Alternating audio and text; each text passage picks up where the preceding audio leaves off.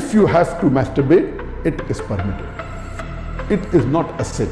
There is no evidence anywhere in the Quran or Sahih Hadith which says that if you masturbate, you get a punishment. Here, the reason I'm saying this, that I'm being a is the issue of masturbation. And this is al-istimna or aada sirriya in Arabic as well known. This is something where all four of the well-known madhahib, Hanafi, Maliki, Shafi'i, Hanbali, all four of those madhahib in their mu'tamid, in their relied upon opinion, have said it is haram. It is haram.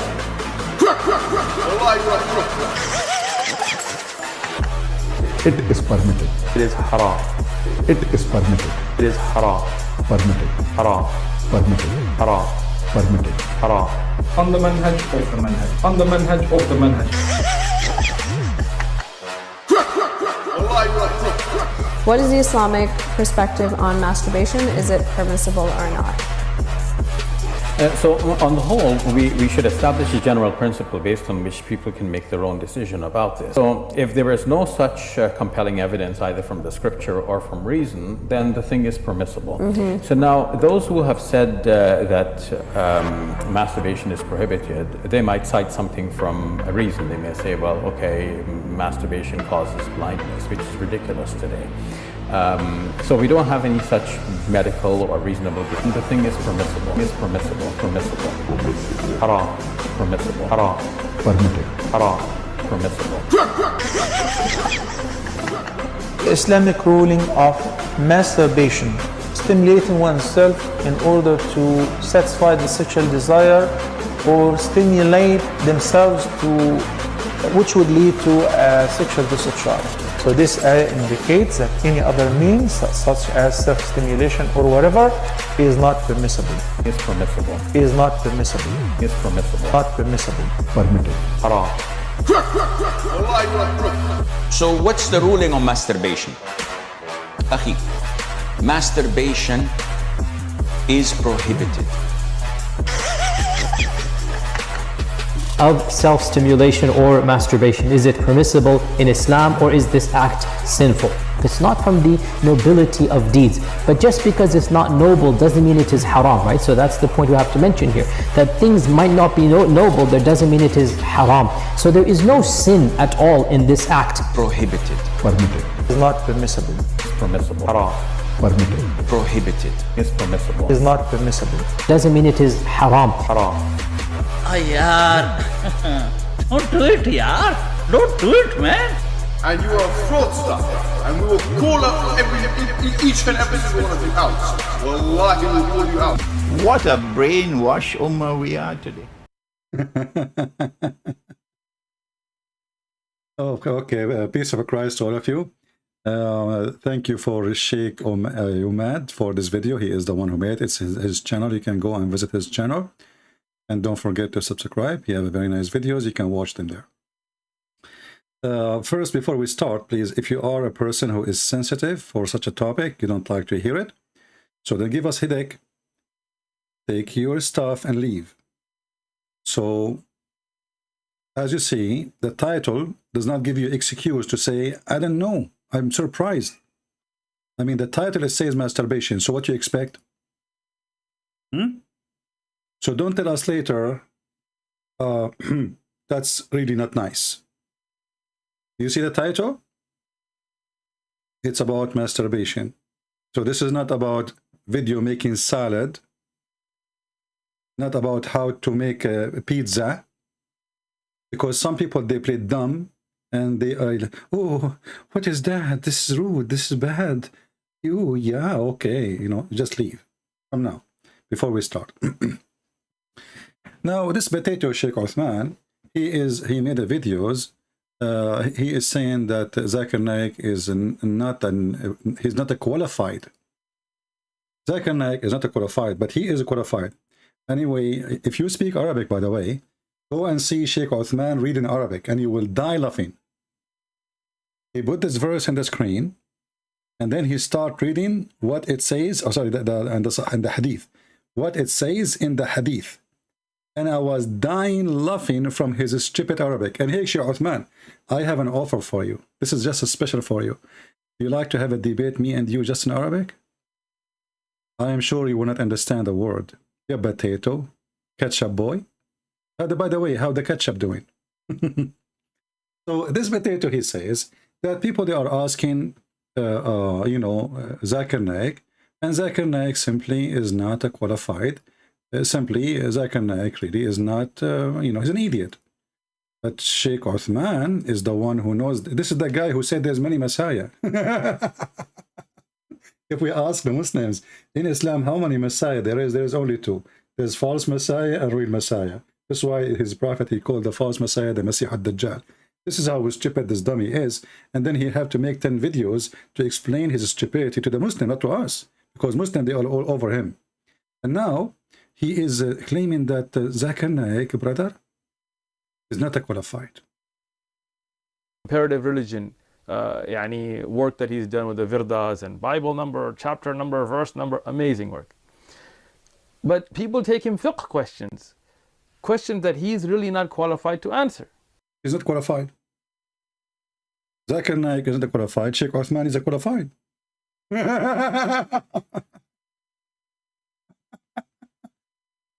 He is a qualified, but he could not read the Hadith in Arabic.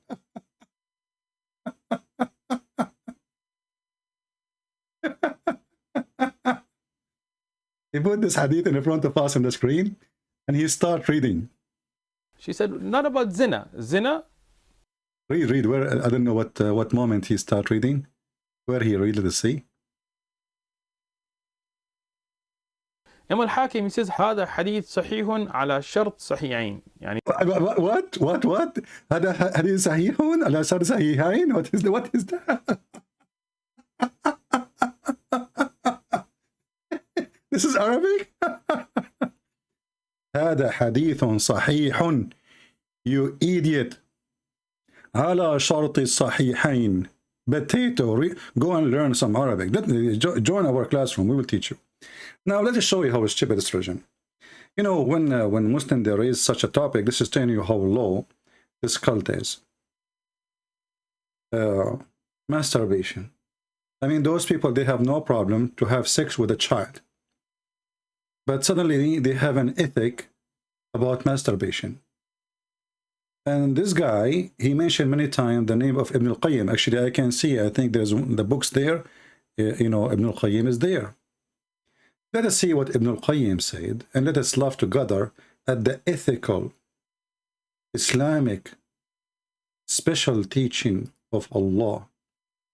I will go to a Shia website, and now if I'm going to quote to you from Shia website, not because Shia is accepted by me or by the Sunni, but the Shia website, they did a good job translating some Arabic books into English. And the reference is there. And actually, I will show you the reference in Arabic too, from Islamic Sunni website. So this is a Shia website. Yes, I'm just reading for the sake of the translation.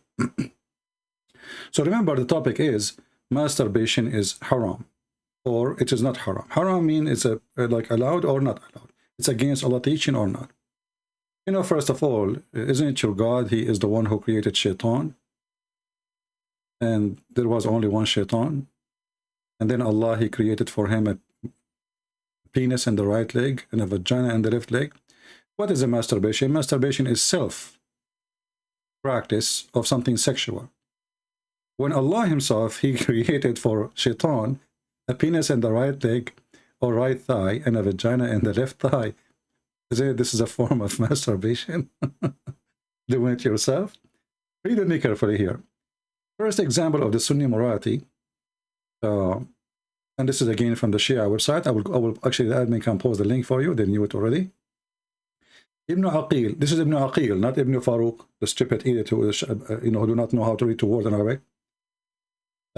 Many of our scholars, etc., he says, Ibn Taymiyyah, blah, blah, blah, and then he says, if a man is torn between continued desire or releasing it, and if this man does not have a wife, or he has a slave girl, but he does not marry, then if the man overwhelmed by desire, and he feared that he suffer because of this, like someone is a prisoner or a traveler or whatever, then it's permissible for him to do masturbate.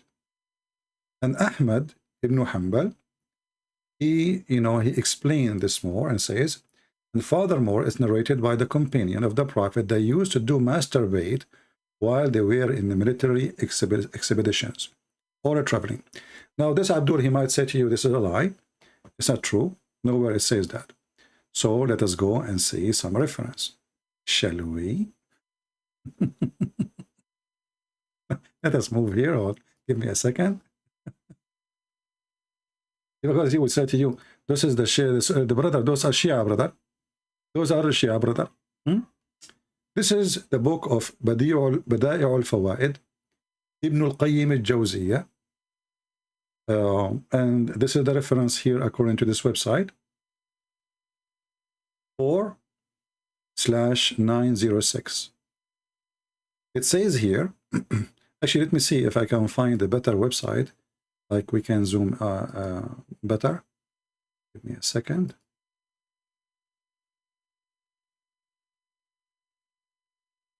So we can love more.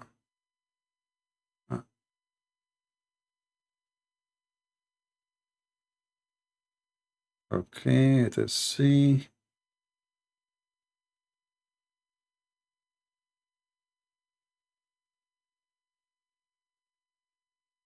You see, I wasn't like I did not prepare for this topic, but I just opened some, right away.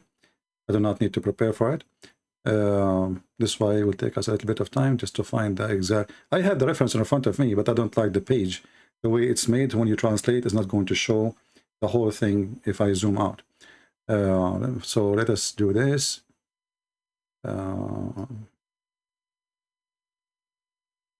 Just trying to find different website, but it's the same book anyway.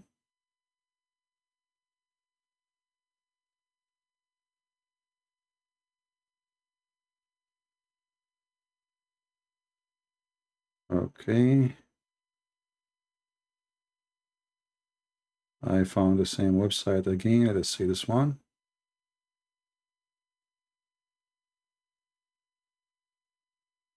All right. This one is horrible too. The text is so big. Maybe we have no choice except to use that website. Let us see more. Maybe this one. All right, this one maybe will do better. So this is Tafsir Ibn al-Qayyim, and this person was exists supposedly in 751 Hijri, And if you don't know what Hijri mean, this is when Muhammad, the coward, he immigrated, running away from Quraysh, when nobody really was trying to harm him as Muslim they claim, because if they will kill him. Here it says, and this is the same verse. This is stupid idiot Ibn Farouk in his video. He quoted for us. وَالَّذِينَ هُمْ لِفُرُوجِهِمْ حَافِظُونَ. The stupid idiot, he is quoting this, but this is not about masturbation. This is about you are preserving your vagina or your penis to the right one. But let us see who is the right one. Listen carefully. This is not Ibn Farouk. This is Ibn al-Qayyim, one of the biggest terrorists in the history of Islam. Read carefully what is going to say here. Let's see. Let me search. The page is so long. Give me a second. Okay.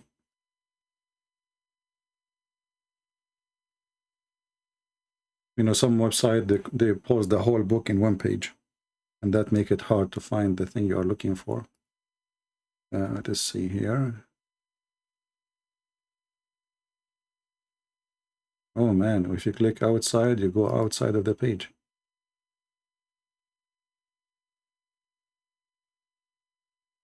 Let us see what happened. I just click outside the page and it's gone. It's like yeah,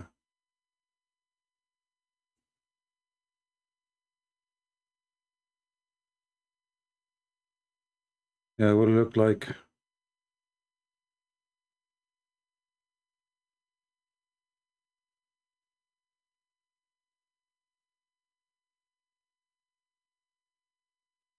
So it look like we have to go to, because this website, for some reason, when I try to translate, it doesn't translate the page.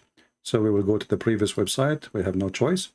So this is Bada'i al-Fawaid, Ibn al-Qayyim al-Jawziyah. And here it says, and I'm going to translate into English using Google Translation, nothing special. And you will see what it says in a second. Let us see here. And actually, let me copy the link so I can post it for you. And you can do the same from your side.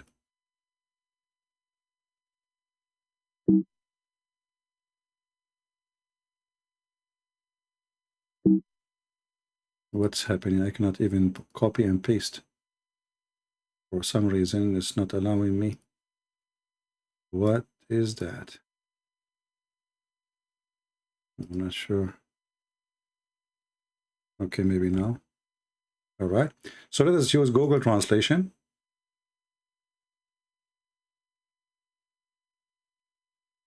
It's not allowing me to use Google Translation. Let us try again. Click out of the page. Here we go. Now it's working. So read how they lie to you, those liars who they are either stupid, they do not know their religion, or they are lying in purpose as usual.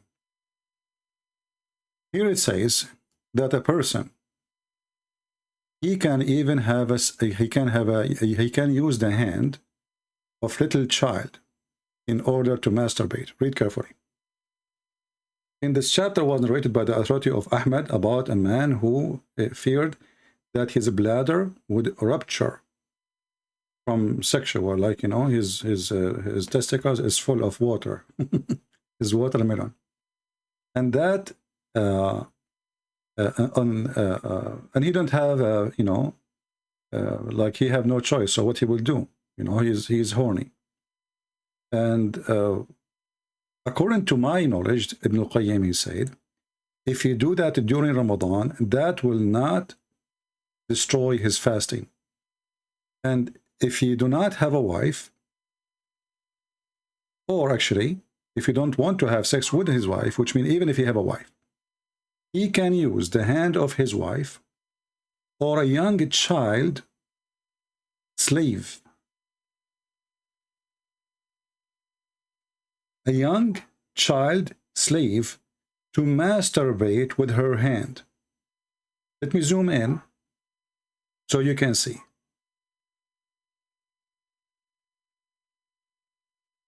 So it look like the Muhammadan, they claim that a Muslim man, he cannot masturbate by using his hand, but he can use 5 years old child as long as she is a slave, or the hand of somebody, she is his slave, maybe older. And here you see the filth of this religion and how low it is. And here it says, and actually if a woman, she is not a Muslim, it is okay. It is permissible to have intercourse with her if she is an infidel. How he do that? You know, like here he is not doing real intercourse because supposedly it's Ramadan and during the fasting time. So he will use his penis in, you know, but he will not put it in without more explanation. So here you see how stupid this cult and how filthy it is and how they claim things. It is totally the opposite of their cult. Let me post the link for you. So all of you Muslims and Christians, you will see the reference. And I'm not making things up. This is your Islamic website. And I challenge you, all of you, all the Muslims who will come watch the video, I challenge you to say that Ibn al-Qayyim is not a scholar, and he is not one of your bigot fat boys, and he is a real ketchup, not like this guy. And I challenge you to say, I am lying, and it does not say that, CP. All right? Now, so using the hand of little child to do masturbate is okay, but according to them, using your hand is not right. That is science. I mean, how nice it is. Using your hand, wrong. Using the hand of a child. It says there in Arabic, it's a child, even in English translation. طفلة طفلة له أمة طفلة. Go right now and search in Google what this word means. طفلة. طفلة mean little tiny child. Even there it says أو صغيرة. صغيرة even younger than طفلة.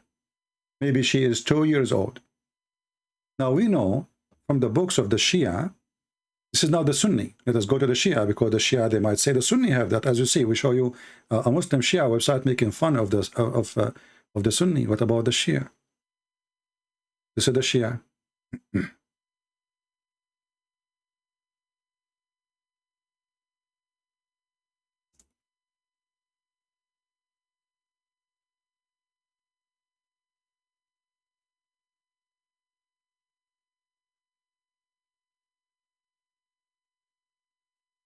This is the book of Tahrir al-Wasila. I will show it to you.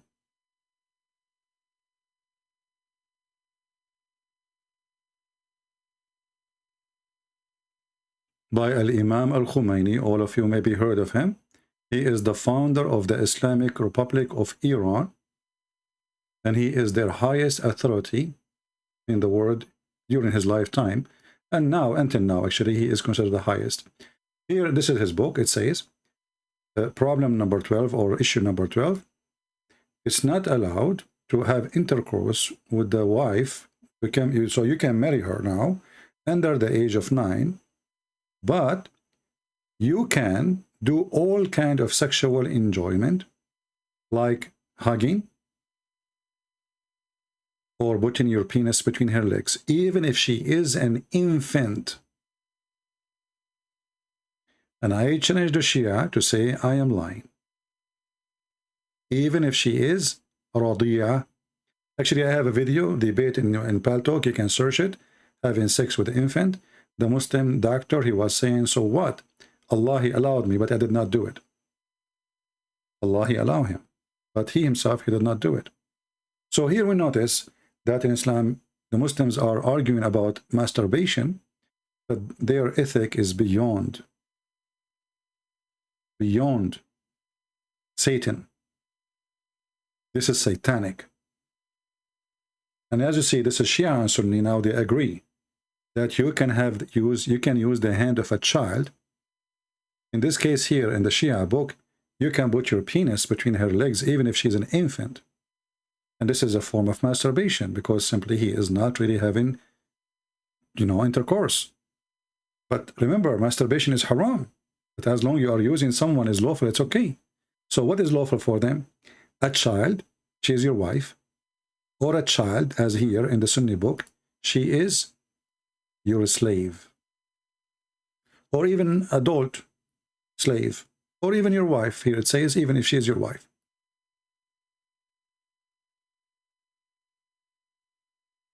So when those people, they speak about what is forbidden and what is not forbidden, how low this cult can go, how filthy this garbage religion can go.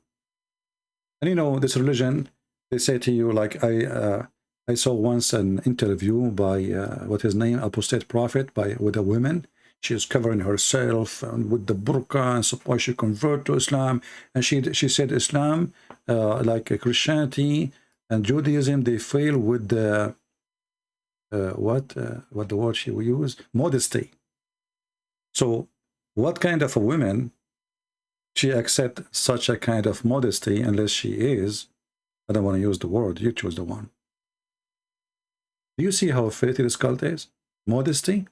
So this is modesty in Islam. And those are the biggest of them, teaching them how to have sex and masturbate. And actually, I remember now, there's a hadith mentioned by Aisha that when Muhammad, he wanted to have Aisha in his house, Aisha, she was very, small. As we know from the hadith says that Aisha, she was 6 years old.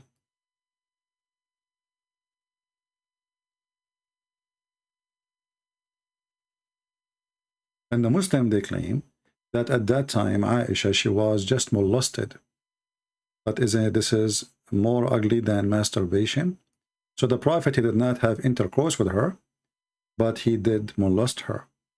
When Aisha, she was moved to the house of Muhammad, before she moved her, the mother of Aisha, she asked for a few days so she can feed up Aisha, because Aisha was so tiny and so skinny, to the point she was afraid that she might die if he slept over her.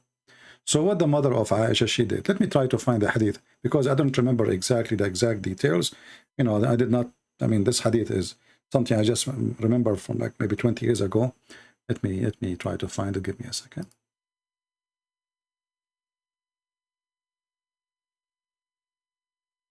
Yeah, let us see. Okay. All right, we found it in English. That's wonderful. Read with me carefully.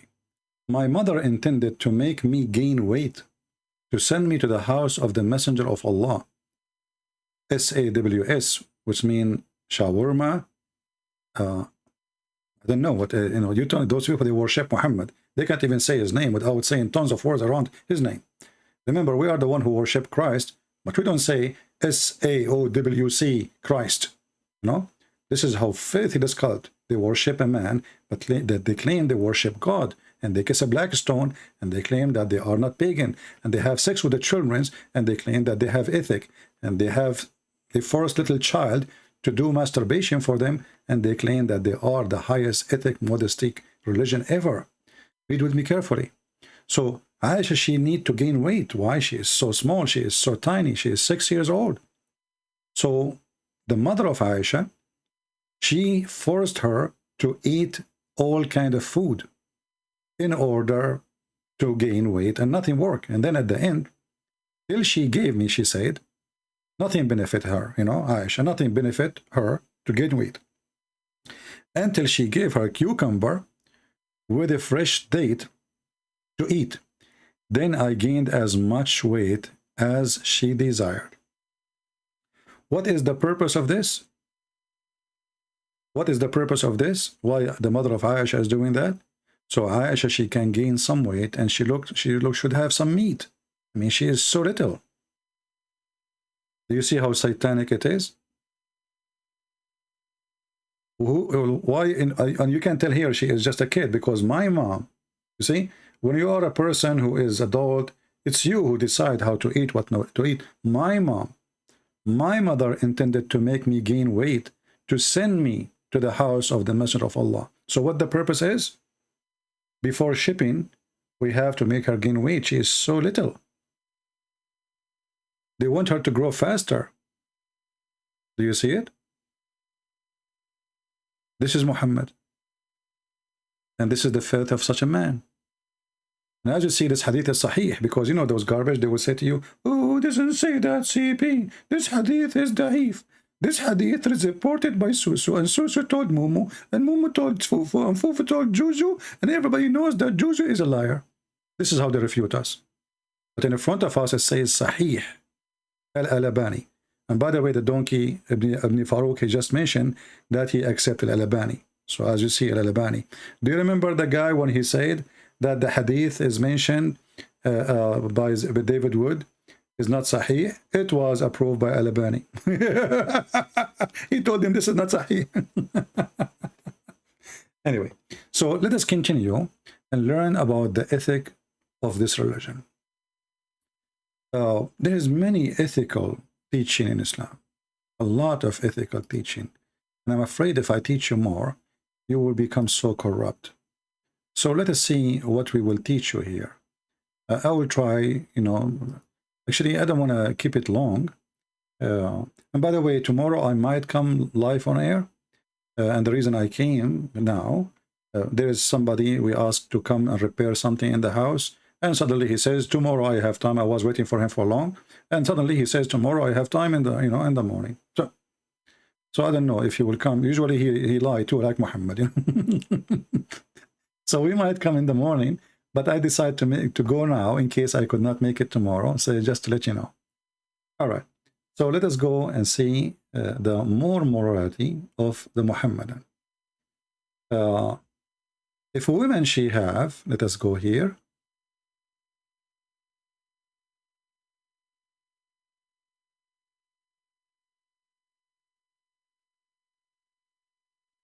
if a woman she have, okay, what she have, and again, if you don't like to hear those things, please leave. You know, this is a topic not for everybody. Many of you are very like angels. I am not. If you're an angel, please leave. If a woman does not have a husband and her lust becomes strong, then some of our scholars say it is permissible for the women to take a crumbage, which is a piece of leather worked until it becomes shaped like a penis, and insert it in herself. She may also use a cucumber. Now we know why the mother of Aisha, she gave Aisha some cucumber too, as you see in the hadith. Maybe she was trying to give her some practice, I'm not sure. But as you see, according to Aisha, the science of the Arab, if you eat a cucumber, you get fat. Cucumber and fresh date.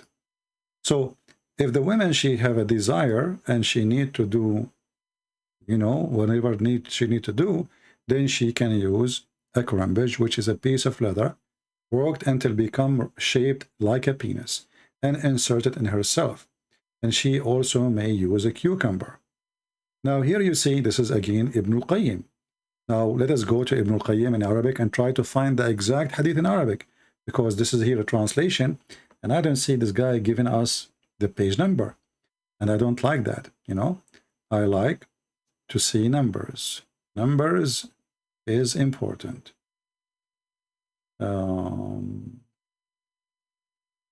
Let us see.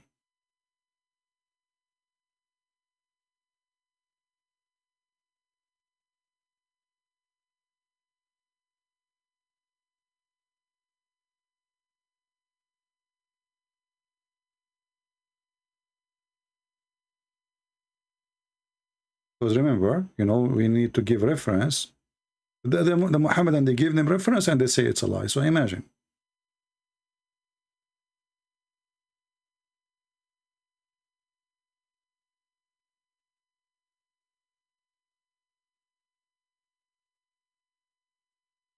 Let us see.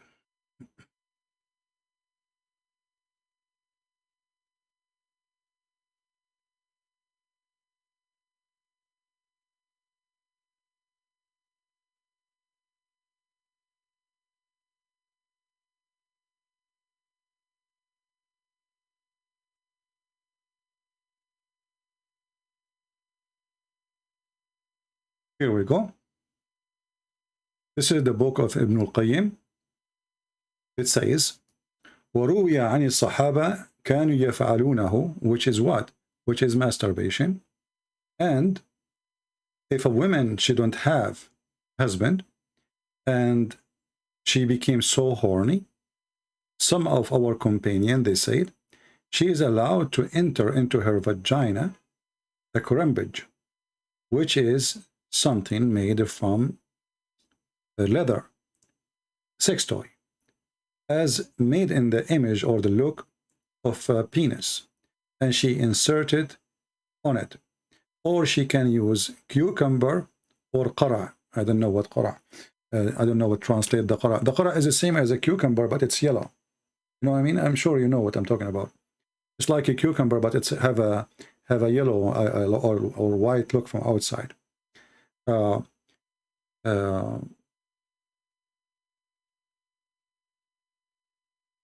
So, you know, those were the Muslims teaching, and this is their books. But let's go farther.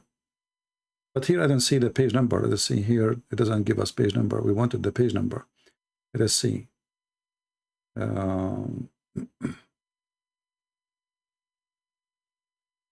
Okay, where is the page number?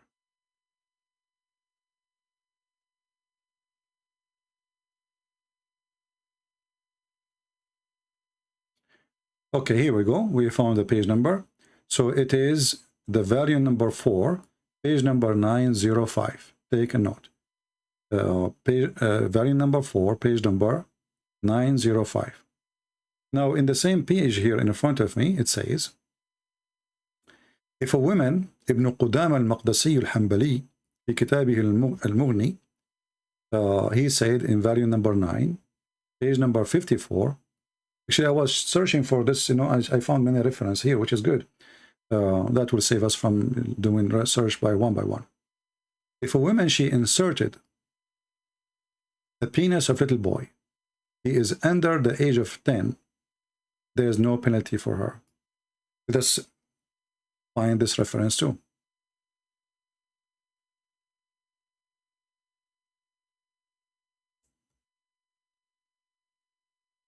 And here we go. This is volume number 10, page number 152.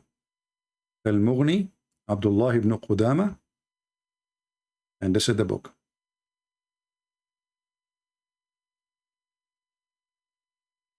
So if a woman, she is horny, and she needed to have sex, she can use little child, little boy.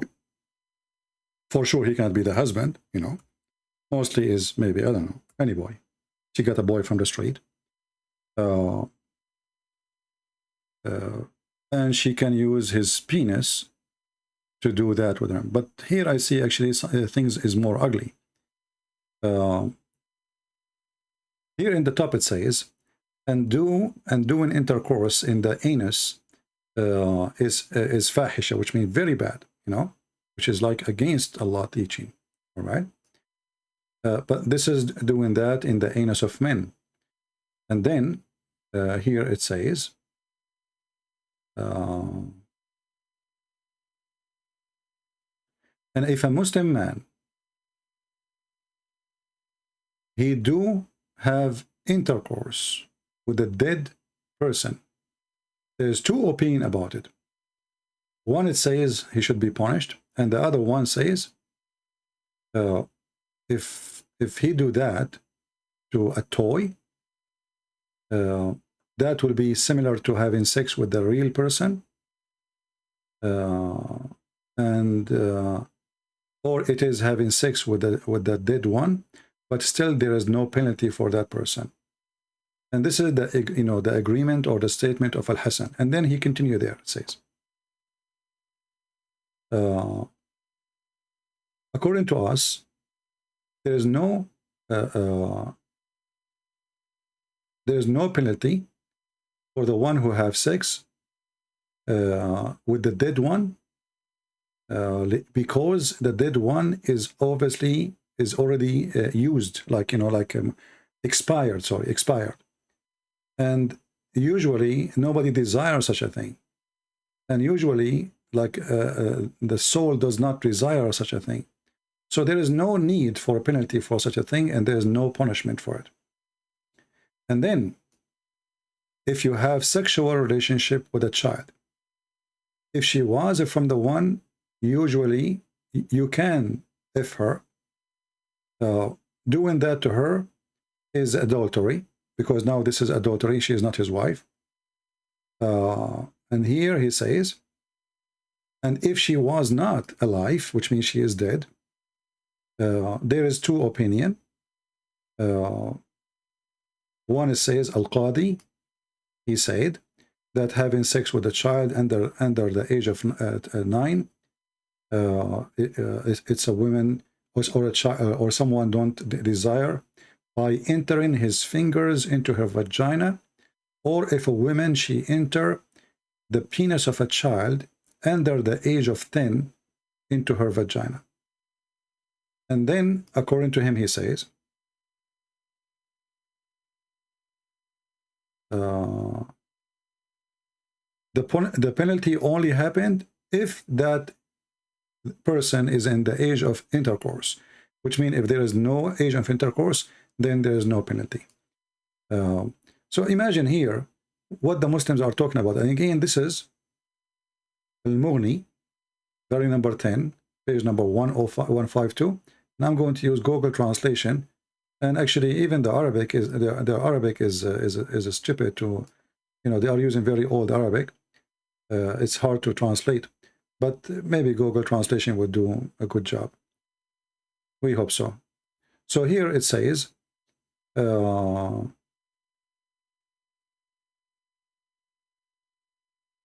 is two sides of the punishment of having sex with dead women or a young girl who has not reached the 9 years of age because he does not desire the like of her. It's similar if he is inserted his fingers into her vagina, and likewise if a woman, she inserted a male boy, which means penis of a boy, has not reached the age of 10 of someone else in her vagina. This is Islam. Let us continue. Should we stop? People, should we stop? It's disgusting, isn't it? Yeah. And then we will find that Muslims, they can even have sex with watermelon. And then we ask ourselves, if masturbation is haram, look like using your hand in masturbation Islam is haram, but using someone else's hand, it's okay. Or using a piece of cucumber, it's okay. Or using the hand of a child is okay. But don't use your hand, or even using a watermelon. Read this. Here it says, this is what the Muslim Sunni teach. And this is again Ibn al-Qayyim, the biggest, highest scholar of the Muhammadan. If a man make a hole in watermelon or a piece of dough or leather, skin, or a statue and has sex with it, then this is the same as we have said in other type of masturbation, i.e. that is halal, in the same circumstances given before, such as being in a journey. In fact, it's easier than masturbation with one hand. Again, this is Ibn al-Qayyim, you know, and let us go and find it in Arabic. I'm just trying to find the reference in Arabic, so you guys later, if you speak to Muhammadan, because here I don't see any numbers in this page. I don't know why they don't add numbers, but let us see if we can find it.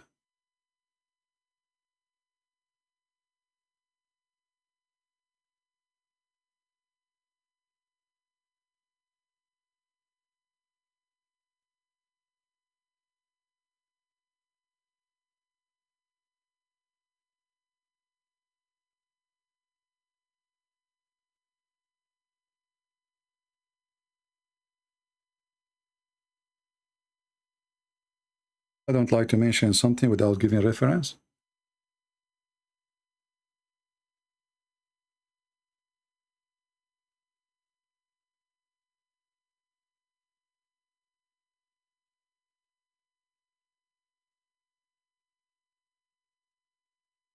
Okay, let's see.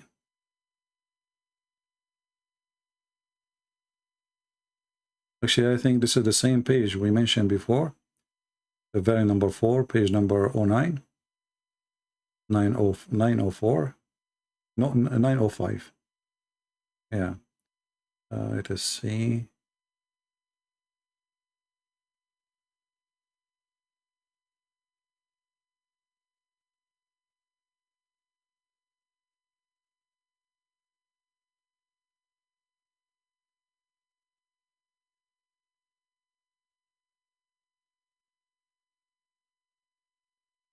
Yeah, actually, we show you this this page here, and we post the link for you, so she can use. Yeah. Now let us go to other details. There's a hadith once. I was debating once with the crazy man. His name Nader Ahmad, if you remember him, and in that hadith, I accuse Muhammad he was having sex with the goat, and Nader Ahmad, he says, so what? Better than your religion. It says smash the head of the babies. That's what he said. You can ask him. But if we go to this hadith, actually it is translated in answeringislam.org, and it's written, actually, translation done by Sam Shamoun. Maybe somebody help him to translate from Arabic.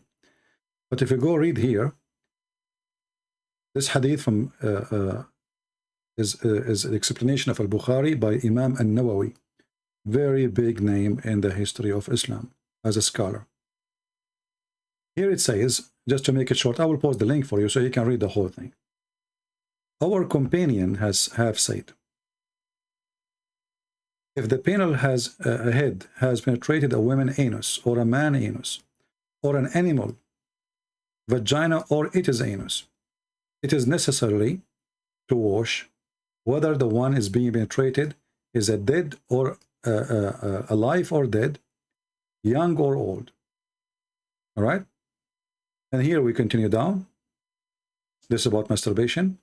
If a woman insert in her vagina an animal penis, she must wash. See how important to wash? And that will remind us of a hadith of a woman. She did masturbate and she came to Muhammad himself, and he did not get upset from her. He told her she had to wash her beautiful vagina. May Allah bless him. So she said here, or he said here, so if a woman, she insert in her vagina an animal penis, she must wash. And if she inserted detached penis, in Arabic, ذكرا مقطوعا, a severed male member. In this case here, this is a real penis, but she cut it off. How? Don't ask me. Okay? Maybe it's not a penis of a human. I mean, I don't know how in the world, where she got a penis of a man or a penis of anything, and she cut it off. So now they are talking about a detached penis, which is cut off. This is, you know, real. And maybe it is, they mean by detached, a sex toy, but doesn't look like it. But this is Islamic religion, and this is their teaching, and nobody get offended when you read those things for them. But let us go now and read the hadith, as long as we are talking about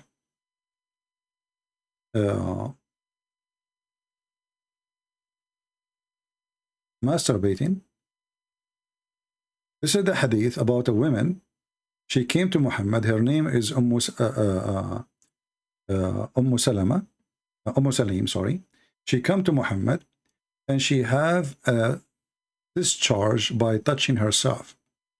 The Muslim, they say to you, it says a wet dream. It says there a wet dream. In fact, the wet dream here is a woman, she is imagining a man having sex with her, and she touched herself. Isn't it, this is a masturbation? It is a masturbation. And this can be during sleep, or it can be during being awake. Do you see anything Muhammad saying this is not right, don't do that? Absolutely not. All what he said, and he claimed something very stupid, he said that she should wash her vagina if she see the discharge. And he claimed that if the women have discharge first, the baby will be a child girl, and if the man have discharge, the child, the newborn child, if the sex happen, is going to be a boy. But in this scenario here, we are talking about what? About a woman, she don't have a man in the bed with her, and she have discharge. Now, the Muslims, they might say to you, well, this is in the dream, you cannot control it. This is not in the dream, even though it's possible to be in the dream. How we know it's not in the dream? Because the wife of Muhammad, she said to Muhammad, do women أتحتلم المرأة? You see? The Muslim, they try to translate the word tahtalim as a dream, coming from the word hulm. In fact, the word hulm is a person who come to the age of able to have orgasm. If you go in the Quran, actually, there's a verse about it. I just remember.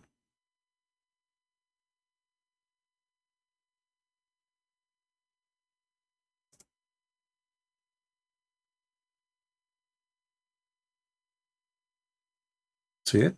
This is exactly the same word. Chapter 24, verse number 59. When your children become what? Mature. This is a Muslim translation. What mature here? This is not about maturity reading. It's about sexuality, which means he can have orgasm. So this is the word al-hulm, as you see it, and this is the word tahtalim. Tahtalim, it means it have orgasm. It does not mean dreaming. It's not what a dream. It is having orgasm. And this is the exact word in the Quran. And this is the Muslim translation. We can change the translation. Somebody's saying somebody want to call me. My Skype is not open. And I'm not planning to open my Skype, my friend. You can change the translator if you want. To any translation you want. All of them are Muslims. You will see. when your children reach the puberty, you know, what is that word? Is al-hulm.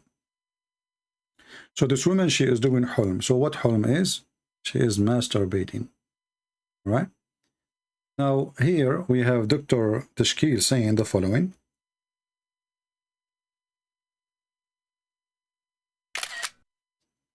Read with me carefully and try not to laugh.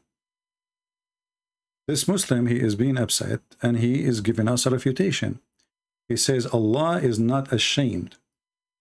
I agree.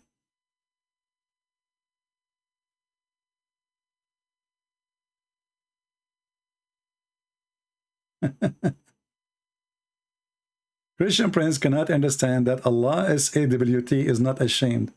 Our friend, you have no shame. You have sex with the children, you have sex with animals, you have sex with God, you have sex in heaven, you have sex with your mother in heaven, you have sex with your daughter. The Quran says whatever you wish. So we agree, finally we agree, me and Mr. Dr. Tashkil, that Allah is not ashamed. He have zero shame. A God who have a shame, he will not describe for you how long your penis is. What the purpose of that? And why it have to be so long? Because size does matter, for Allah is a sexual God. Allah is not ashamed, so he gave you permission to have sex with the children. Guys, I just told you, my Skype is not open. I will not open it. Doesn't matter who wanna call. I'm not in the mood to take calls. So, we decided to make this video so we can show you a reference, not to have a conversation with anybody. Christian Prince cannot understand, my friend. Can you explain to me how you explain to your wife that she can enter a cucumber in her vagina? As you see, there's no shame in Islam, you know. So the women, she wear a burqa, but inside behind the burqa there's a cucumber. Cutting a penis, having sex with dead animal or alive, dead man, young child or adult or old. Islam have no shame. I agree. Now where is the shame? There's no shame. What do you want more?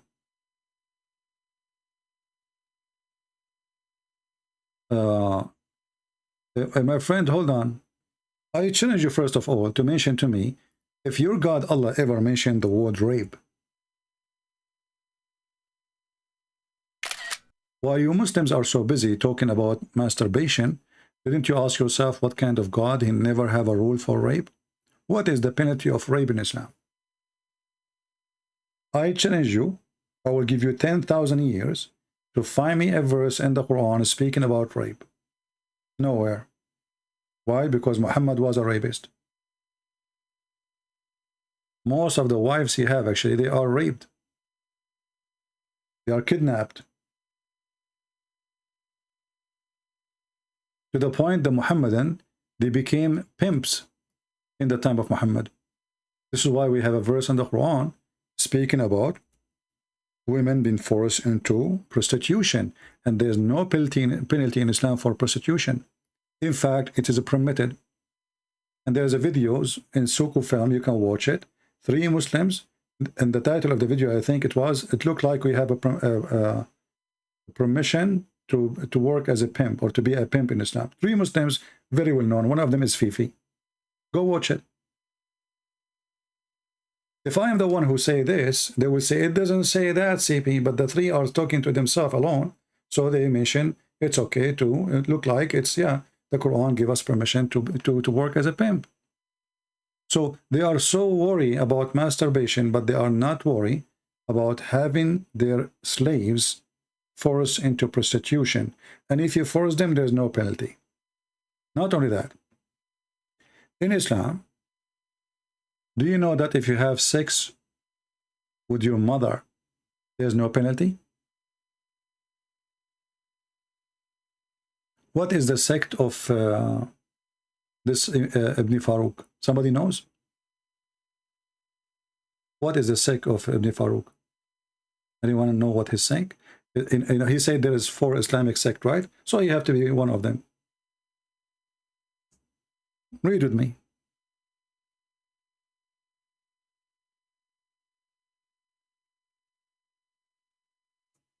What is the penalty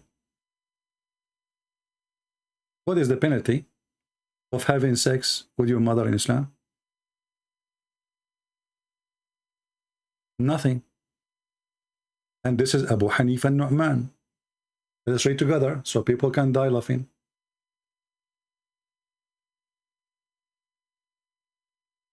This is Ibn Hazm, volume number 11, page number 253. And here it says, and I will use Google translation again.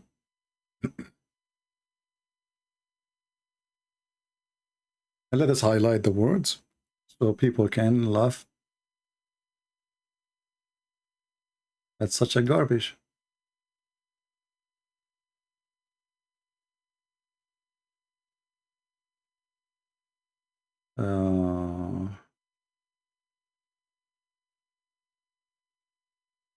Here we go.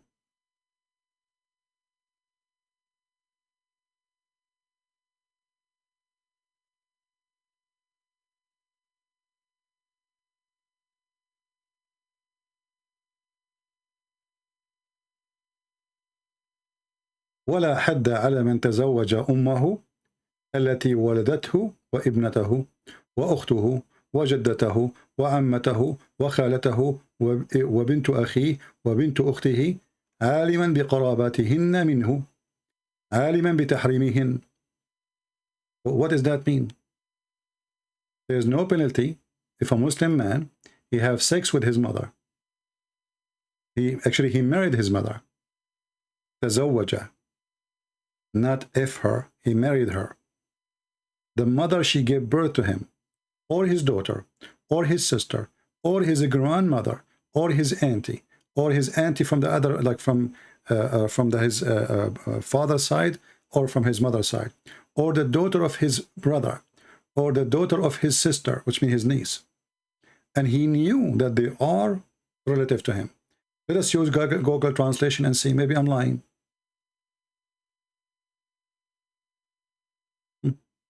Read it.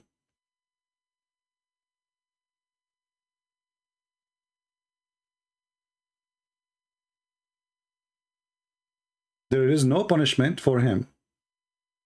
Who? The one who do the following.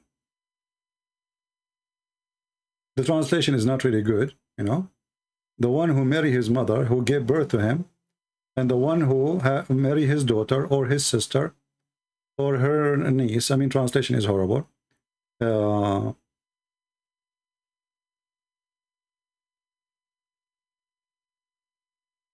His sister, his aunt, and the aunt from the other side, his niece, his sister, daughter, even if he was aware of the kinship with them, you know, knowing they were forbidden for him, and yet having sex with all of them, there's no punishment. And again, this is Ibn Hazm, volume number 2, 11, sorry, or 2 actually, here it's coming 2.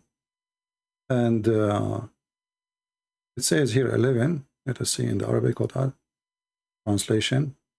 Actually 11, yeah, 11. The correct is 11. And page number 253. And let me shorten the link, so I will post it for you, so you can save it.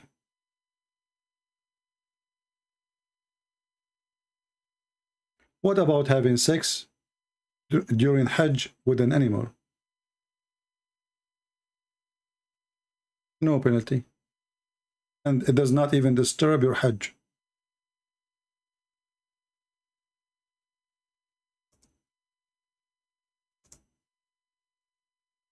Let me shorten this link for you.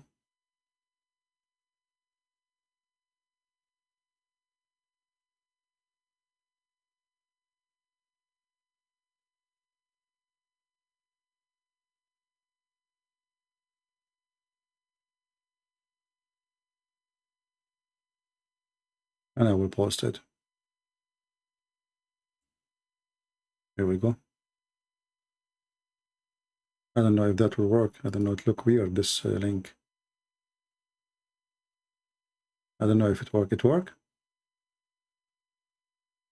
Maybe it doesn't. Let me see the front.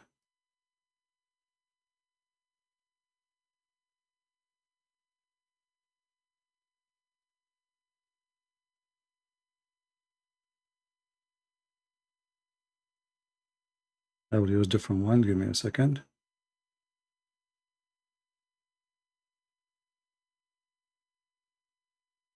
Oh. You open those websites, they have advertising. All right, shorten. Okay, now it's going to work.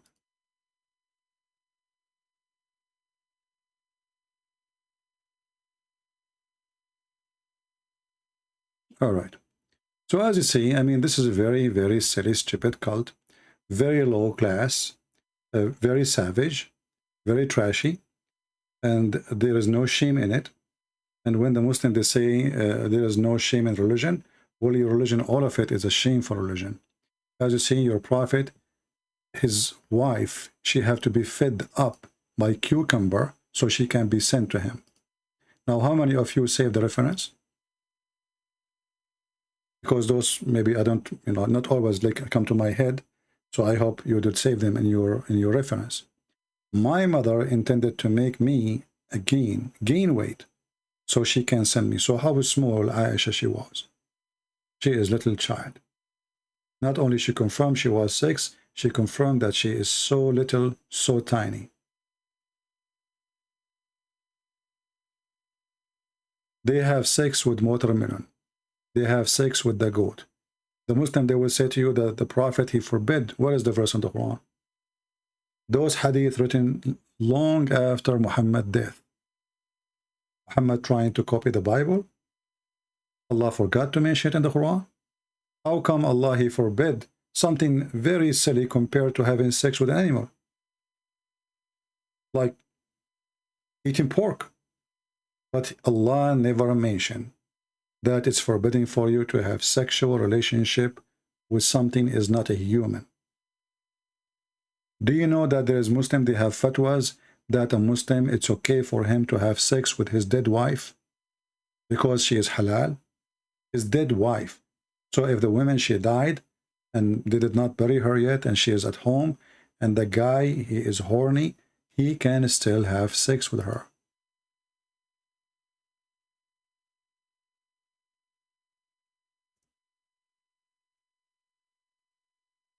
Let us see if we can find the fatwa.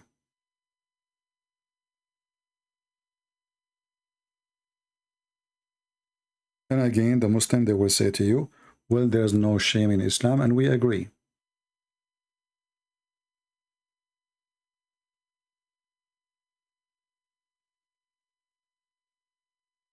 This is an Egyptian newspaper, and this is an Islamic TV station, and this is the video, can be found in YouTube. Surprise. Kutub al-Turath, which means the books of Hadith, agree that a person can have sex with the dead women. There is no penalty. There is no penalty for a man having sex with dead women. And there is no penalty to have sex with an animal or dead. And same for a Shafi'i. So this is Hanbali, this is the Shafi'i. I mean, who's left? And this is a translation. And this is Al-Yawm Al-Sabi, a very well-known Islamic Egyptian newspaper. So what they will say?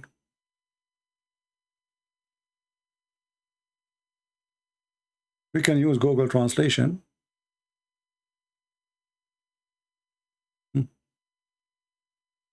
Surprise.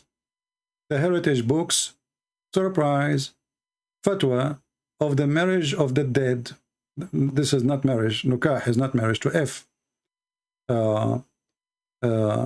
The Egyptian, blah, blah, blah, the Mufti, the highest authority, you know, in Egypt. The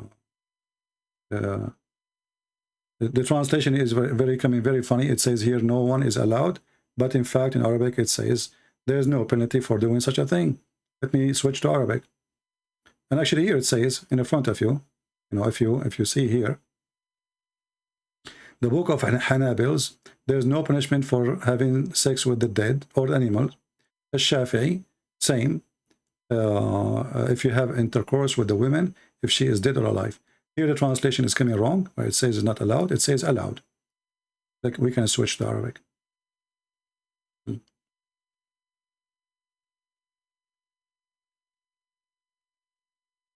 It's taking time to switch. Let us see. I have too many browsers open and that's slowing my computer. All right, here we go.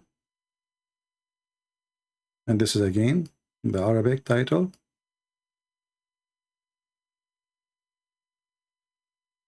Fatwa agree. لا حد على ممارسة الجنس مع الميتة. See, in the translation it says no punishment. It's not allowed. In fact, it says لا حد, which means no penalty for having sex with the dead. And actually, we can find something more official than this. This is just you know, a newspaper.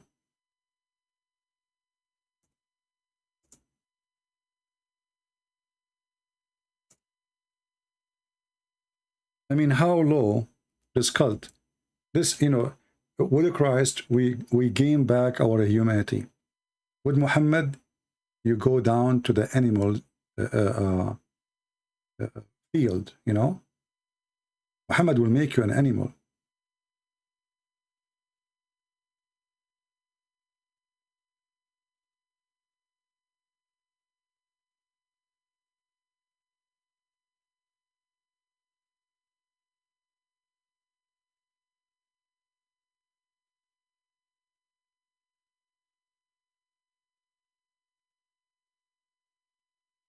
Actually, the video in YouTube, you know, the video with the sheikh is in YouTube. People can search it, can find it. But anyway, this is how low this cult is. Today we don't have many people here because it's not the time we go live usually. I hope we cover a good part of it. Now, anyone have a question? And again, people, you know, people who send me messages or emails in Patreon, save your questions to here. I cannot answer everybody in Patreon for many reasons. Sending you text back, it takes time. My English is not perfect. Talking for me is way easier than typing email. And the top of that, the reference I have to give you, it is in Arabic, and which means I have to translate the reference to. So you are asking questions in the wrong time. When I go live, feel free to ask the question. I will put it in the screen. I will explain it to you. I will share the link, and that will make it perfect. And not only you get the benefit, everybody, not only one person. And remember, in Patreon, I don't have a privilege. I'm not Muhammad. Muhammad, he give a privilege for the one who pay money. So if you are a person who support me in Patreon, I will not give you special treatment in any way, in any mean. And I don't care if you like it or not. If you don't like it, you can drop your donation. I am not doing customer service, and I am not doing a special treatment for somebody make a donation. I'm not doing business. I have a mission here. So if you have a question, save it for us when we are here, and I will give the answer for everybody so everybody can get the benefit of the question and the answer. If you think because you made a donation for me, you own me, and I have to serve you, you are mistaken. I'm not for sale. You can stop your donation anytime. The Lord is my provider, not you. Do we have any Muslim here? Any question?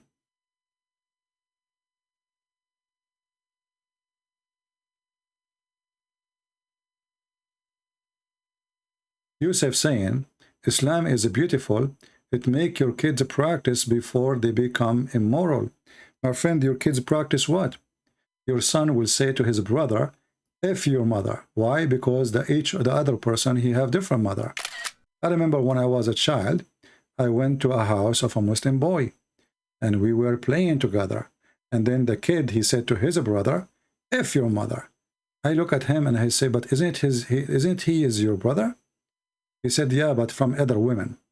So this is what they practice, my friend. Muslim family is the most divided, corrupted families ever, because having multiple wives destroy the family from inside out, not only outside. Everything. You don't have a family. You don't have even a marriage. I remember actually once I went with a child. He said, we want to go and buy some like ice cream or something like that. So he want to go and ask his dad if he can give him some, you know, coins to go and buy. And I have money with me. He don't have money. He said, let's go to my dad. So his dad is sitting outside in the store. He owns a store.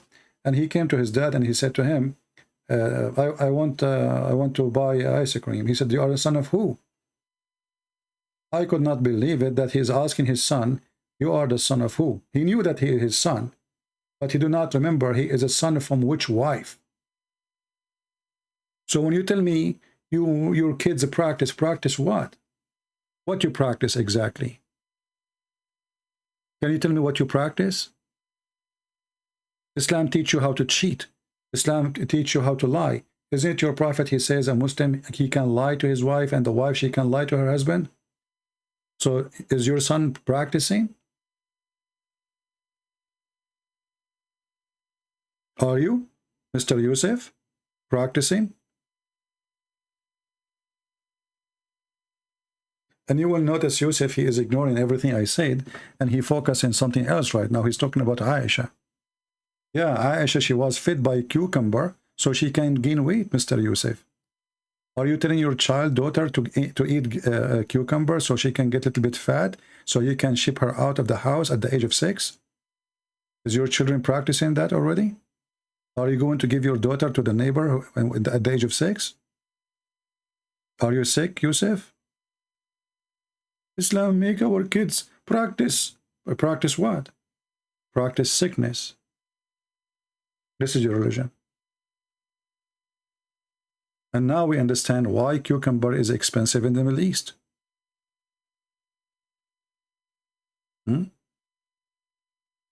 Stop ignoring when you are going to ask Uthman. We are asking Uthman every day. And as long as you are proud about Uthman, well, how come, okay, let us see what Uthman, he said, how come Uthman don't dare to let me call him and speak to him? Who is the one who refused? It's him. Christian Prince, if you are a man, come to me. I don't go anywhere. I will go all the way to San Diego. I will not even spend a penny. I will donate them for someone is poor, you know, because people, they don't cannot afford even to eat. It's the thing we can do by beating him in person. I can do it right now. Give me his Skype. I will call him right now. He's a potato, son of Muta. I don't dare. And this is your Uthman, the one you are agree about. He is the one who said that your prophet is not Abrahamic. And I agree. Finally, we got a Muslim. We can hold him from his testicles if he have any. And now we can squeeze them each time. Look, let me squeeze them. Here we go. When the Muslim, they lie to us and they say Muhammad was Abrahamic. Who I'm going to use? My helper. Who is my helper? The ketchup boy.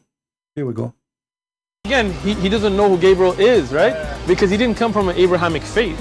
The people of Mecca were pagan. Quran has mentioned that this book was from other than God. Because he didn't come from a know who Gabriel is. But I mean, again, he doesn't know who Gabriel is, right? Because he didn't come from an Abrahamic faith.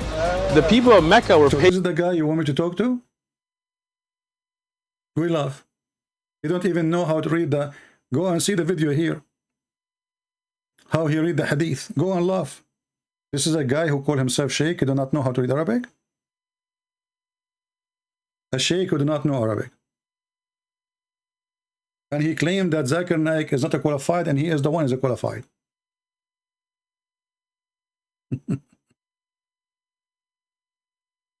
Do we have any brave Muslim? Huh? Who is a brave Muslim have anything to say? You always say the Arabic text have more info than English. And you suggest to deal with the Arabic text to expose lies. My friend, there's no way to expose lies of Muslims unless you get an honest translation. And honest translation never exists. I never saw any. You know? So the only way, if you really want to do a good job, is to learn Arabic. Do you remember the guy who converted to Islam for more than 60 years? He called himself a brother Ishmael. He used to have a channel, it's called Convert to Islam. Do you remember him? Who remember him? Actually, I made videos when he was a Muslim against him. You remember him? Let me find you his channel. This guy, he believed in Islam. 16 years, trying, you know, I don't know if he was able to convert people. He went to Mecca, he went to Saudi Arabia, and then he studied Arabic. And what happened when he studied Arabic? He started learning the truth.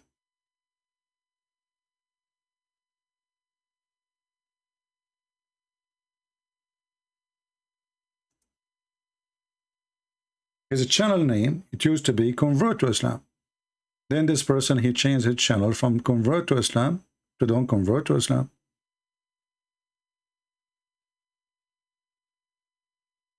Hi, and welcome. This is him. And I have videos made against what he is saying, if anyone of you remember. They are in the internet still, my videos against him. And now he is wearing a cross. Actually, I'm surprised. Looked like he became a Christian. I don't know if this is a new video or not. I don't know. As you see here, he is wearing a cross. This guy, he learned Arabic. And actually, I'm surprised how good his Arabic is. Welcome to another video. You know, as an ex-Muslim who has become a Christian, I love reading the Bible because it's God's word which reveals truth and exposes falsehood. For example, the Bible tells us about how Satan tried to tempt Jesus. Satan tried to get him to throw himself down off the temple. You can watch his videos, you know, if you want. I don't know this person. Actually, as I said, I used to make many videos against what he say when he was having a channel that says Convert to Islam. And I used to laugh at them, actually. And I used to laugh at him for what he say about Islam. Hi, and but what happened? Here we go. This is a video from him. It says, why I left Islam. Hello, peace be upon you. Assalamu alaikum. My name is Brother Ismail. I've been a Muslim for 16 years. But in the past few years, I have been bothered by some reoccurring issues which have forced me to question my Islamic faith. And recently I have decided to finally leave Islam, and in this video I will explain why. Now, I don't think it's fair for Muslims to consider me as some kind of traitor or sellout, because over the years I've done my best to be faithful and loyal to Islam. I did not play games with Islam, and I took my Islamic faith very seriously. And whenever I found any Islamic teaching difficult, problematic, or controversial, I always did my best to research the issue for myself and for my fellow Muslims to resolve. Anyway, you can watch his videos and you will see the guy, he learned really good Arabic. I was really surprised about his reading. You are allowed such women after making sure they are not pregnant. Imam Ahmad recorded that Abu Sa'id al-Khudri said, "We captured some women from the area of Awtas who were already married, and we disliked having sexual relations with them because they already had husbands. So we asked the Prophet about this matter, and this ayah was revealed. وَالْمُحْصَنَاتُ مِنَ النِّسَاءِ إِلَّا مَا مَلَكَتْ أَيْمَانُكُمْ." Let Uthman ibn Farouk read like this guy. He cannot. He have a perfect reading for Arabic. So the best way to get Islam busted is to know Arabic. When you are, you know, I mean, for sure, not everyone who knows Arabic, he knows Islam. This is based on your interest. But how much time you give it, how much time you study, you know, you do. But the key is the language. If I am a person who knew Hebrew, that will double my knowledge in the Bible too. You know, if I know Aramaic, the same will do. You know, knowing language is the key of knowledge.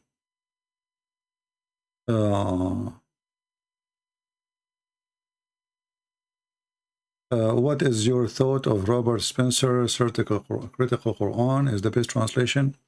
I cannot judge it. I never touch it. I don't know what it is. But do Spencer speak Arabic? Do Robert Spencer speak Arabic? I'm not sure. Because translation, you know, it's not easy. It's not an easy job. And even if you speak Arabic, I mean, he speaks very good English for sure. I have no doubt about that. But I'm not sure how good is Arabic. Any question? If you have a question, please ask me. Yeah, one of you sent me a message says, this is a different topic now. One of you said that the Catholic worship Mary. You see, there's many dummy and they are stupid liars and we laugh at you. There's no Catholic, no Orthodox, no Protestant worship Mary. That's a lie. There's some of you, even they claim to be Christian, they say that the Catholic, they pray to Mary. That is another lie. The Catholic, they ask Mary to pray for them. They don't pray to Mary. If you are a donkey or a donkey, I cannot make you a horse. But you can go right now and listen to what they say. They say, pray for us, we are the sinners. So if you are a donkey, you are a donkey. But I cannot fix you. I cannot make you a horse, my friend. People who lies, doesn't matter if they claim to be Muslims or Christians or atheists, liars are not following God. They are following Satan. It doesn't matter what they label themselves. Liars are people who follow Satan for sure. Jesus says, who is the father of all lies? It is the devil. Right? So don't be stupid and don't follow the liars. Examine things people they say to you, including me. If I say something to you and I could not support what I say, well, then he is lying. Right? So when they say to you, the Catholic, they worship Mary, that's a lie. They don't. When they say to you that the Catholic, they ask the dead ones to pray for them, or they pray to the dead one, that's stupid to say. The dead they are talking about is not dead, at least for them. Isn't it the Bible says when Jesus was resurrected, thousands of saints resurrected with him? So they pray, asking the saint to pray for them. They are not praying to the saints. People are foolish, and they are driven by hatred and ignorance. I am not a Catholic, by the way. I don't agree with many things they do. Many things. But still, I believe Catholic are Christians and even maybe better Christian than us. Remember, it's not the name what make you good Christian or not. It is what you do. The Lord, he said, from their fruit you shall know them. So there is a Catholic. He is a believer. He practice. He do everything he can do to follow the Lord, the Messiah. And as a Catholic, he don't care. He's a Catholic by name. And same for Protestants, same for Orthodox, and same for all of us.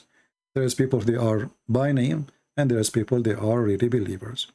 The truth is, whoever believes in Jesus, he will go to heaven. Not the Catholic, not the Protestant, not the Orthodox. Those who label themselves by names, I consider them a bunch of fools. I don't mind if somebody says, well, I'm a Catholic, okay, no problem, just to tell me how, what kind of system of a school he follow. But if you think because you are a Catholic or Protestant or Orthodox, you go to heaven, you are a fool. You go to heaven only because of Jesus. Only. Jesus said, I am the way. There's no other way except by me. Nobody can enter the kingdom of my Father except by me. How that can be? Whoever believes in me and I will live. It is the Messiah, my friend, who is our Lord. And as you see here, just to give you an example of the stupidity of some people. Don't be offended, by the way, when I say stupidity. But I have to say it. I'm a person, don't sugarcoat things. I'm a person who is born of an Orthodox family. All my family are Orthodox. I don't like to mention that, but just to show you how stupid you are. Orthodox is the true historical church. What the heck is that? But in the time of Jesus, there was no Orthodox church. And there's no Catholic church. What's wrong with those people?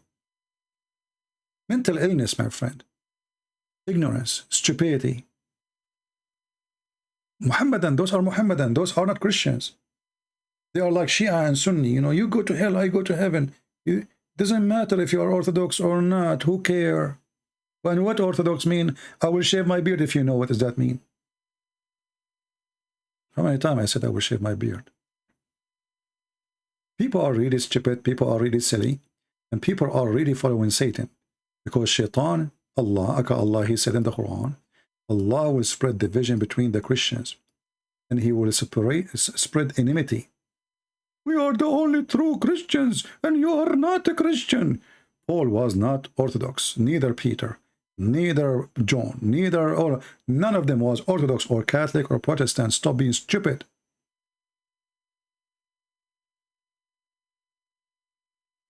Followers of Satan. Look what the Quran said. The Quran said Allah will spread hatred and enmity between the Christians until the day of judgment. And those who do that, they are following Allah, not Jesus. They are the tools of Allah. They are controlled by Allah. They are satanic.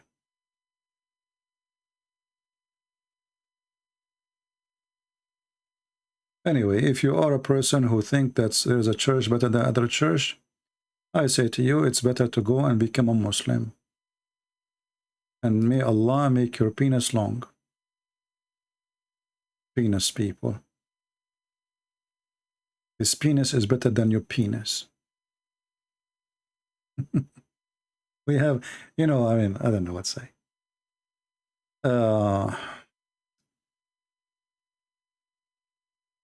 Mr. Batang Orange Otan, he says, you have a religion, I have mine. That is very stupid for you to say, my friend, because first of all, the verse you are quoting for me from the Quran is proving to me that your prophet is a certified donkey. Why? Shall we go and read the verse? Let's go.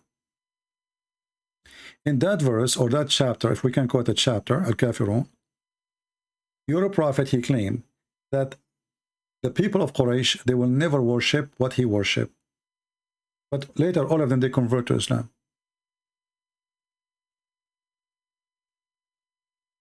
I will not worship what you worship, and you will not worship what I worship. And this is about the future, as you see well. But later, all of them, they converted to Islam. So your prophet is a potato. And this is one of the stupid chapters in the Quran. If you change some words in the Quran, like, okay, oh, be disbeliever, kuffar, I worship not what you worship, and nor you worship what I worship, and I will not worship what you worship, because I worship not what you worship, and you will not worship what I worship, so what worship, and you have your worship, I have my worship. This is God talking? Have you ever heard of a stupid statement? It's a kid that is 6 years old will do better. And the funny, the Muhammadan, they say, man, the Quran is amazing Arabic. If you take the word worship and add the word eat, I eat not what you eat, and you will not do eat what I eat, because I will not eat what you eat, and you will not do eat what I eat. For I do not do eat what you eat, and you will never do eat what I eat, because I have my food, you have yours. That is so deep. This is God. Are you there, Abdul? Your God is so, you know, is so good at writing, by the way. I mean, it's so amazing.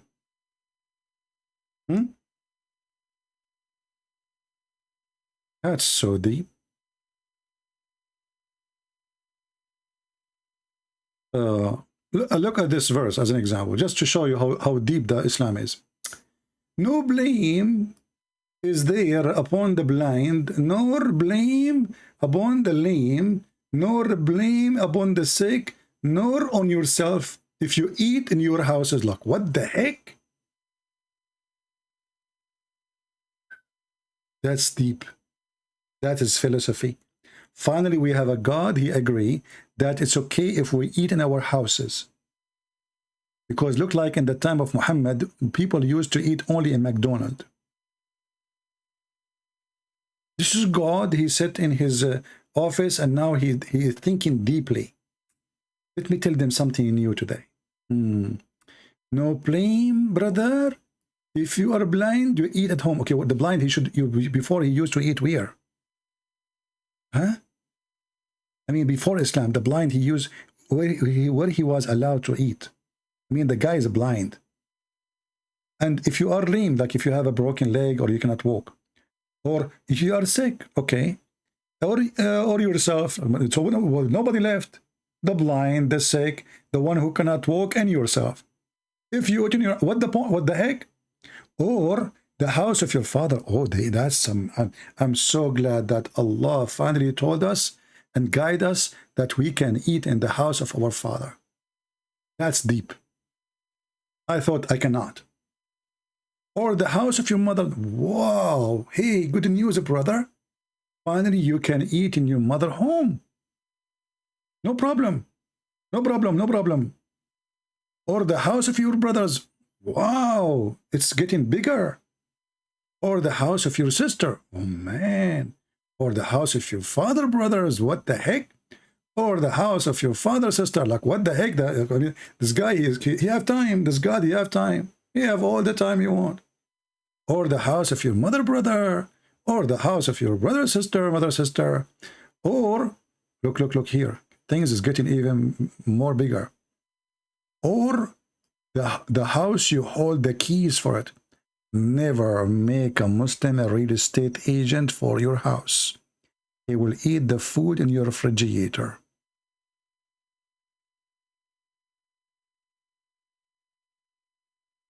Do you see it? This is God, eh?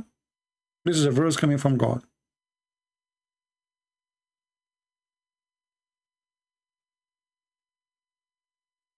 What do you think?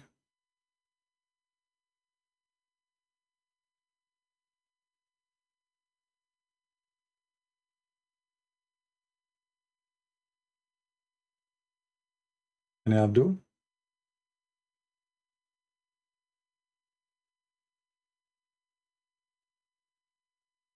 I'm so happy really that finally we are allowed.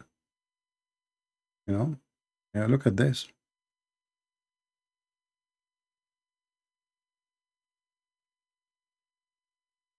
Any question? Can you explain the contradiction used in his video? What contradiction? I don't know what. I did not watch all his videos. I don't have time for his videos. I just open and see this, this stupidity. I look at the title. I watch 30 seconds of his video, and that's what I use, and I'm done. Do you think really I watch the one? I find that videos like Zakir Naik is more entertaining because I learn from him how to speak English. Like brother and sister. Printed lying to you, and he said to you that the Prophet, he didn't allow that to have masturbation. In fact, it's permissible. Yeah. Islam is a religion, teach you a lot of good things. As an example, Islam focus in something very serious and very important in your life. Like, can we have a hamster at home?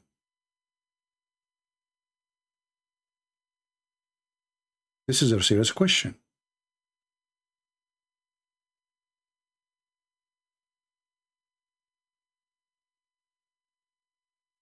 Allah Prophet, he have answer for everything.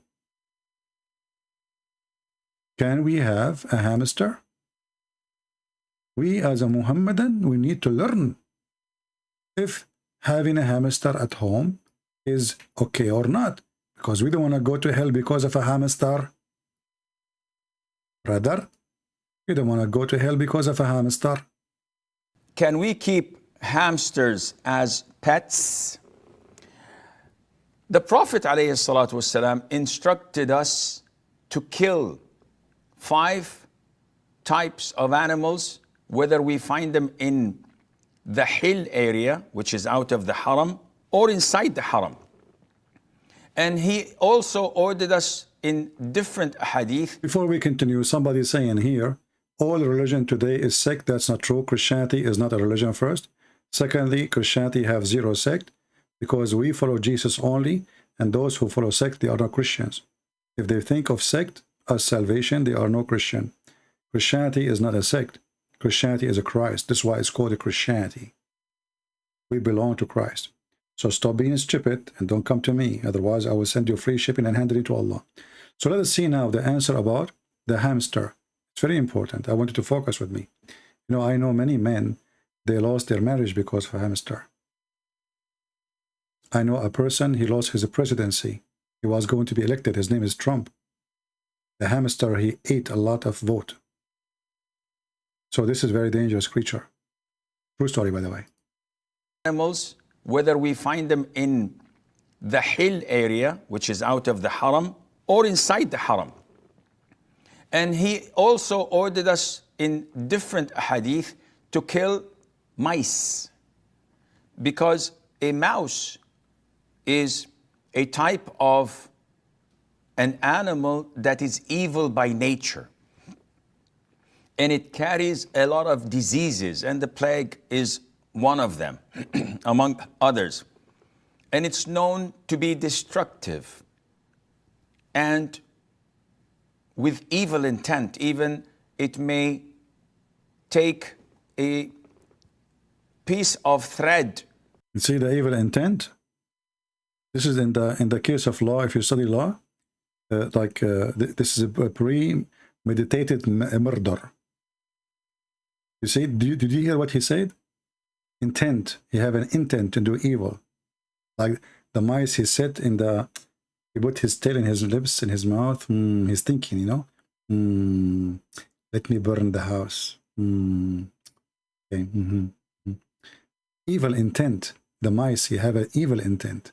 You do it on purpose, brother. And even it may, and with evil intent, even it may take a piece of thread and get it burnt from, or set it on fire from a candle or fire in the house. And just to be a true witness, I know that the police, they arrested mice in my neighborhood for he did evil intent to burn the house. And the police, they got him busted, by the way. Do you know how they knew it's him? There's many mice in the neighborhood. But it was him because they found over his feet some charcoal. When they questioned him, he could not deny it. Why the charcoal in your feet? Huh? Huh? He could not deny evil intent, and they arrest him, and now he's in jail. He will be taken to court very soon. You will see the news in the CNN. Just wait. Take that thread and burn the whole house with it. So mice are evil, and we are ordered in Islam to kill them. A hamster is very similar to mice. It looks like mice, and as they say, it's about... Hey, brother, I think he is the cousin. I mean, he's similar. Now we are talking about hamster. He is similar and look like a mice. They're cousins, obviously, you know. I think the father, I think what happened, the mother of the mice, she was cheating her husband, Mr. Rat, you know. And like she mixed with different ethnic group. And then they have hamster. And obviously is coming from hamster in, you know, in England, you know. And so obviously is an immigrant from England. Okay, this hamster. Okay, what happened? What happened?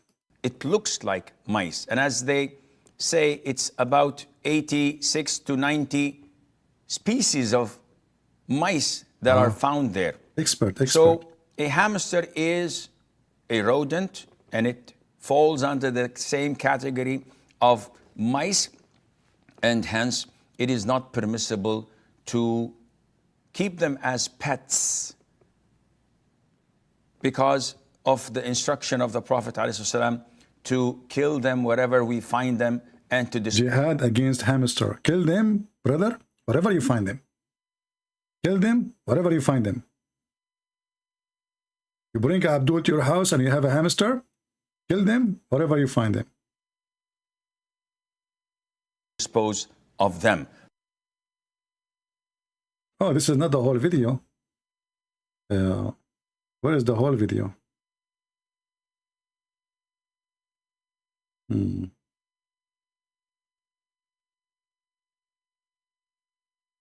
Anyway, the person who keep repeating the same question 1,000 times, I will block you. We saw it. We are not blind. And are you stupid or what? Do we have any Muhammadan want to say anything? Any question? Anyone? Who is a Christian have a question?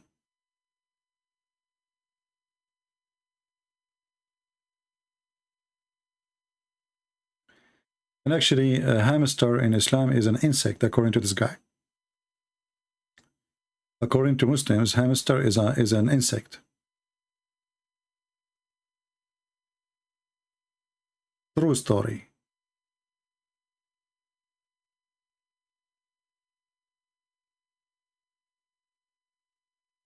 Any question? See, now we are asking who have a question. I don't see anything. When we go to Patreon, we will see people sending me emails. Says, Christian Prince, I have a question. Can you give me the reference?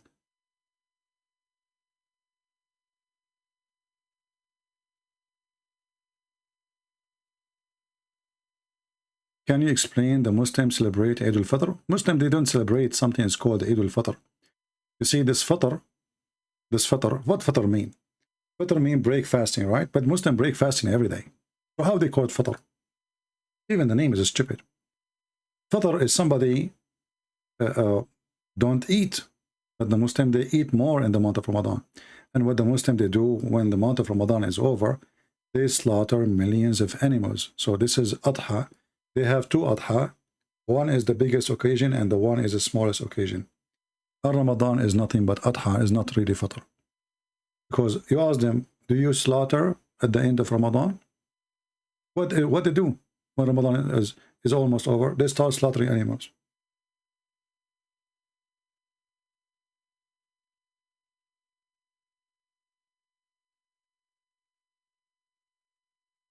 Millions of animals will be killed at the end of Ramadan.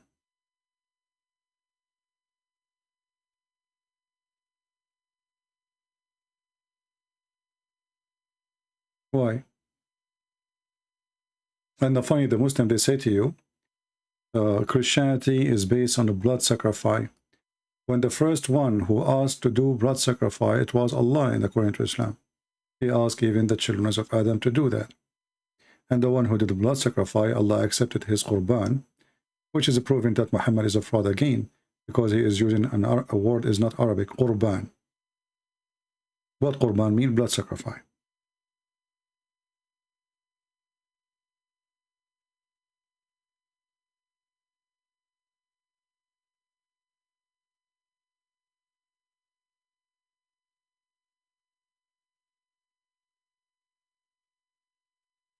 Over 70,000 animals slaughtered in Ramadan. So why you slaughter animals in Ramadan? The whole purpose of the blood slaughtering in Islam, it is supposedly sin forgiven. And the Muslims, they claim that they are not the one who believe in a blood sacrifice in order to forgive your sin. And they claim that this is a pagan practice, but in fact they are the one who practice it in all their occasion.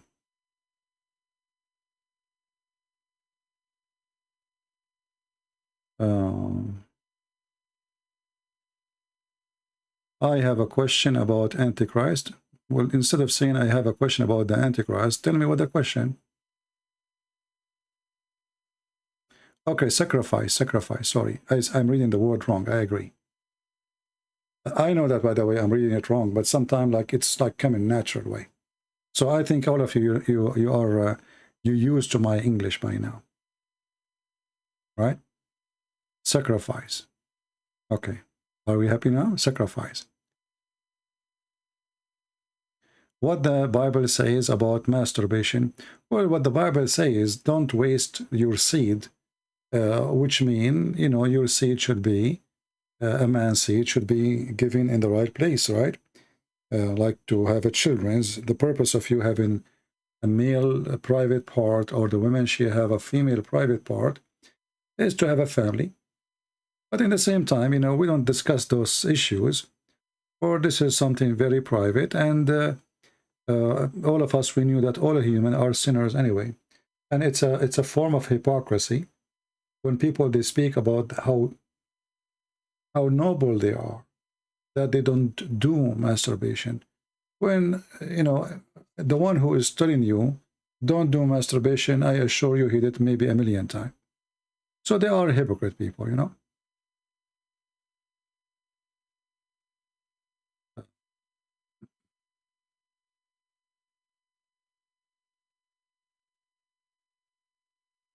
Please address the 99 names of Allah. We cannot find the 99 names of Allah in the Quran. That is a lie. You ask the Muslim where we can find them, you will not find them. They do not exist.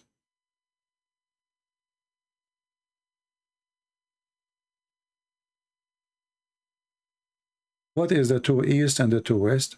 Well, simply the stupid Muhammad, because he could not explain why the sun location change between the winter and the summer. So he thought that this is two location of the sun and two location of the west and the two location of the east. It's again additional proof that Muhammad is a fraud.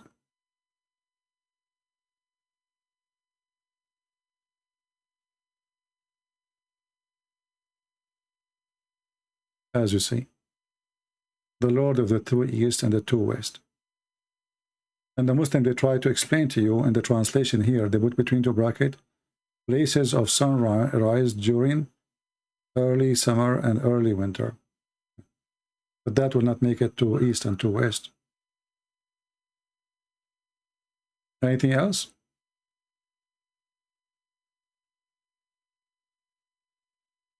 John Martin, what is the question? You are saying, can somebody answer? I don't see your question.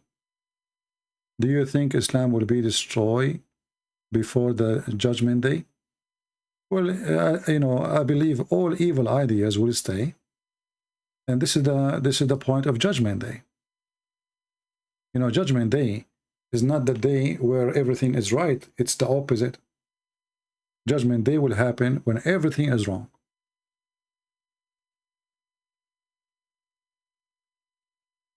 So the more we go wrong as a human, as a mankind, the more judgment day will come close to us. Judgment day is not a preset date. It is based in our sin. The more sin we do, the faster the judgment day will come. When, you know, the story in the Bible about destroying the city, you know, and he asked the Lord, what if there are 70 believers, 70 righteous people? Are you going to destroy the town? He said no. So God will not destroy the world until there is nobody left in righteousness. Or a few who will be taken, and like it's not worth it. Let us say a very little number compared to the major number.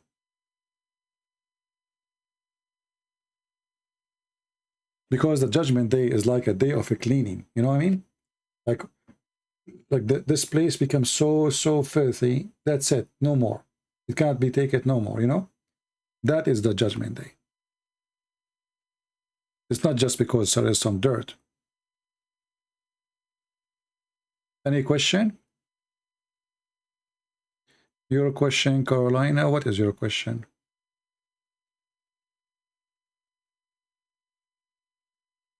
Can you talk about what's going to happen after deleting the hadith by Saudi? They cannot delete the hadith. Nobody can delete it. You see, those days is over.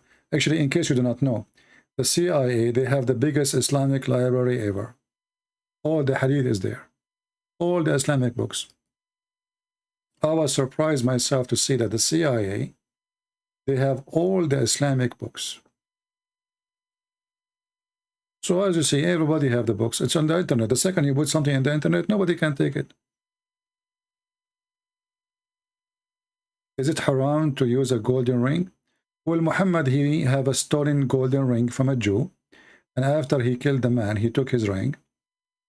And then he started getting busy with his ring. And then people start talking about him. So Muhammad, he told them, it's forbidden to wear a golden ring. Because people, they start making rumor about how he worshiped gold. But Muhammad himself, he wear a golden ring. So how it's haram and he himself, he wear it? It is Satan. It's true that Satan is tied up during Ramadan. Well, this is what Muhammad, he claimed, that Satans are tied up by chains in the month of Ramadan. But then if this is true, so why Muslims commit crimes and murders and sin more in Ramadan than other months? Muhammad, he says stupid things as usual.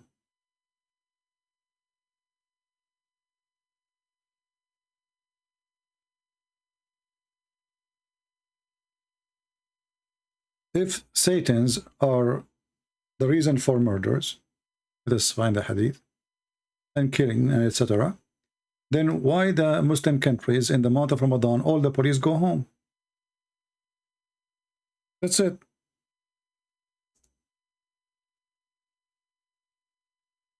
But according to studies in Islamic countries,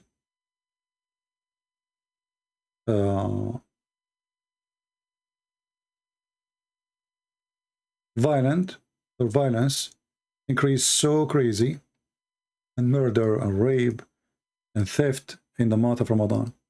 Why? You know, like you invite your brother to come and have a fast break with you.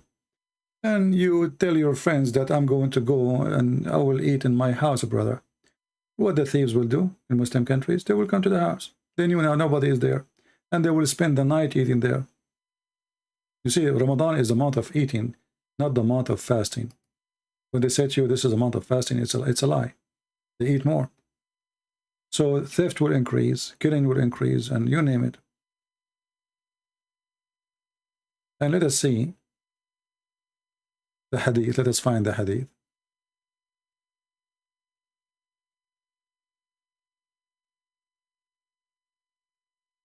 Yeah, here we go. This is the one you mentioned.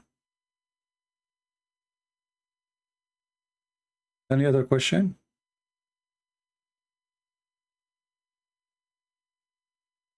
Well, I'm not deleting my videos right away. I give them some time.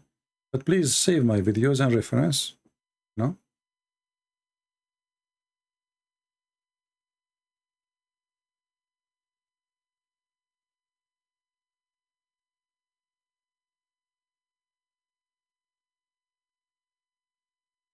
Okay. Raping children.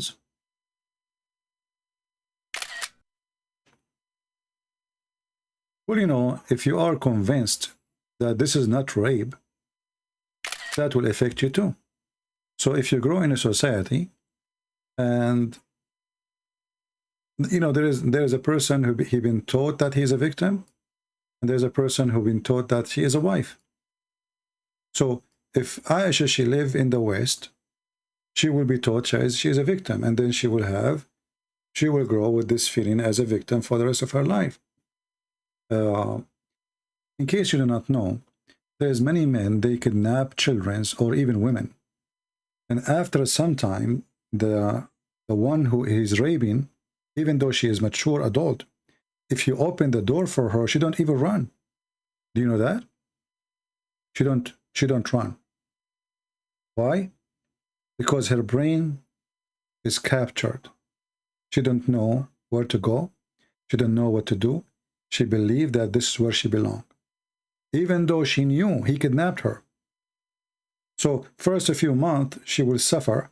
She will try to escape. She will try whatever. And then after some time, even if he leave the house and the door is open, she will not call the police. She will not run. She will not try to escape. There is a phrase for that in science. I don't know. I'm not a doctor, but you can search it. And the same for a child. If the child, he been taught that this is the normal thing, so she grew up with it. She don't see that she is a victim. And for Aisha, actually, she liked it because she became very important. Muhammad, he favored her upon all others. So even as a teenage or a child, she was spoiled compared to the rest.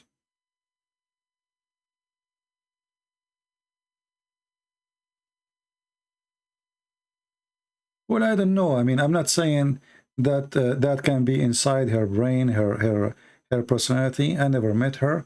We are talking about a woman we never met. Or what we know is what is written there. And Muslims, you know, they don't claim that Aisha is a scholar, but they take as what she's saying about Muhammad saying seriously. That's all. Otherwise, nobody consider her as a scholar. The Prophet said, this is what important about Aisha. That the Prophet said. That's it. Anything else is not important about her.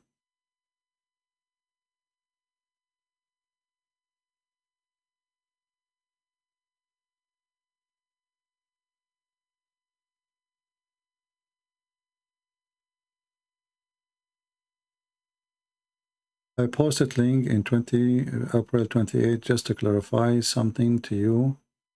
I said I don't think because I donate that to you. On me anything that is only visible, man. I'm not sure what you mean, my friend.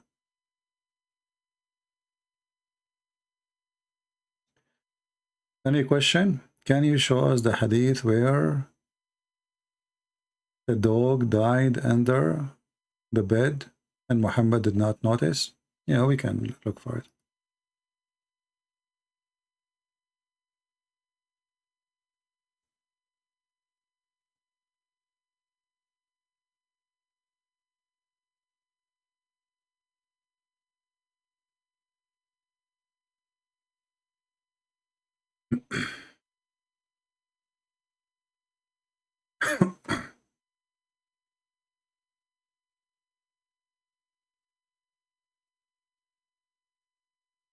um,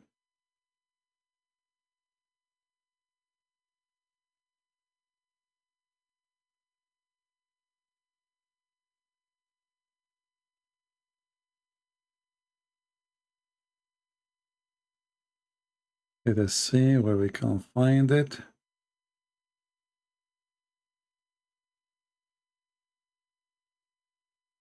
There's a hadith mentioned that the dog is under the bed, and there's a hadith mentioned that he was dead. So let us see which one we can find first. Okay, this is about the dog under the bed.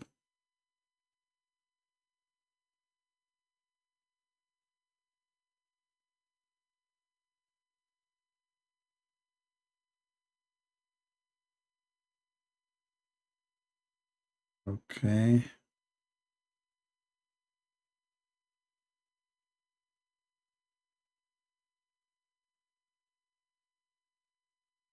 All those are the same hadith. Let us see different hadith.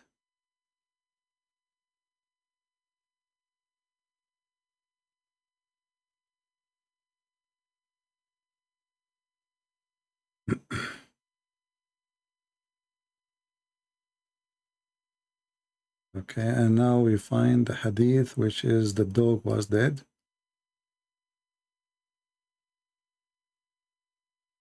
Here we go. Oh, we cannot find it in English. Let's see a different one.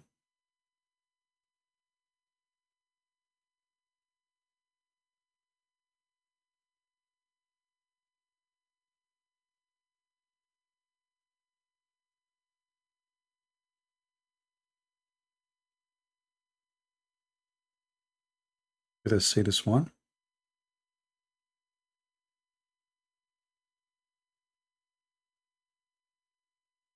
I'm just trying to find a reference which can help you in English.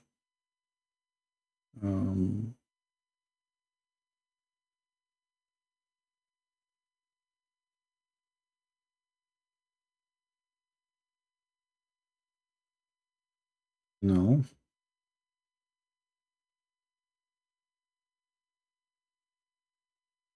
Let us try another one.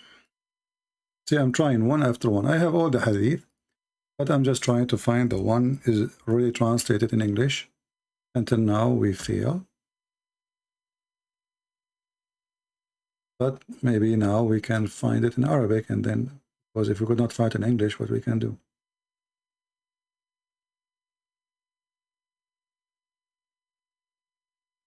Now, about how many days the inspiration of Allah was not coming to Muhammad because of the dead dog, there is different statement about that. Let us see. As an example, this is the book of Al-Lusi. وَمَا وَدَّعَكَ رَبُّكَ وَمَا قَلَى. This is a verse in the Quran, in the chapter of Ad-Duha, chapter 93. And here it says, we will use Google translation because we could not find pre-translated. Let us see where it is.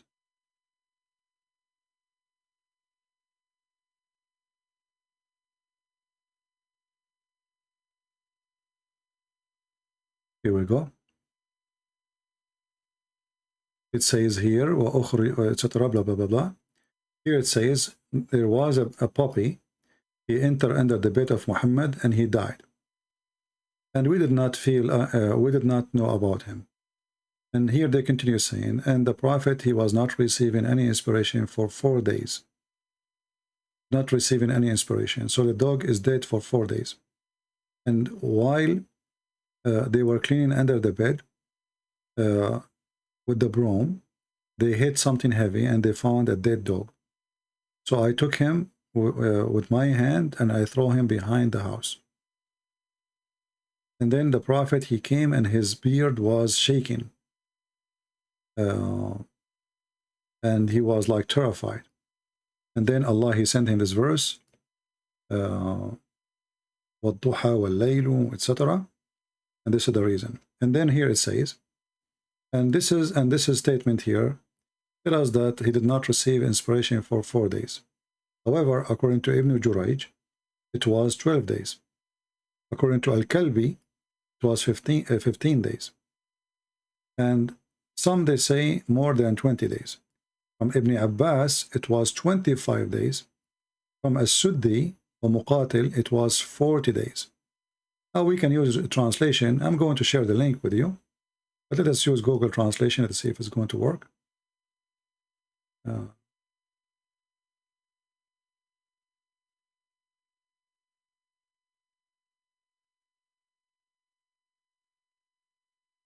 All right.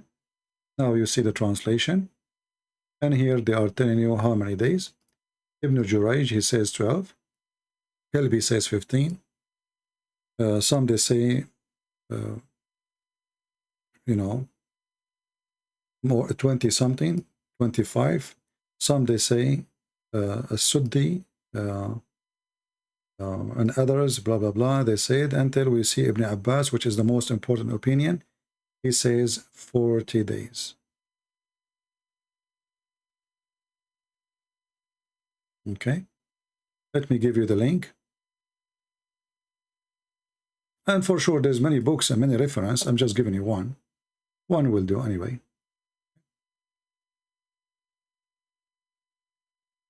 But I wanted to find something in English already translated, so we can share it with you. But obviously, we cannot.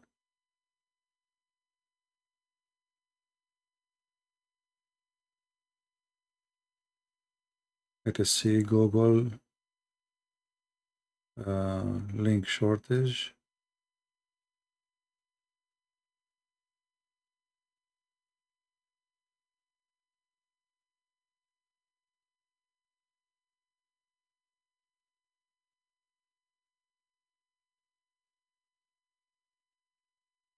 All right, and this is the link.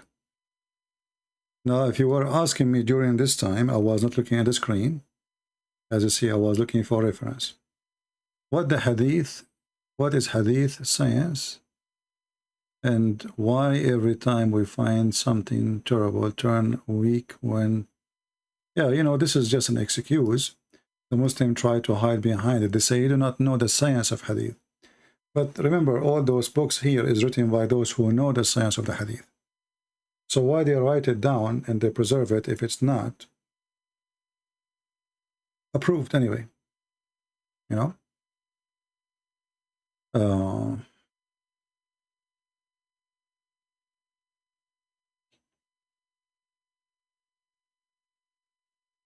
us see.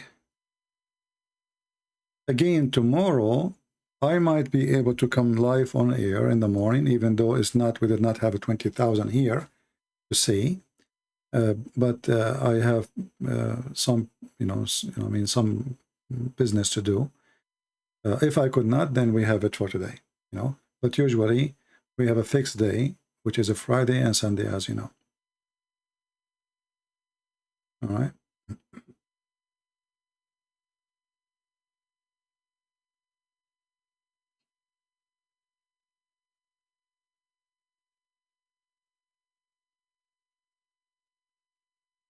All right.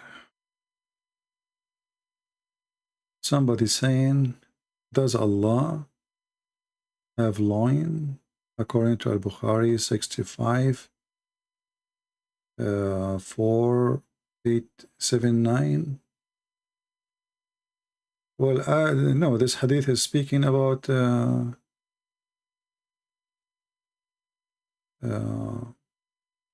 how, you will have a tent. Muhammad is a Bedouin man. So he speaks about the tent which he will live in, and he will be under the throne of Allah.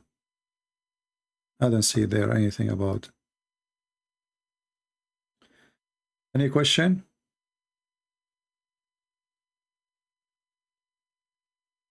Can you show us a reference about Muhammad wearing golden jewelry? Sure.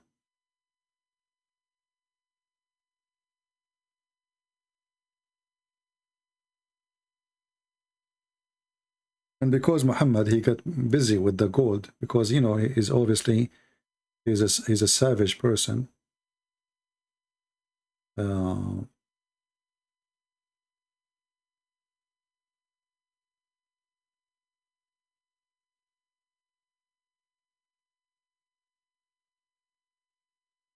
After he start wearing it and he start looking at it, you know, like going crazy looking at it, and then people start talking about him,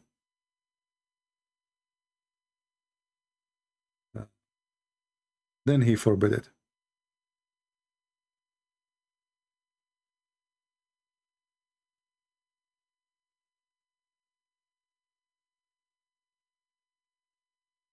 Let us find the hadith.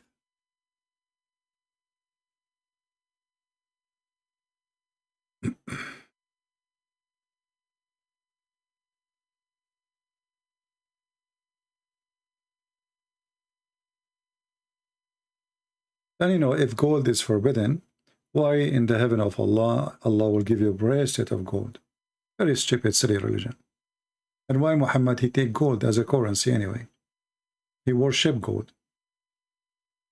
Let's see.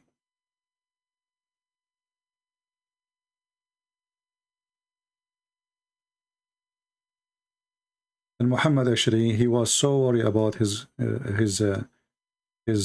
ring. The point when he go in the bathroom, he take his ring, because he think gold can change, can be affected.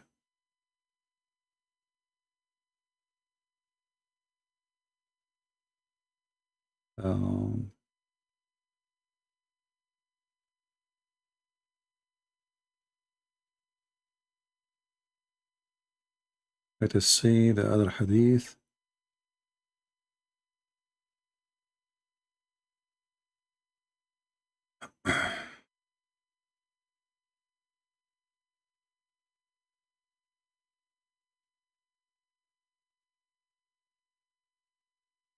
And Muhammad, he switched from gold to silver. Is that different? Still the same.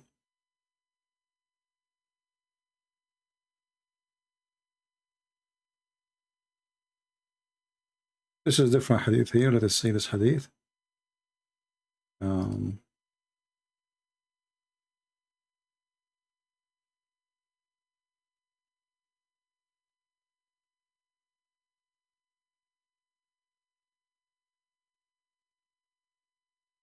This is a different one. Here it says,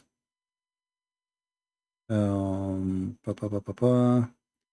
reported that Messenger of Allah, he got fashioned a signet ring of gold, but he kept its stone in the inner side of his palm as he wore it, so the people following an example.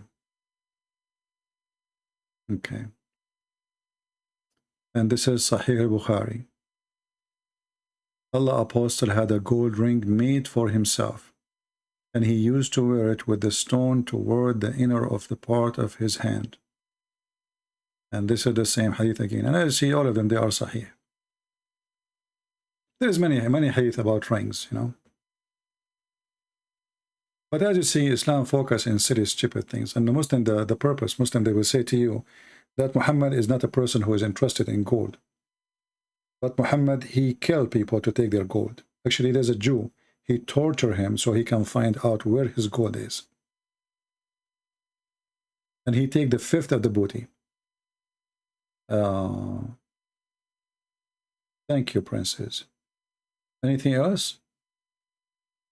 See, I'm sitting with you asking who have a question, because I see many of you complain. You are not answering us. In fact, every time we go live on air, we do nothing except answering. And this is why my video goes really long. Should I do the same as like David would? You go, make a video, post it for you, you make a comment. Nobody called, nobody answer, nobody question. And I find that doesn't matter what you do. People complain, don't they?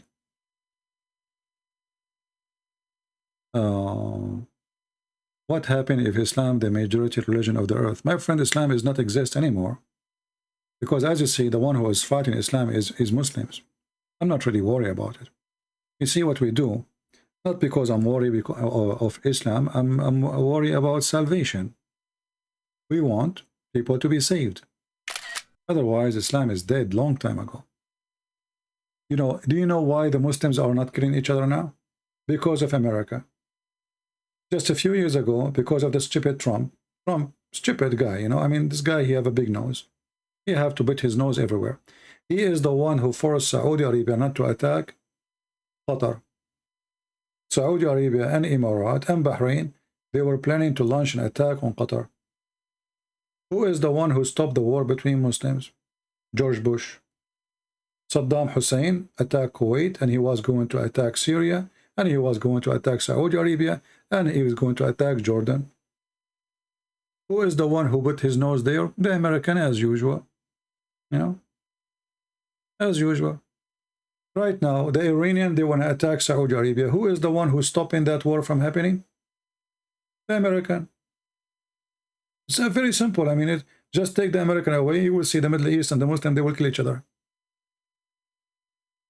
Pakistan want to fight India. Who is the one stopping the war? The American. This is the truth.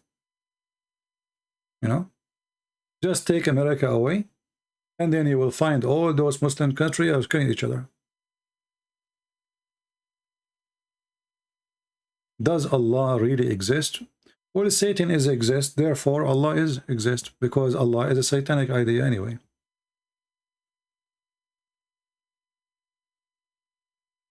Qatar is a country support Muslim Brotherhood. The Prince of Qatar is a Muslim Brotherhood, same as Erdogan. And the plan is to make Erdogan caliphate. And the Prince of Qatar will be his assistant. And the Muslim Brotherhood were able to control Tunisia, Libya, Egypt, Jordan, most of it is Muslim Brotherhood. And the war in Syria, the purpose of it is to make Syria a Muslim Brotherhood. If they were able to do that, Erdogan automatically will become the caliphate. And they will have country expand all the way from Turkey all the way to the North Africa. And Saudi did not allow that to happen because that would destroy their kingdom.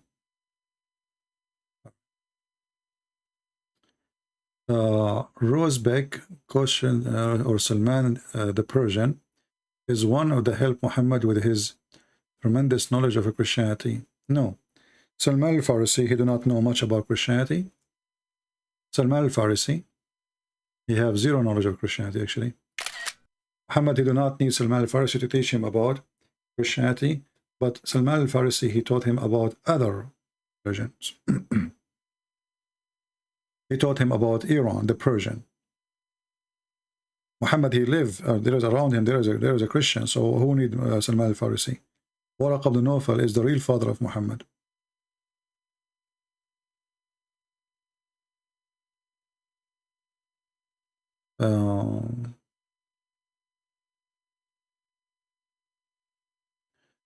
Anything else?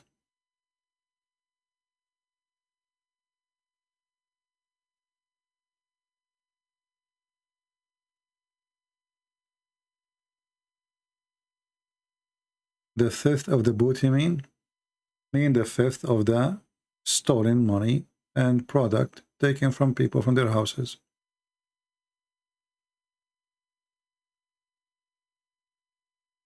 It's not a booty.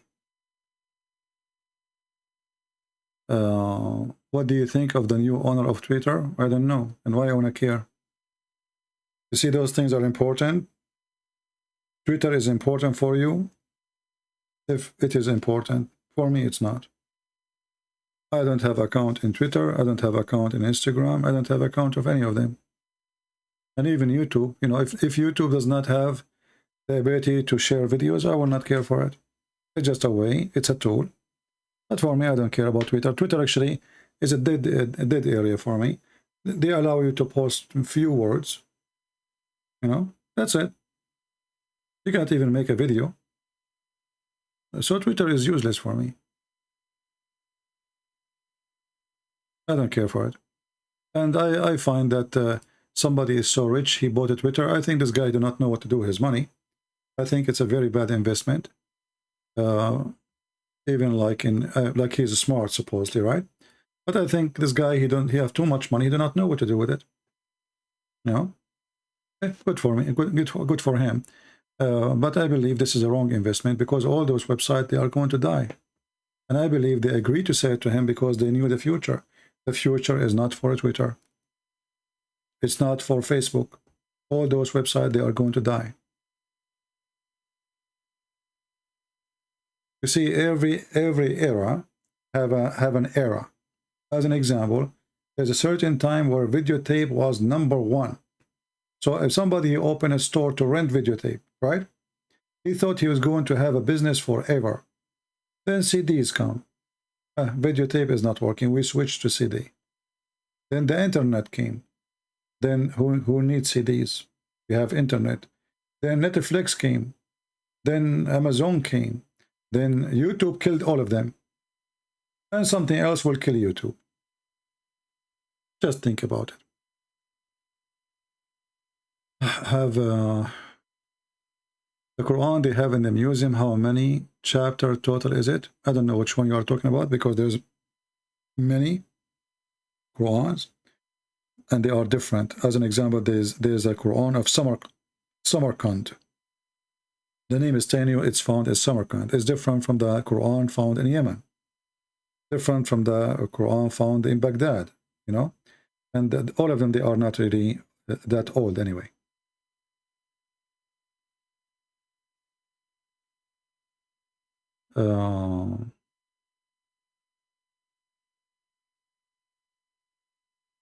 If you are a person who want to do investment in the internet, I advise you never do so, because those are very fast changing product and they can destroy overnight. If now hackers, they hack Facebook and they announce they got all the names, the stock market of Facebook will collapse to be, you know, it happened before, how many times actually already. This is, you know, those kind of investment is for someone who do not know really what to do with his money, and he don't care if he lost or he won. He have a lot, you know. For me, if I have money, I will buy a land. Land is the best security ever for mankind. Buy a land in a village, not even in a city.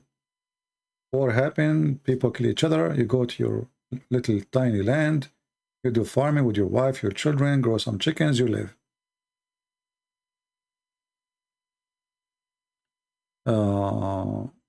Why did our people let Muslims take over our land? I don't know where your land is, but we can blame somehow the priests and the bishops of Christians countries. They are very peaceful, and they, like an example in Egypt, when the Muslim invade, the Coptic, they try to revolt against the Muslims. The Pope at that time, he made like a fatwa, says the one who do take arm against the Muslim is not a Christian. We don't kill.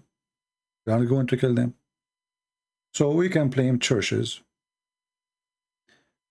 If there is any way we can do private call, no, I don't do private call, and I don't do private service.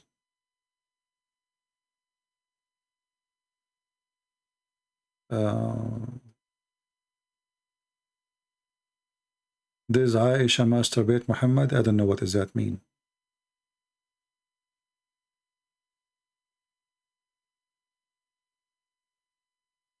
How I can help a woman friend that think Muhammad was the best man ever lived? Well, you know, every person, every individual is different. So let us say the woman, you know, she loved dogs.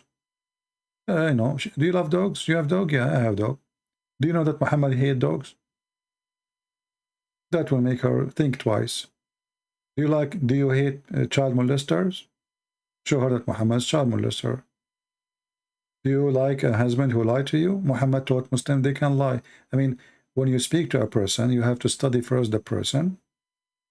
And if he is a friend, obviously you know a lot about this friend already. Use your knowledge to help her.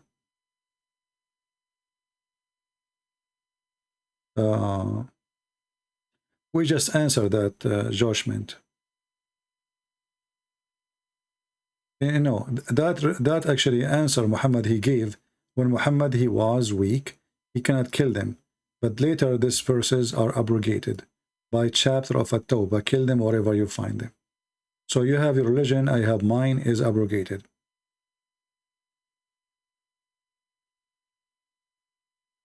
I answer, Olivia, I don't care about Elon Musk. I don't know how good he is. And I don't care really for Twitter. Why I will care? Those who live in Twitter, they will die in Twitter.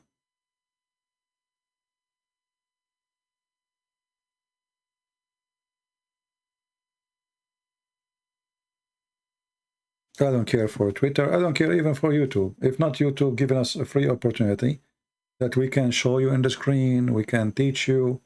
Who cares for this YouTube? All those websites, they will die one day. Everything you see in the internet world is changeable. It's about who come with better service. So if a new company come with something better and became very popular, they will die. You know, this is why Trump, he was trying his best to fight TikTok. Why? Because TikTok is a Chinese. Trump, he want the American to buy it. They don't want the Chinese to take over. They want the American to control everything. America until now own the internet. They will not allow any country. United Nations, they try to make the internet international for everybody. America refused because they are the one who discovered the internet and they are the one who have the right over it. And in case you do not know, the one who owned the internet is even the American army, the Pentagon, not only the government. So there is a business here and there is money and there is control. And the American, they are doing their best to keep the whole world under their control.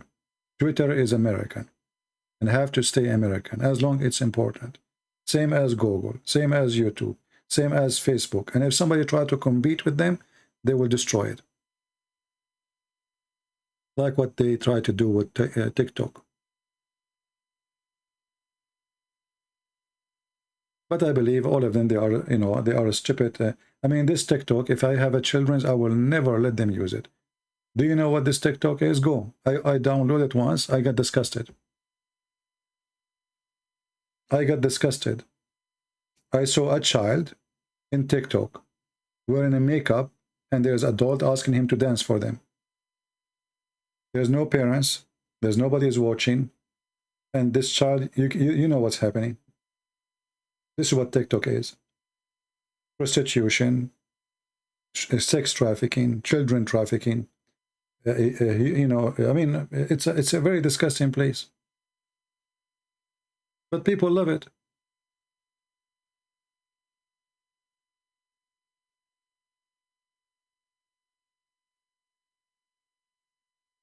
Garbage in, garbage out. You know, when I don't have like a service like cable TV or anything. So if I want to see something for entertainment, I like search on YouTube, let us say a movie. But YouTube, you know, show me videos like I like to watch because I like camping, I like hunting, I like guns, you know, whatever. So YouTube show you videos like top, like let's say view. I look at my video. After I speak for 6 hours, 7 hours, 8 hours, losing my voice, we have 20,000, 30,000, 40,000. A woman, she is wearing short, bending over in front of the camera, and they put that picture in the thumb of the video. She have 1 million views in 2 days.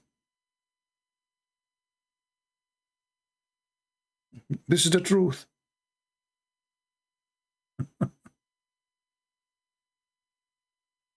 You know, this is what this TikTok and this is what work. You know, short skirt, an ass or boobs, and you are popular. And then Joe Biden will call you. They will invite you to. I mean, look, just to show you how corrupt this earth is. What Trump, the president of USA, have with Kardashian to share? Kardashian. I mean, who is this Kardashian? Kardashian in the White House. Not the philosophers. Not doctors. Not scientists. Kardashian. Kardashian, she decided to make, she will go to Dubai. Do you know how many thousand women they reserve just to see her? And the ticket, at least each ticket is $600. This is if you are in the last seat. Kardashian. You know, when if we say to them, Jesus is coming to Dubai, I don't think anyone will pay anything to see Jesus. This is how disgusting the world is, my friend. This is reality, you know. Who is Kardashian? She is a whore. Literally, she is a whore. Who is she? You know, whatever people they try to say about her.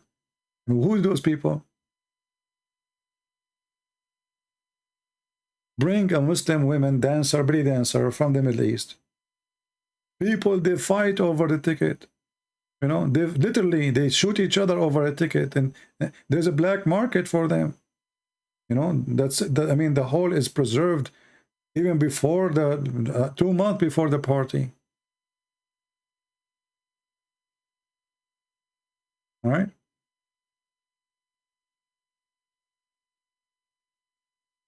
Do you see the Arab putting millions of dollars in the top of a breast of women in YouTube? A bleed dancer? Go watch them. They throw money like rain, you know, over their breast. We spend our life teaching, and when a person, he gave us $1, he make a drama about it.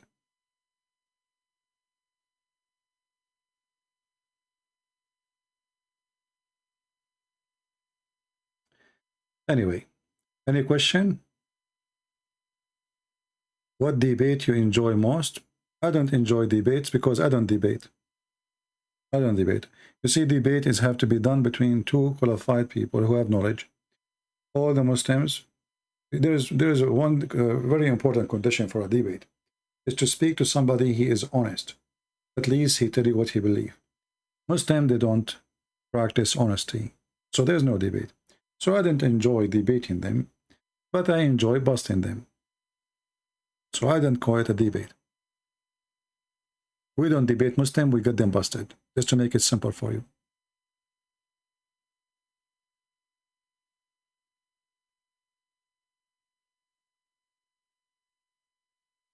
Yeah.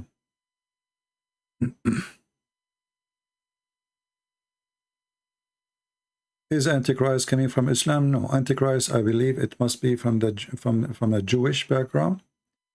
But Antichrist, Muhammad is Antichrist, but he is not the Antichrist. The Antichrist is different. There's Antichrist and there's the Antichrist. Antichrist is, the Bible says, anyone who denied the Father, denied the Son. Denied that Jesus the Christ is the Son. As simple as that. So Muhammad, in that category, he is Antichrist, but he is not the Antichrist.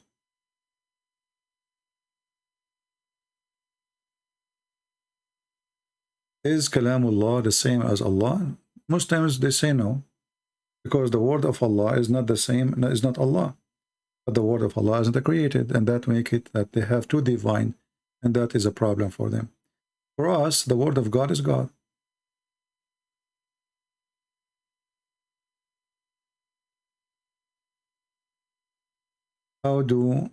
How about Friday prayer? What the religion of this practice? Actually, there's nowhere in the Quran it says you pray Friday. You know, the Muslims, as usual, they are the last one to know what their religion teach. There's a hadith speaking about the Friday prayer, but the Quran never. Look what the Quran said. The Quran mentioned the day, it's called Al-Jum'ah or Al-Jam'ah. But if you read carefully the verse, you will see this is not about praying on Friday. Read carefully. Chapter 62, verse number 9. O who you believe, Muslims, when the call proclaimed for the Salat in the day of a Friday, come on to remember Allah. Okay. But in fact, the Muslims, they call for prayer every day. So what is the problem with the Friday? The problem with the Friday here mentioned because Muhammad, he lived between the Jews. And what is a Friday for the Jews? Anyone can help me? Friday the Jews is Saturday. Why? Because by sunset, it is Saturday. So because the Jews are going to close their stores, and the one who own all the stores are Jews, Muslims, they don't come in Friday prayer because the Jews are going to close their shopping stores soon. Do you understand? So this was not really about prayer of a Friday, but it was about nobody go to pray on Friday because people going to do shopping before the Jews shut down their stores, before Sabbath started. Did I answer you?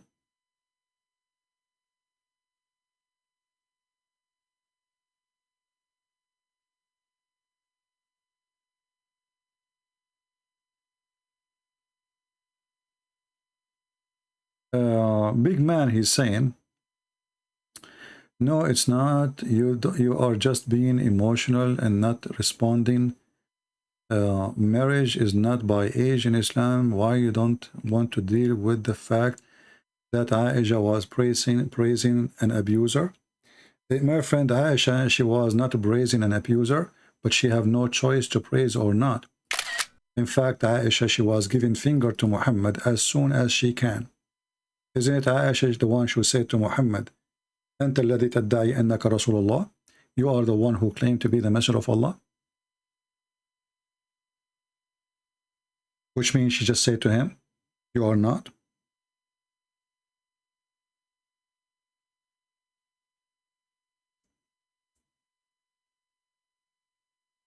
And let us show you the hadith.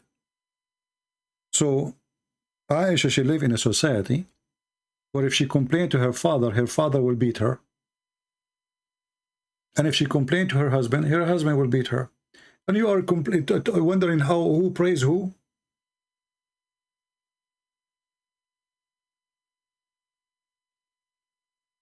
Always in order to know if I praise Hitler or not, if I am free to praise him or not to praise him. If Hitler is in control, can I do not to praise him?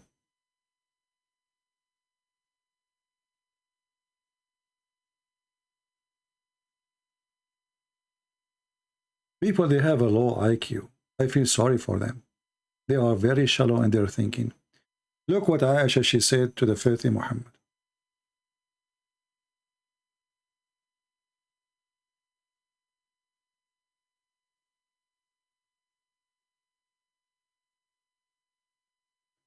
Let us see if there is the hadith. Maybe we cannot find in English. But in Arabic it says here, أَلَسْتَ تَزْعَمُ أَنَّكَ رَسُولُ اللَّهِ. Then Muhammad, he laughed, he says to her, and do you have a doubt?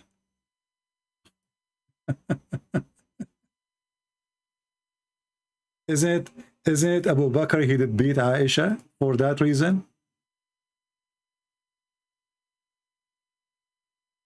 He did beat her. He did beat her for what reason? Because she was nice? Because she was praising Muhammad?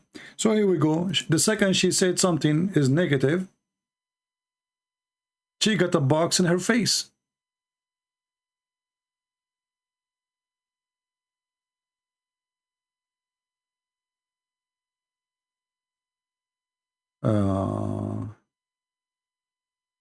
Let us see if we can find the hadith in English.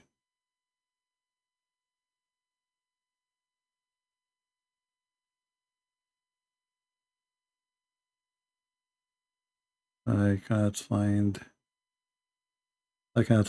But anyway, I mean, people are funny.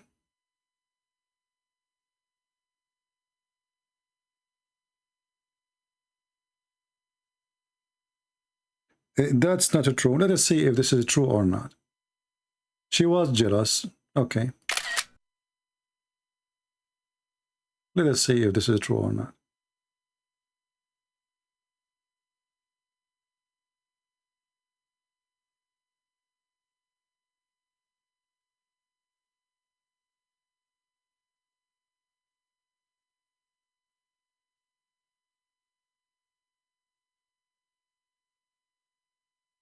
You see here, we give a proof. We don't give a speeches like you, big man. You are too small, my friend, because you have zero knowledge. You make speeches and your speeches is silly.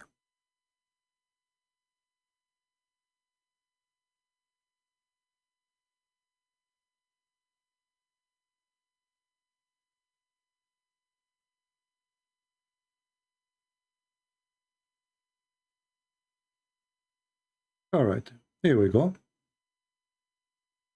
The book name, Ummuna Aisha, the mother Aisha, our mother.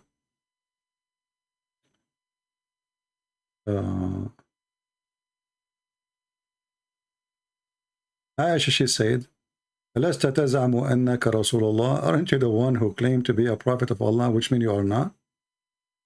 Muhammad, he laughed, but obviously he laughed with anger. And then here it says, وَسَمَعَنِي Abu Bakr. Who is Abu Bakr? Her father.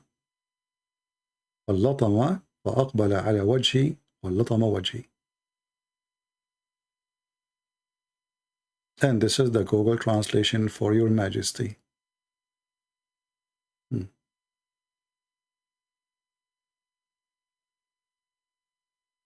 You claim to be a messenger of Allah. You are not even fair. Just what she said to him. Abu Bakr heard me, and he was very angry. And then he came, and the translation is not accurate. He came and he hit me on my face. Do you see it? He was jealous. Yeah, jealous. Yeah.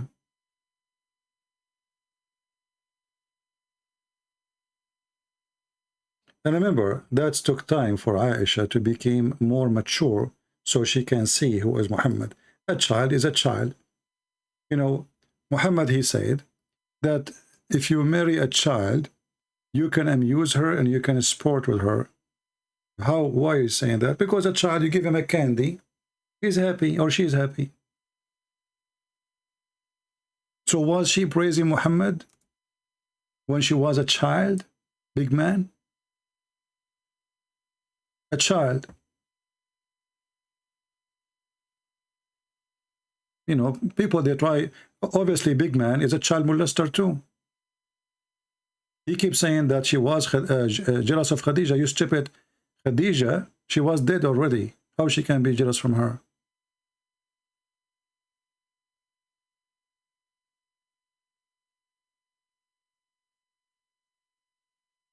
And when Aisha, she threw the food in the ground, well, this is telling us that she is a child too.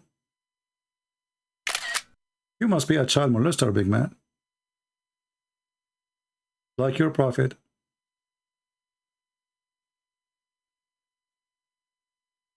Why somebody mature would do that? This is an act of a child. You know? This is a childish behavior, like your behavior now. You are spending the last 2 hours, we spoke about it 2 hours ago, and you keep repeating the same stupid thing. Yeah. As the Chinese, they say, we cannot make a horse, we cannot make a donkey a horse.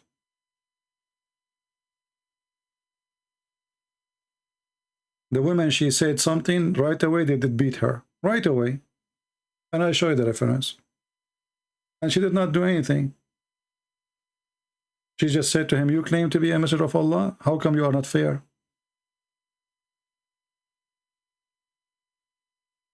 So in order to know if somebody praising somebody or not, give him a freedom. If I live in a country ruled by Saddam Hussein,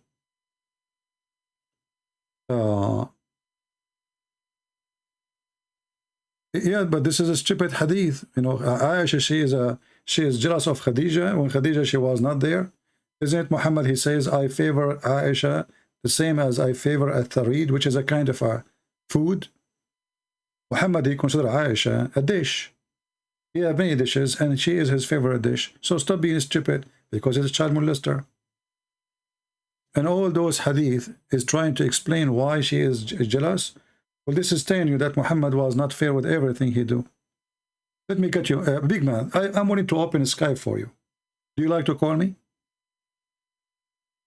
Do you like to call me? And I will make you read in front of everybody, and everybody will spit at you. What do you say? Will literally spit at you, and you will read it.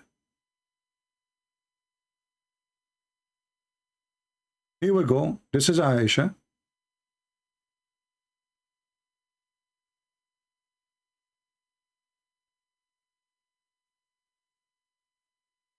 Muhammad, he favored her because she is a child. And the wives of Muhammad, they ask Muhammad to be fair with them. And he refused.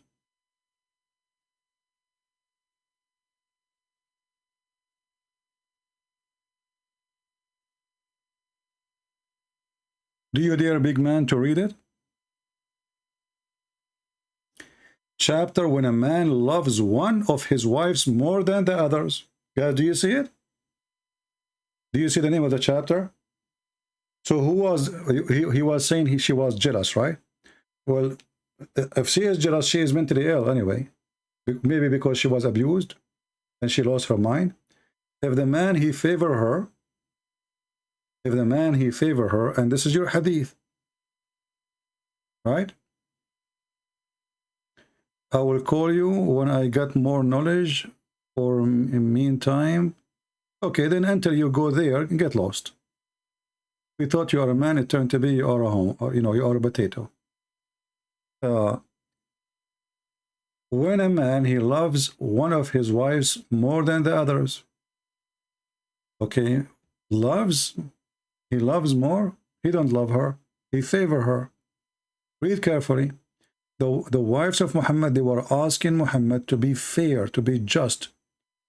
They say to him, they ask his daughter even to go and meet him. And the wives, they were coming one after one.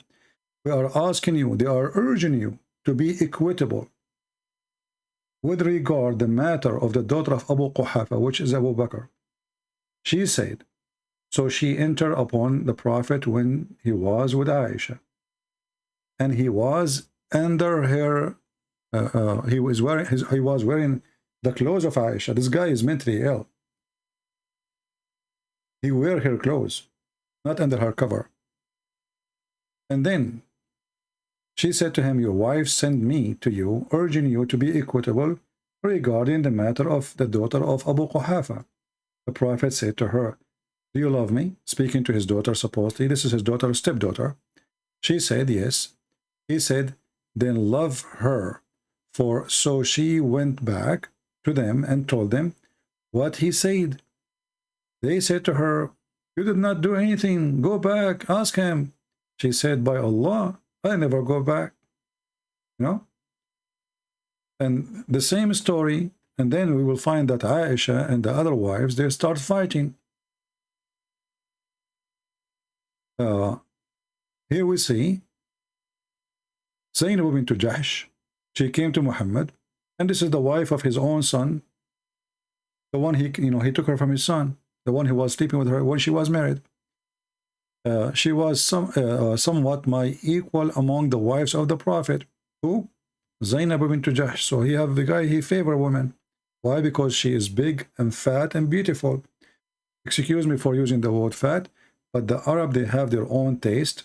So if you are fat, you are beautiful. The more fat you are, the more you are beautiful. That's why in Arabic we have songs singing for the camel who could not carry the women. Why he could not carry her? Because she is so beautiful. What does have to do with he cannot carry her and her beauty? Because she was so fat. So here, she came to him and she said, your wife have sent me to urge you to be equitable regarding the matter of the daughters of Abu Quhafa. So what the problem? Muhammad refused to be just. That's all. Treat us the same. Muhammad, he refused. Why? Because Aisha is his favorite dish. We go to different hadith.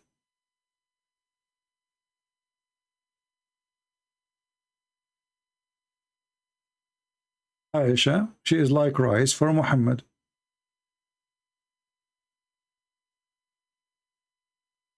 Read it. The superiority of Aisha to other women is like superiority of the tharid. What is it? Which is a kind of food. Do you see it? So Muhammad, he have no love. He don't love women. He favor one. because of his sexual desire, and he compare women to food of dishes. Any one of you, he will say to his wife, you are my favorite food, but I like to eat all women. What kind of man would say that? That's what Muhammad is saying. Aisha, she is his favorite dish. It's in the front of you. And he was not treating his wives equally. Why? Because she is just a child. He is a sicko.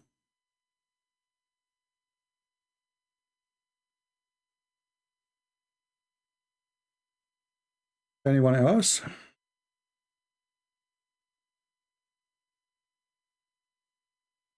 This is why the hadith, when the hadith describe Zainab, describe her as she was big and beautiful and white.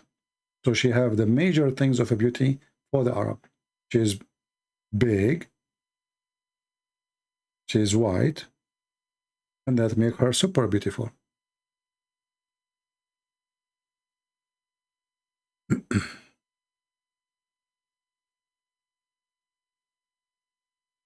And you know, Aisha, after Muhammad he died, she became like her family, they became the rulers, and their ruling is based on what? Based on Muhammad. So they cannot go against him.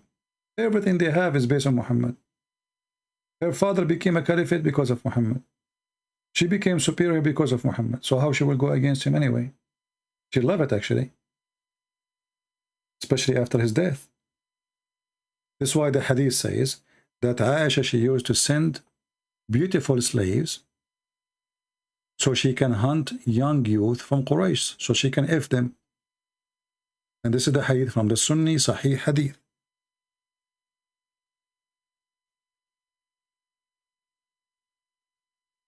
This is not Shia.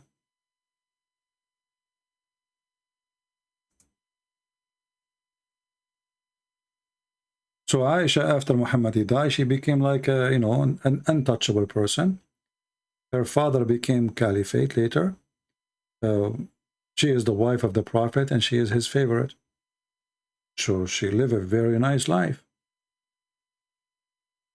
And this is the hadith about Aisha after Muhammad. You see how much she praised him? The second the guy he died, she starts sleeping around. And this is your Muslim's Sunni book.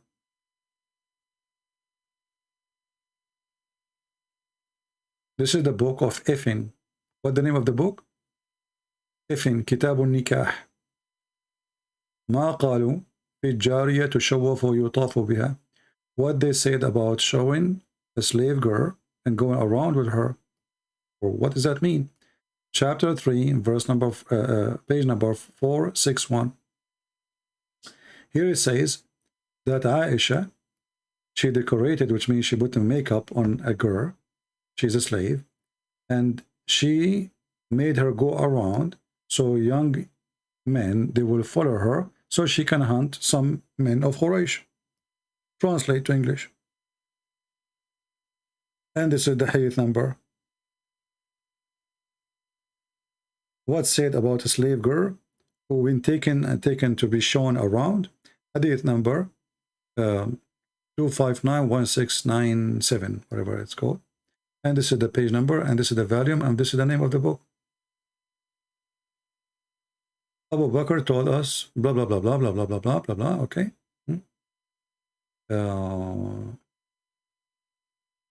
Where is the, okay, here we go. And the authority, blah, blah, blah, blah, okay. That Aisha, she decorated a woman, not a slave girl, and she went around with her. And she was saying, perhaps we would hunt with her some youth of Quraysh. Do you see it? Aisha, obviously, she is a whore. And you don't blame her. She married a very old man. And when he died, she was 18. When he died, she was 18. So, and he forbid her from marrying after him. He forbid all his wives to remarry, because he liked to own them. So now Muhammad is dead, so what she do? She take us, someone, she is pretty, and she'll make her walk around in the town, and then young men, they will follow her, this girl, beautiful girl, who is obviously trained to, you know, grab the attention of young men, and they will follow her to a house, and then they will enter and hunt. And Aisha, she said, perhaps we will hunt with her the youth of Quraysh. And this is Sunni books, not Shia. Because Muslim, they might say, oh, this is what the Shia say. The Shia, they read it from your book, Sunni. This is not Shia.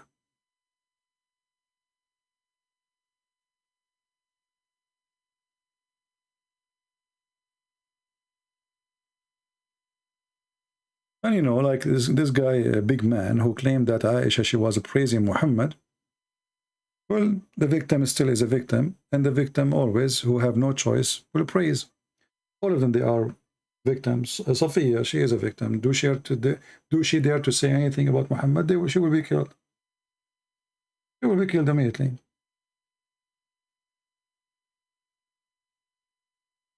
A riwayah غير صحيحة, it's a weak hadith. Will prove it that it's a weak hadith.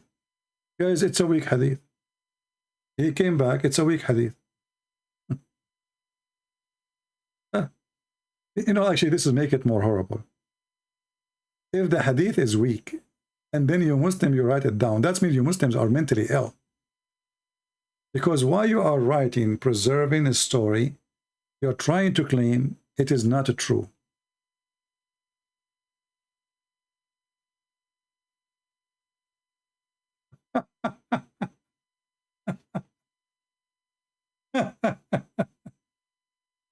I mean, is that a proven to us that you are guilty or you are not?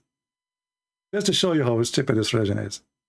Muhammad, he told them, don't write any hadith.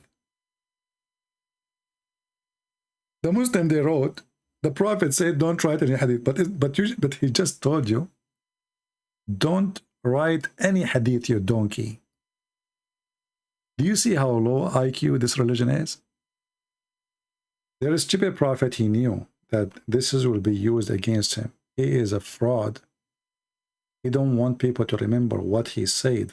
Otherwise, you tell me why he don't want them to write down what he said. Isn't Islam based on what Allah and what the Prophet said? Don't write it. The smart Muslim, they wrote, the Prophet said, don't write what I say.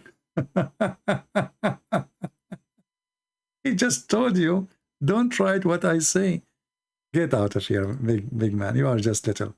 I will let you talk to me the day if you call me. If you call me, I will let you talk to me. Otherwise, you are just a chicken. Don't take anything from me. Is it the Muslim Sunni? They call themselves Sunni. Okay, why you call yourself Sunni? Because we take the Prophet words. But he said, don't take anything from me. He just said that. Donkey. He just said that. And now, how we can transfer the teaching of Islam if we cannot write down what Muhammad said? You tell me. Why you don't want us to write down? Because simply this guy is taking hashish. What he say is so stupid. He don't want people to read what he said. You know, like the black dog is the devil.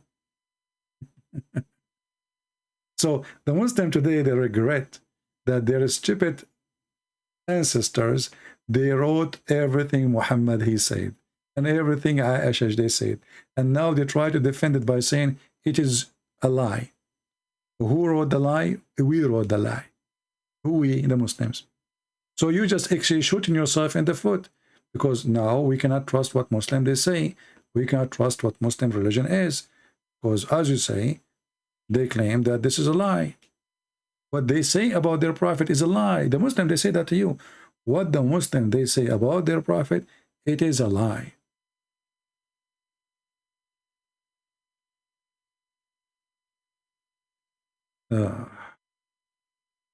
Like, you know, Muhammad as an example. When Muhammad, he said,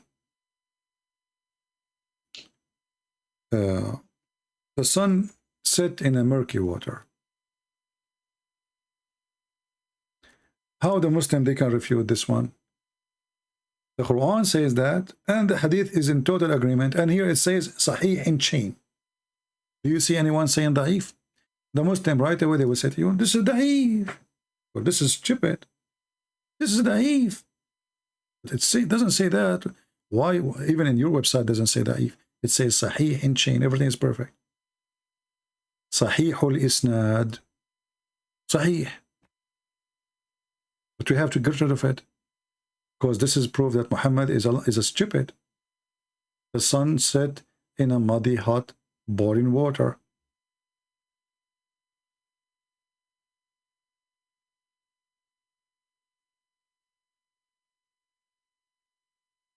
No, a man he want to learn. You see, I understand that people they can argue and keep argue, and don't worry about me blocking them, because they are coming back. You see what happened to those people. You see what we explained to you about how Aisha she is the victim who never run because there's nowhere to run, and she became like totally under the control of the one who raped her. Those Muhammadan who refuse what I say, they see with their eyes that I'm sharing the truth, but when they see it, they feel they are being raped. Literally, it's in their brain. They suffer mentally, physically. They curse me. They call me names, but they come back. Do you know why they come back? Because they knew I am saying the truth. Otherwise, you tell me why a person, he think I'm lying, but he keep coming here every day. Why somebody, when I listen to somebody, is lying? Why he cannot leave? He cannot call me. He cannot refute me. He cannot prove me wrong. So why he keep coming? Because in their heart they knew. Actually, just today, I don't know if you saw the video made by Omad, Sheikh Omad.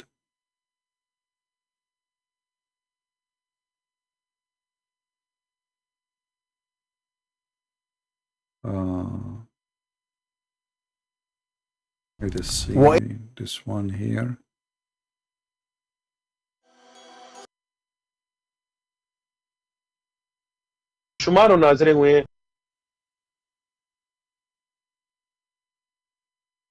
This is the person.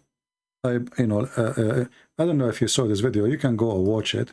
I'm not going to play it for you. This is about one of the followers of Uthman. He left Islam after calling me. But this is not really what I'm going to show you. Here, there's somebody he posted. His name is Mujahid. I also left Islam recently. CP really helpful in this journey, even though he blocked me many times from his live stream, chat, and also on Skype. But he put doubt on my heart with his reference and explanation.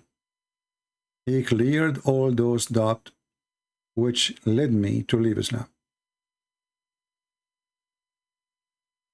People like Sheikh Uthman is only showing youth part of Islam, and actually the real Islam, not actually the real Islam. He even recently played with the Hadith and fabricated just to make Islam correct, as this brother he mentioned in this video. I have seen Muslims. I have been Muslim 24 years, and it took me almost a year to realize about the truth, etc. So I blocked him. I blocked him according to him. I don't know who's this person. I blocked him in Skype. I blocked him in the chat, because they become like annoying. You know, they will not debate me. They will not call me. They will send me text messages, just annoying messages, call me names. And, you know, okay, I'll block you. But then after some time, you might think that this person is That's it. Like, I blocked him, so what? He will not listen no more. He is upset. The truth is, he is upset because he is listening. You know what I mean? And actually, if you don't make a Muslim upset, that means you did not say anything to him. That's why I don't agree with the way some other Christians, they do debate Muslims. You know, they don't get them busted. You know, like the David Wood, they bring a guy, the guy 5 minutes for me, 5 minutes for you, and there's nobody busting anyone because there's no real debate, or let us say real argument. Right? And a Muslim always, he try to attack you, and they try to bully you. As an example here, this person is calling me Christian princess. My friend, I am not the one who pee like a woman. That is your prophet. I'm not the man who dressed like a woman. That's your prophet. Call me. I can open Skype for you, and I will show the reference. Your prophet wearing women clothes. He pissed like a woman. He never pissed like a man. And he put makeup. And he kissed men down their belly. And he hugged them naked. And he exposed his legs and his testicles to men. Do you dare to call me? And let us see who is the princess. Let us see who is the princess. Who is the one who Dahya al-Kalbi stay in his house all the night? And Dahya al-Kalbi was the most handsome boy in Quraysh. And even he claimed that the angel Jibreel, because people, they come to the house, they find Dahya al-Kalbi in the bedroom. He claimed that this is Jibreel. I can show you the reference. So who is the princess here?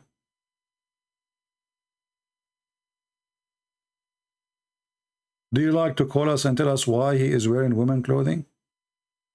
Why he is putting eyeliner? Why he was sucking the tongues of boys? Why he pee like a woman?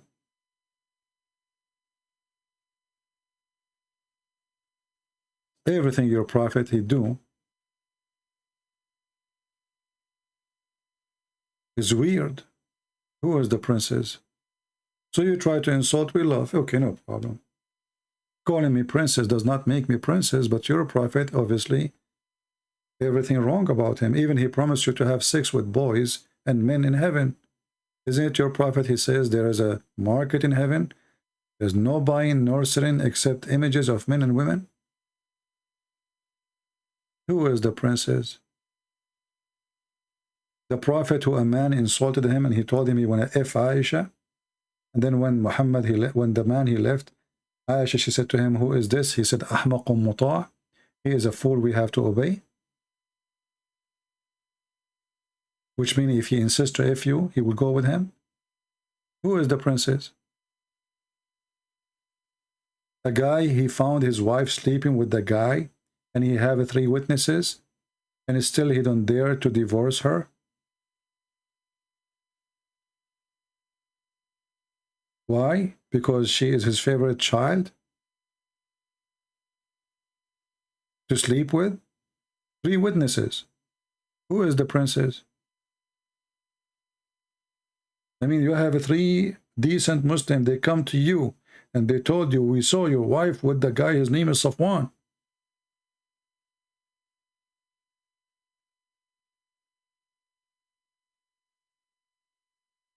Where is the dignity?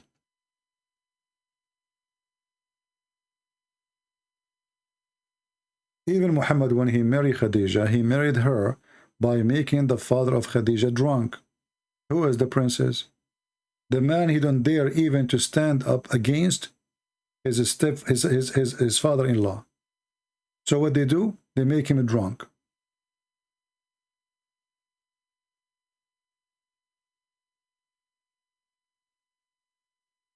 What that language is? Is that a Chinese? Vena? Siahan? I speak Chinese, by the way. I speak all languages. But what happened one day, when I went to the seventh heaven with the Zibril, you know, when we were riding the donkey, I fell down and I hit a rock, and then I forgot some languages. So I forgot only, I remember only Japanese, Chinese, Vietnamese, Indonesian, Russianese, Frenchese, and Englishese, and I mean those they end with a cheese, you know. So I forgot only those languages. Otherwise, I remember all the rest, you know.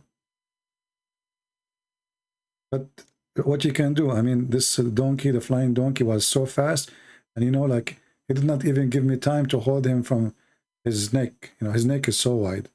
You know, I was worried actually to hold him from his neck, because I don't want to be accused like I'm trying to kill him or something, you know, because there was a police of Allah watching.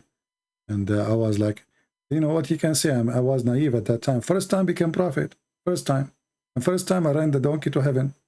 So what do you expect? I mean, and I fell down, you know, I fell down in my bum. And, you know, we Arab, our knowledge is our bum. You know, this is why the prophet is very bummy. I mean, don't you see how heavy the knowledge is? Even when he poop knowledge. Have you ever heard of a religion believe that when their prophet he do poo-poo, the earth swallow his poo-poo? I mean, even his poo-poo is holy, man.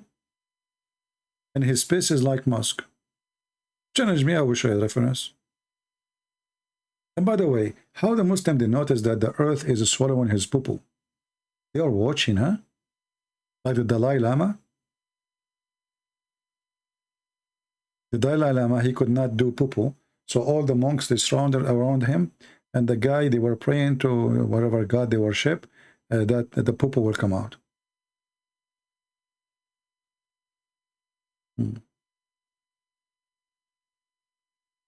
Any Muhammadan have a comment? Look now, everybody's speaking Japanese. Here we go. See, they are trying to show that I do not know what they are saying. You know, my friend, thanks to Prophet or Angel Gogol, I can read anything you say. Don't try to fool me. The Angel Gogol, he do miracle.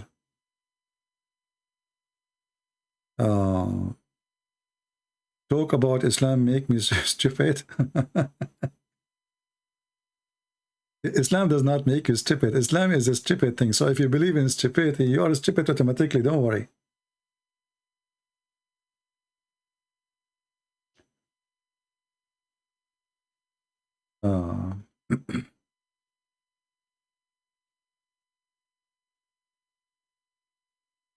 A question about the black stone during the time of Ishmael found it. It was only one stone. Why it's broken many pieces? Well, first of all, Ishmael did not find any stone, and this is always a joke. What stone? What are you know? Let me show you.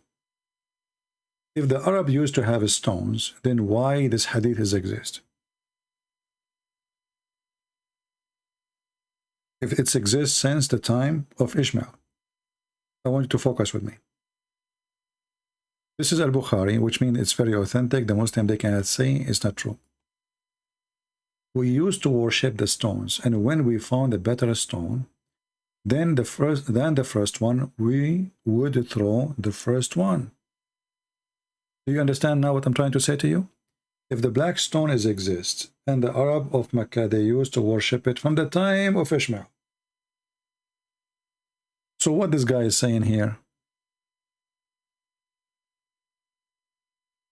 Do you see, do you learn how to analyze information, how to break down, and you got the conclusion?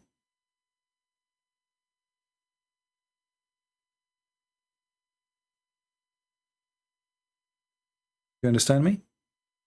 If the black stone exists in the time of Ishmael, so why those people, if they find a better stone, they throw the previous stone? That means they don't have a stone, and there's no black stone. Are you getting my point? And this is a person who lived in the time of Muhammad. And let us say he was old. Let us say he's way older than Muhammad, but he was alive during that time. So obviously there's no black stone since the time of Ishmael. The black stone the Muslim they have, obviously is something new they found before Muhammad, maybe. And then when Al-Qurmuti, he destroyed the Kaaba, and then he took the black stone and he made it as a pupu stone for more than 21 years. And then when the Muslim, they paid, you know, at that time, let us open the map. Give me a second. So, Al-Qurmuti,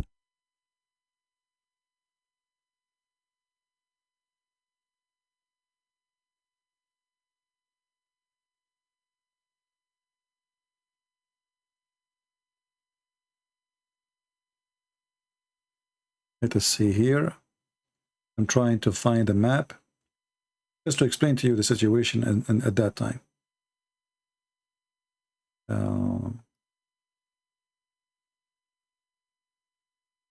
Okay. So if we look here in the map, let us show you on the screen. At that time, when Al-Qurmuti occupied the Kaaba, he destroyed, actually, he took the black stone. Al-Hakim bi-Amrullah al-Fatimi, the Caliphate of Al-Fatimi state, which is a form of a Shia state. He was ruling Egypt.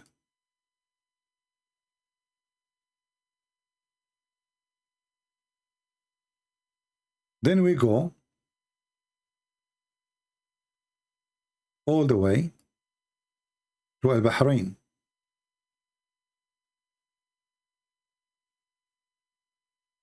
In Bahrain, in this territory, a new movement was spreading, very powerful, and they were able to conquer many Islamic countries and many Islamic cities.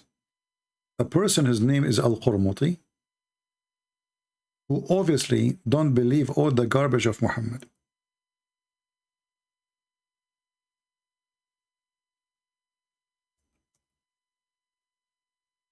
He wanted to prove to the Muslims that the Kaaba is a stupid thing and the God of the Kaaba does not exist.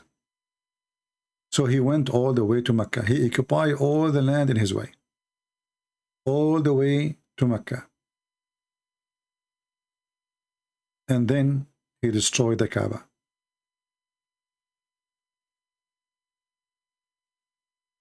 When he destroyed the Kaaba, he was screaming in the middle of the Kaaba, saying, Allah, where is your birds? Remember, in the Quran, there's a story of Allah sending birds to protect the Kaaba from the army of the Ethiopian, which is supposedly a Christian army, coming to conquer and to destroy the Kaaba. So Al-Qurmuti was speaking loud, screaming, saying, Hey Allah, where is your birds, huh? There's a chapter in the Quran, it's called the chapter of the elephant about that. He destroyed the Kaaba and he took the black stone. And then the Muslim Sunni, they wanted to get back the black stone. So they could not get it for more than 21 years. Why? Because the Shia, they became superior and they occupy all this land, all the way to Egypt. Then they communicated with the Caliphate of Egypt and they offer money, a lot of money, so they can get back the black stone. But look what happened. The story says that when the Muslim, they received the black stone back, the black stone was way lighter than it was before. Let me see if I can find you the reference.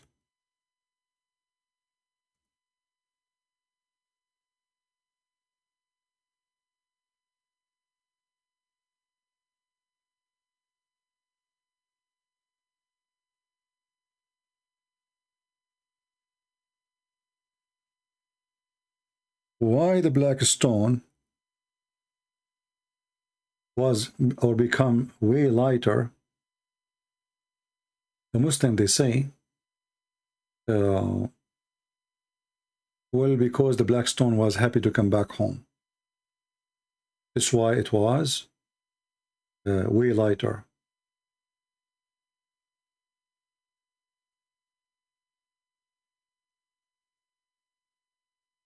I'm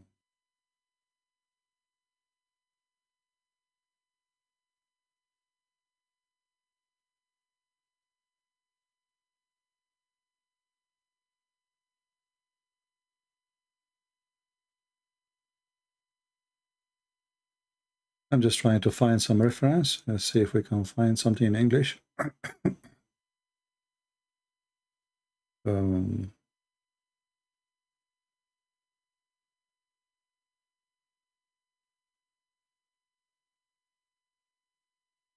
I know the hadith very well, but I don't remember where exactly, which book it is.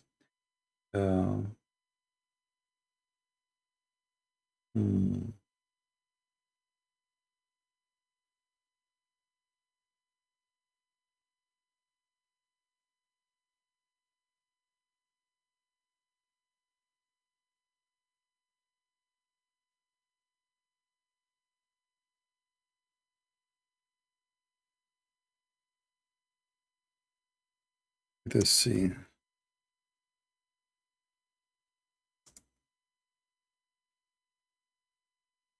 I don't remember the exact line. You see, this is how I find it fast in the internet. I like in your head you have, let us say the hadith is like 10 lines, you know. You have to remember at least one line, perfect line, as it is in the hadith, exactly as it is. And this is what I'm trying to squeeze my head to get it.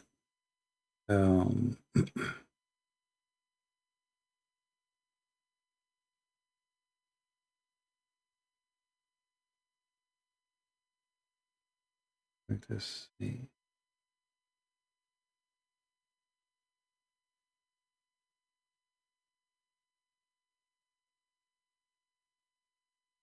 Maybe next time I will, you know, but I'm sure the hadiths exist. Let us see here. Oh no, this is PDF file. I don't want it.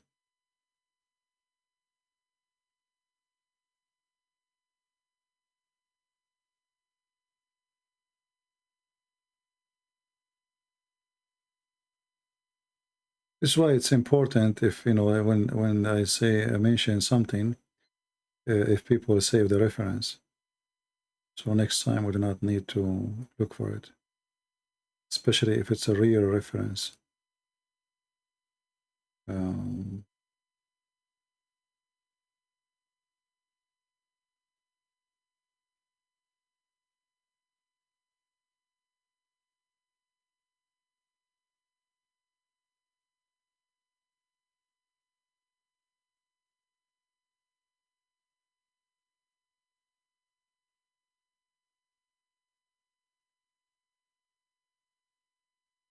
Here.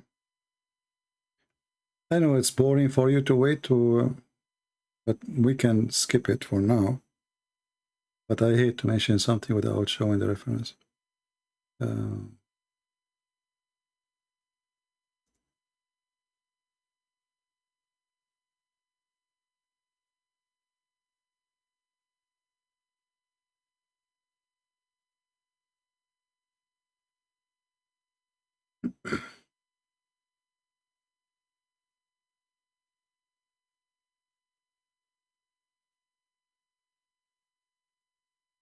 Let us see.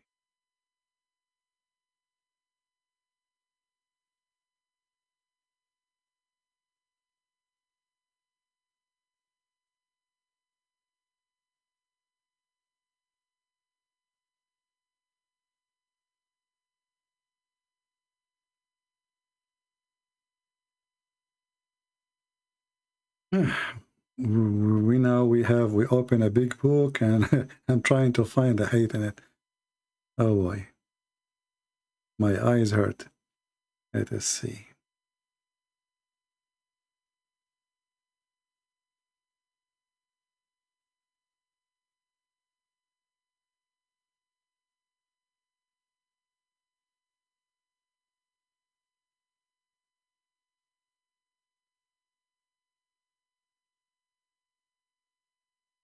Yeah, look, in this here,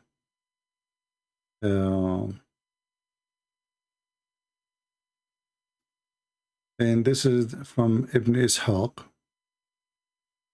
151 Hijri. This is 151 after Muhammad migrated from Mecca. It says here,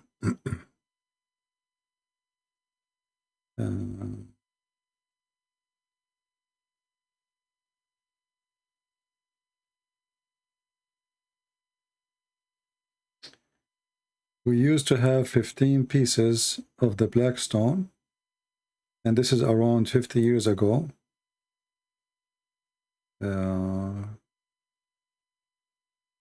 This is another historian writing this. Let us see here.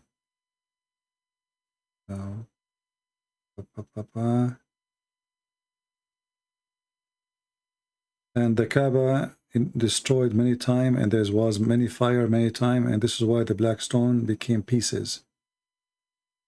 But I don't believe in this. I believe the black stone. Look what it says here. And we touch it, and we kiss it as 8 little tiny rocks. The biggest one of it is in the size of a palm date. The biggest part of it is in the size of a palm date. This is what the Muslims remember. And then they say here,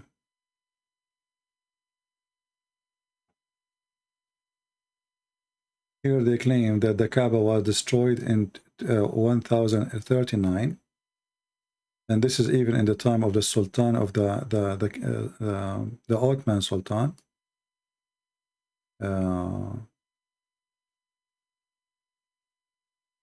Let us see.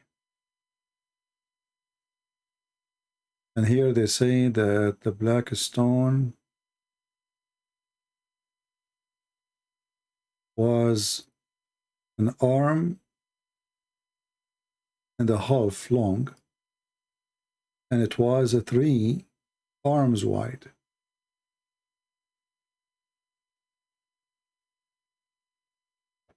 So where they go? I mean, Muslims, they are trying their best to find out what happened. And here they are speaking about Al-Qurmuti. I believe what happened, Al-Qurmuti is the one who broke it into pieces, and he gave them pieces. And I don't think even those pieces, they belong to the black stone. I believe he gave them fake pieces. I don't know why he do that, but obviously he took the black stone for a reason. I think this guy, he was trying to direct the point of worship from Mecca for people to follow him. This guy was like a communist, you know. He is a revolutionary person. He don't believe in the stories of the Quran, even though he claimed to be a Muslim. But obviously he believed all the Quran is a fiction, and it's a stupid book. And the black stone, kissing black stone, is stupid too. And going around the Kaaba is more stupid. That's why he destroyed the Kaaba, and he killed all the Muslims go around the Kaaba, and even he threw them in a well. And here they are trying to explain what happened to the black stone. Anyway, whatever reference they have, what we know for sure, it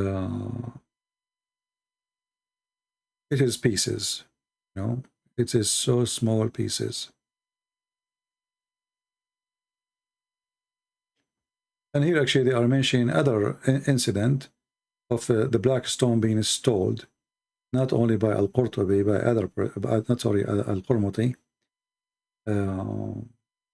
Like here it says, mentioned by Imam Ibn Allan fi kitabihi Fadl al-Hajar al-Aswad, the blessing of the black stone, the name of the book, that in the year 990 of Hijrah, a man from Iraq, he is Iraqi but Ajami, which means he's a Persian, but yet he is living in Iraq, and he hit the black stone with a heavy piece of metal like steel, and he was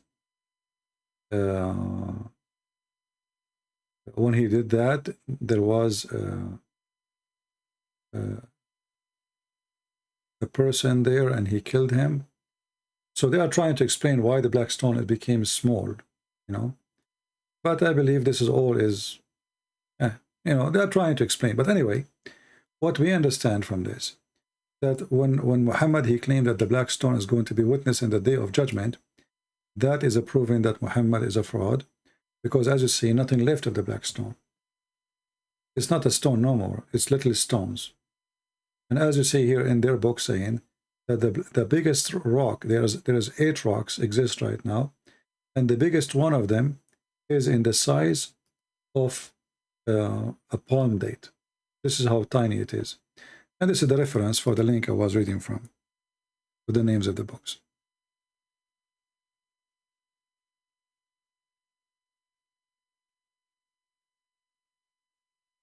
All right. But there's a hadith, I could not find it, where it says the black stone came back and it was lighter from the time he took her away.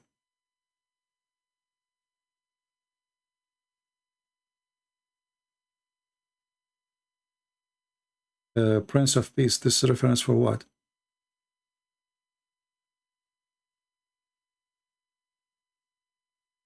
The reference you are posting about what?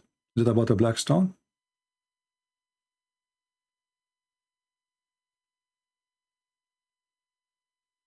I'm not sure. I see a lot of people, they have different language now, like Asian languages.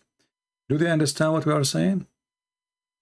I mean, you guys who are writing in Chinese or Japanese, do you understand what we are saying?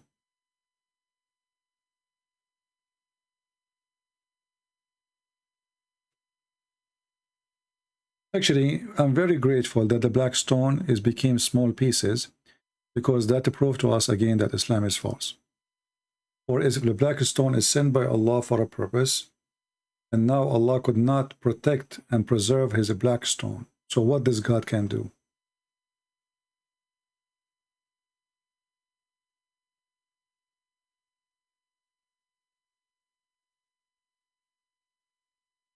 Muhammad, real father name is Abdullah. Well, you know, you see, if Muhammad father, his name is Abdullah, why his father will go to hell? According to Muhammad, his father will go to hell. Why? If he worship Allah, why he will go to hell?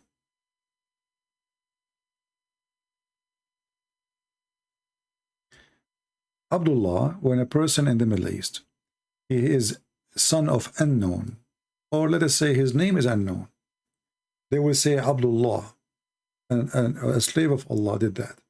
Who we do not know, which means we do not know the name. So if Muhammad, his father, is known, and the grandfather of Muhammad, all his children, they are slaves of pagan gods, Abdul Manaf, Abdul Uzza, Abdullah. So how come the father of Muhammad, his name is Abdullah? And as you say, the grandfather of Muhammad is a pagan too. And how his name is Abdullah and he will go to hell? No?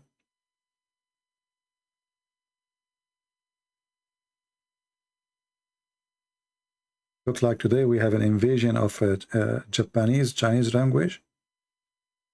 Let me see, what is that? What those people are saying. I will use Google, peace be upon him, to see what those people are saying. Translate. Okay. White crow. Needless to say sorry. So this is what the translation is saying. Which language is that? Google is not showing.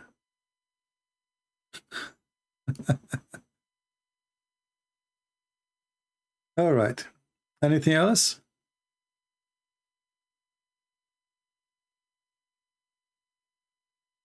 You know, we don't care really who is the father of Muhammad. We care for him. I mean, you see, his father can be good, can be bad. His father did nothing wrong. I mean, I'm not against his father. Right? That will not change anything. But the Muslim books claim that Muhammad's father, obviously, he was a gigolo. He used to sleep with women for sex. If you have my book, you will see that the sister of Waraq ibn Nawfal, she offered the Muhammad father 100 camel to sleep with her. Now I believe this story is kind of exaggeration. I mean, 100 camel is like giving today somebody like $3 million. That will make you really a rich person. So why a woman, she want to give 100 camel to a man to sleep with her? It doesn't make any sense, right? Maybe she gave him a camel, maybe 2, but that will make him a gigolo, you know, a man who will sleep with women and get paid. And that was a practice, actually, the Arab, they do, you know.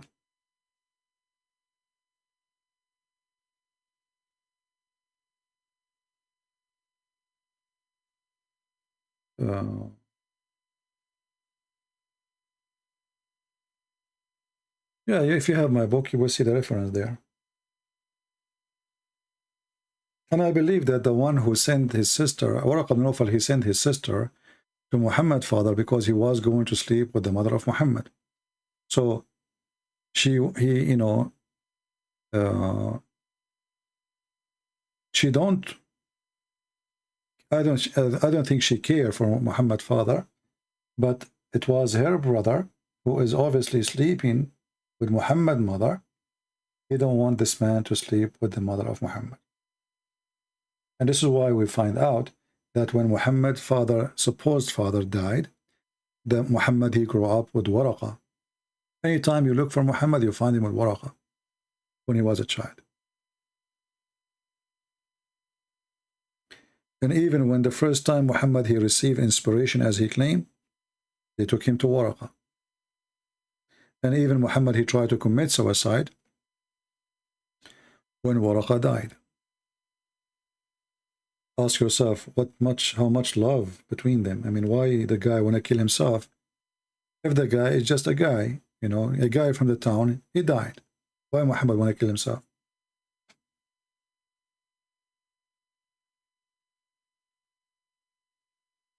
All right, I think we made the video so long. 3 hours and 33 minutes. Now again, supposedly we go live on it's already Friday. Oh boy. And I said to myself, let us go live and make a video for an hour. I was saying, we're supposed to go live on Friday. And look, the clock is already Friday. Oh boy. Time goes so fast. See it? It's Friday. Thank you, people. And then they will say to me, I mean, you go to Patreon. Patreon is really a very painful for me. I mean, people, they keep sending me email, and one after one. And you know, and I keep posting on the front page, please guys, for God's sake, ask me when I am live. And then I go back. After I just finish saying that sentence, I go to Patreon. I open Patreon. I find like 20, 30, 40 emails.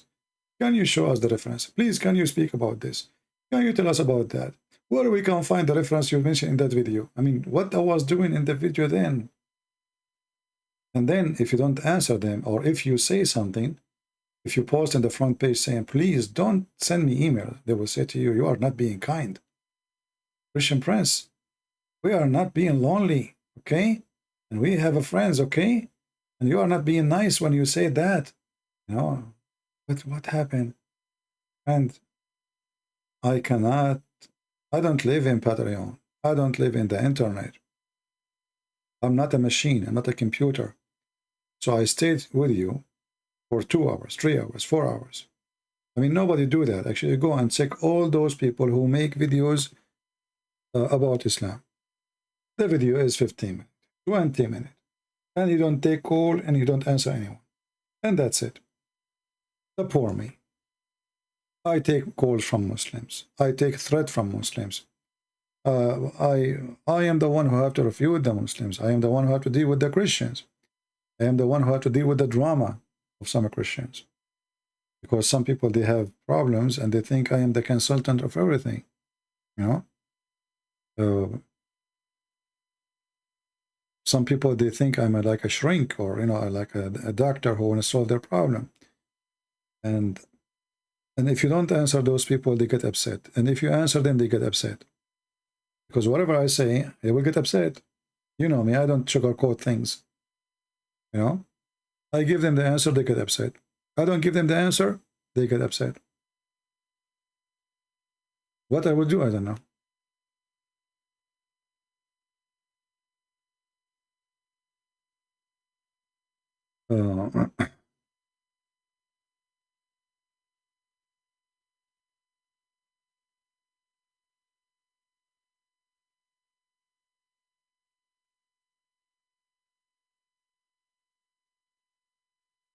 Okay. Anything else before we go?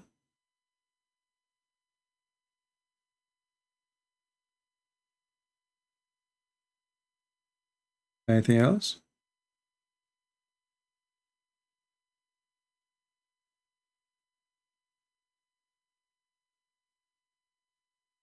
I don't mind to, I mean, I do my best to help everybody. If you ask me a question, but make your question something first public, not private, so everybody can get the answer. I mean, I don't mind if you ask me a question now. I will tell you my opinion, and my opinion might hurt your feeling. But don't be upset because I say to you, you don't like something you don't like to hear. I mean, people, they ask me, and the second day I answer them, they say to me, you are rude. So why you ask me? Don't ask me if you like to hear something nice. You see, people who they are kind in their words to you, well, they are not telling you obviously how you look like. You know what I mean? Ali Akim, Akmim, are you a Muslim, Mr. Ali?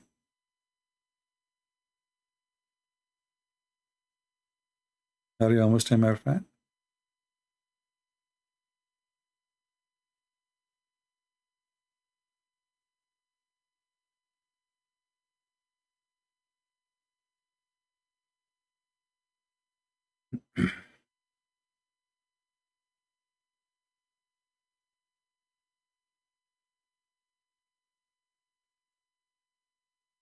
Okay, thank you guys for the kind words.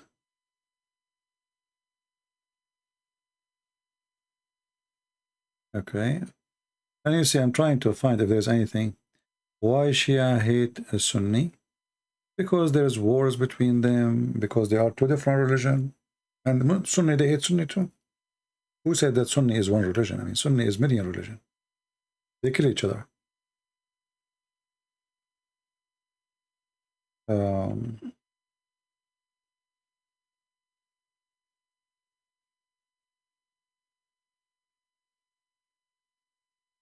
Is it wise to preach to the Muslims communities in person who don't have access to the internet? Yeah, why not? But they always remember, when you preach, there is many people, they go and they think preaching is just saying to them, Jesus loves you, and etc. But if you don't have knowledge, if you are a person you cannot answer questions, then your preach can work in the opposite direction. So before you go and preach, shouldn't you learn first what you are preaching? Don't go to fight with the devil. I'm not saying the Muslims are the devil. I'm saying the devil is wrong information, misled, misguidedness. So in order for you to be a person who can guide people, you should be a person who have knowledge before you do that. You know what I mean? What is the best proof that Muhammad is a false prophet? Very easy, his prophecies.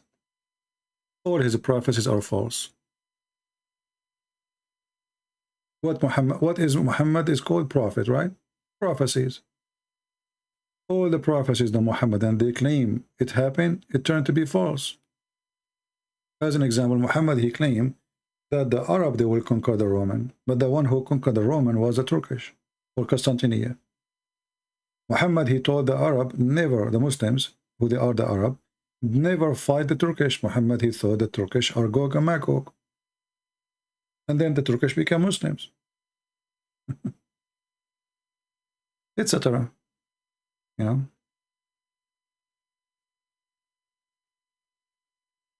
Do you follow Father Zachariah Butros? No, I don't. I don't have time.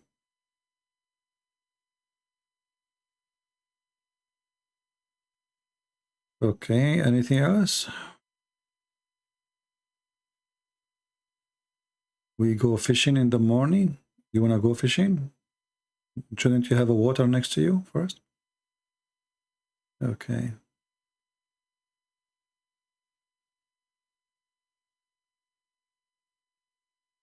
When Muhammad, he says that Allah, he sent ice from mountains in heaven, as an example. Well, this guy, he claimed that his God is talking, and he is saying that hail is coming from mountains in heaven.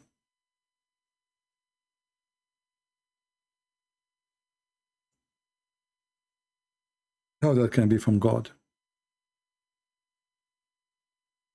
This is just an example. I mean, otherwise, the sun set in murky water, the child's sperm is coming from the backbone, you know.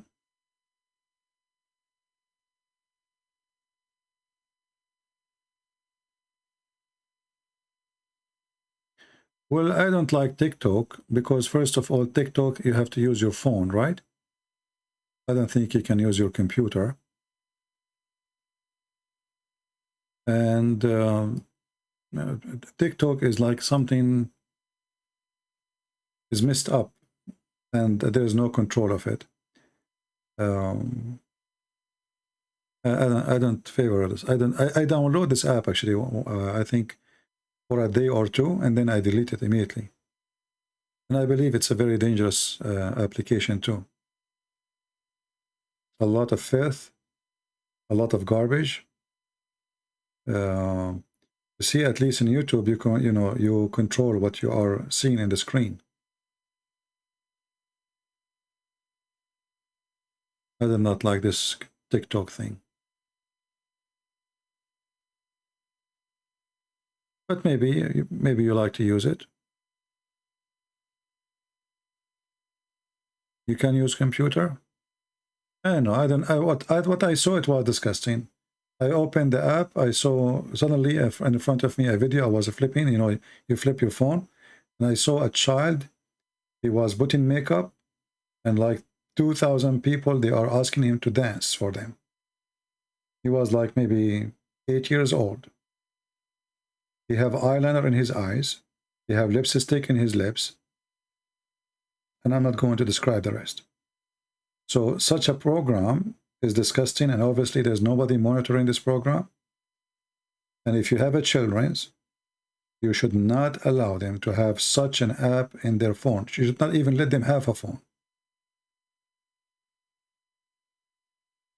I was disgusted. I was, really very, very, very disgusting.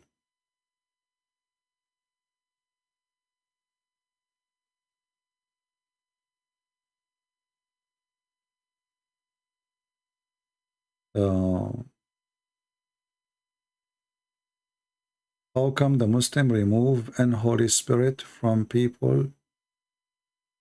I am a Christian from Mumbai. Well, this is a fabrication, my friend, because Muhammad himself, according to Muslims, he was under black magic. So if Muhammad himself could not remove evil spirit from himself, how Muslims can do that? This is all fabrication. They bring a guy or a woman, they pay them, and they, but as you see, here we go. This is Muhammad under the black magic. We don't believe in black magic, so let us say he have a demon. Okay?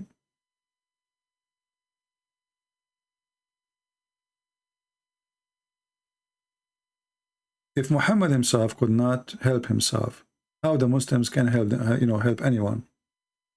Who is more powerful, Muhammad or a Muslim? This is just a fiction. If you have a weak brain, anyone can fool you. Do you see it? The Prophet was bewitched, so he began to imagine that he had done a thing which in fact he had not done. How come Muhammad could not help himself? What the Muslim they do? They will say to you, the Prophet, he told us read Quran. Well, this guy, all of him is the Quran. He is the Quran.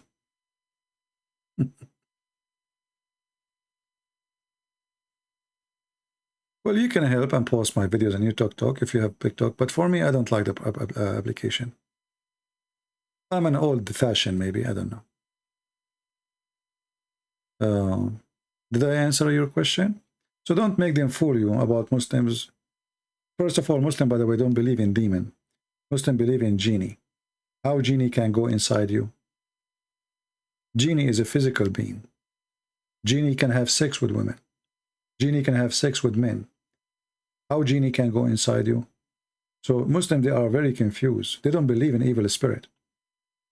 There's nothing called evil spirit in Islam. They have a genie. I don't think so. I don't care really for Twitter. You see, having Twitter and Facebook is nothing but stress. I feel way better when I deleted my accounts in both of them. I feel I'm relieved, let's say.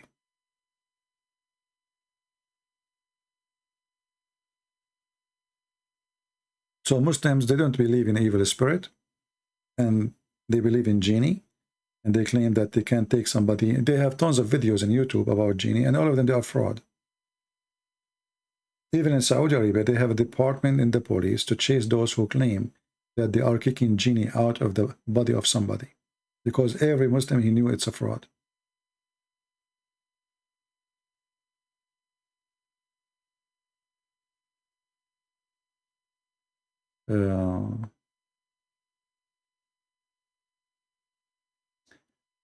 Katazina Habas, what is your question, my friend? Repeat again. Is it true that 200 verses of the Quran is lost? No, there's way more than this. As an example, the chapter of Al-Baqarah alone used to be equal to the chapter of Al-Ahzab. This is just in one chapter. So go check them out, and you will see the difference, and then you will get the answer. According to Umar al-Khattab, the Quran was 1,025,000 letters. And right now, we don't have even 250,000 letters.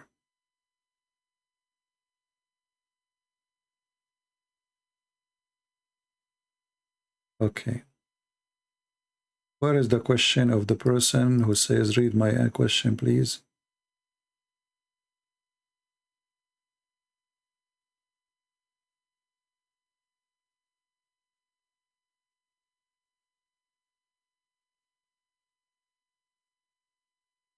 When you say to me, read my question, please, you better put the question next with that phrase.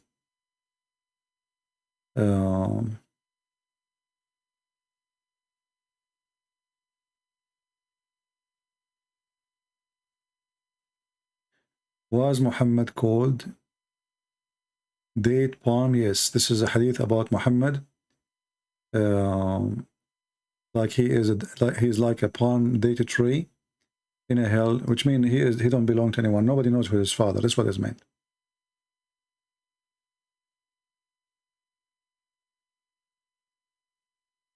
What is the most dangerous Islamic countries in this world? I believe the most dangerous, I think, Pakistan and Afghanistan. Like Arab are not really too much.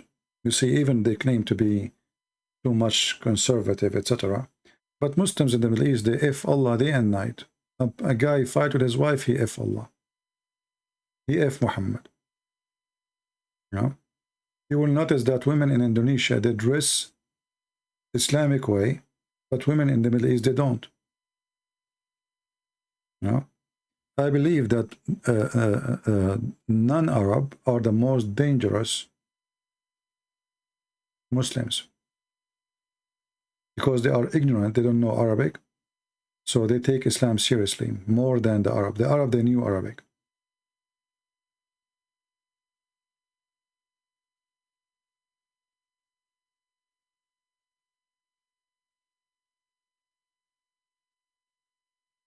I mean, how somebody live in Indonesia, in a very hot country, wearing hijab and burqa and those stupid things.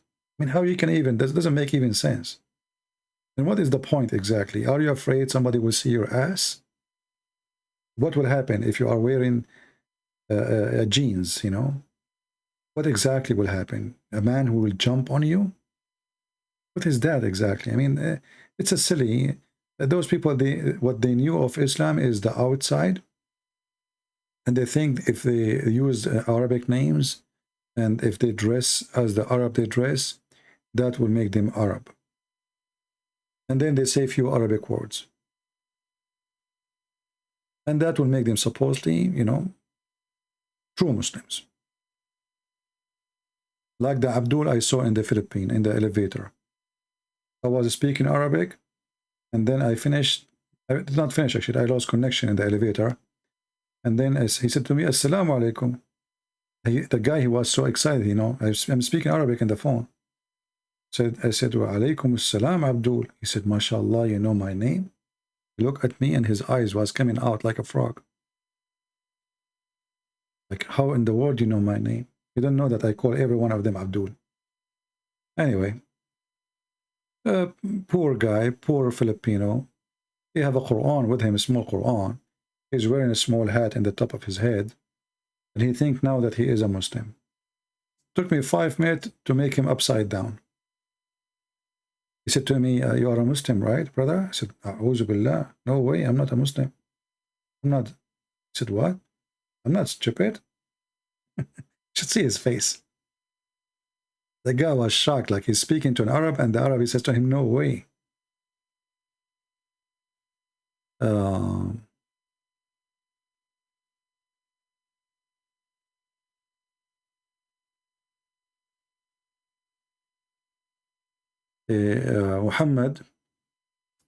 Muhammad, he described Shaitan as a person from Ethiopia.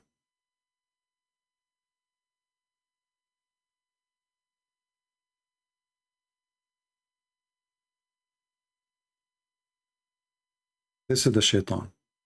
He is an Abyssinian with a small shank.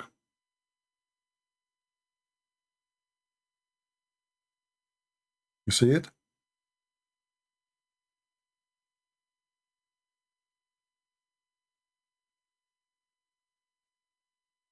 And in different hadith, Muhammad, he says, the most person Allah he hate is a black man.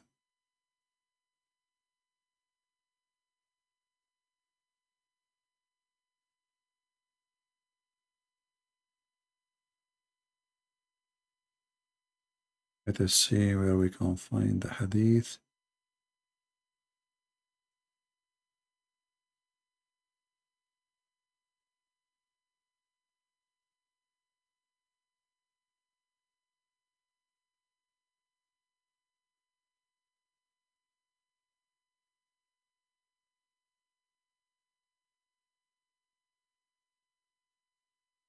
Let us see.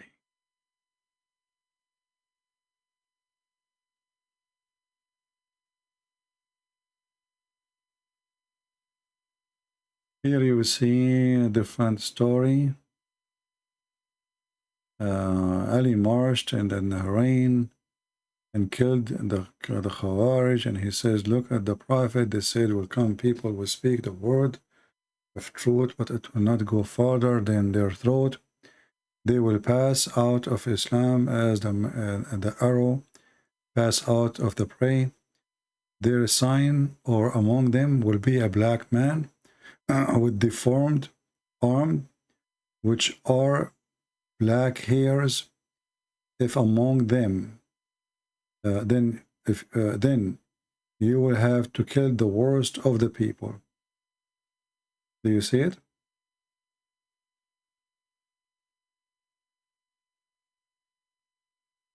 And here Muhammad, he described the worst of the people is a black man. And different hadith says the most person Allah he hate is a black man too. There's tons of hadith about those things.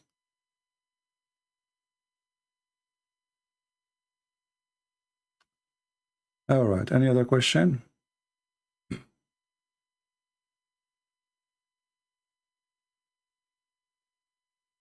What is my favorite song?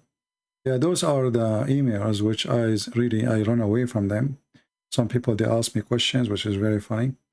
What is my favorite song? Why is it important for you to know my favorite song? And why I should have a favorite song?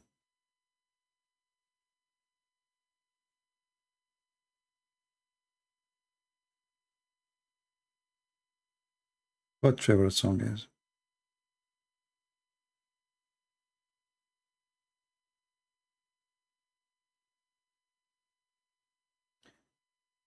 Anything serious besides favorite song?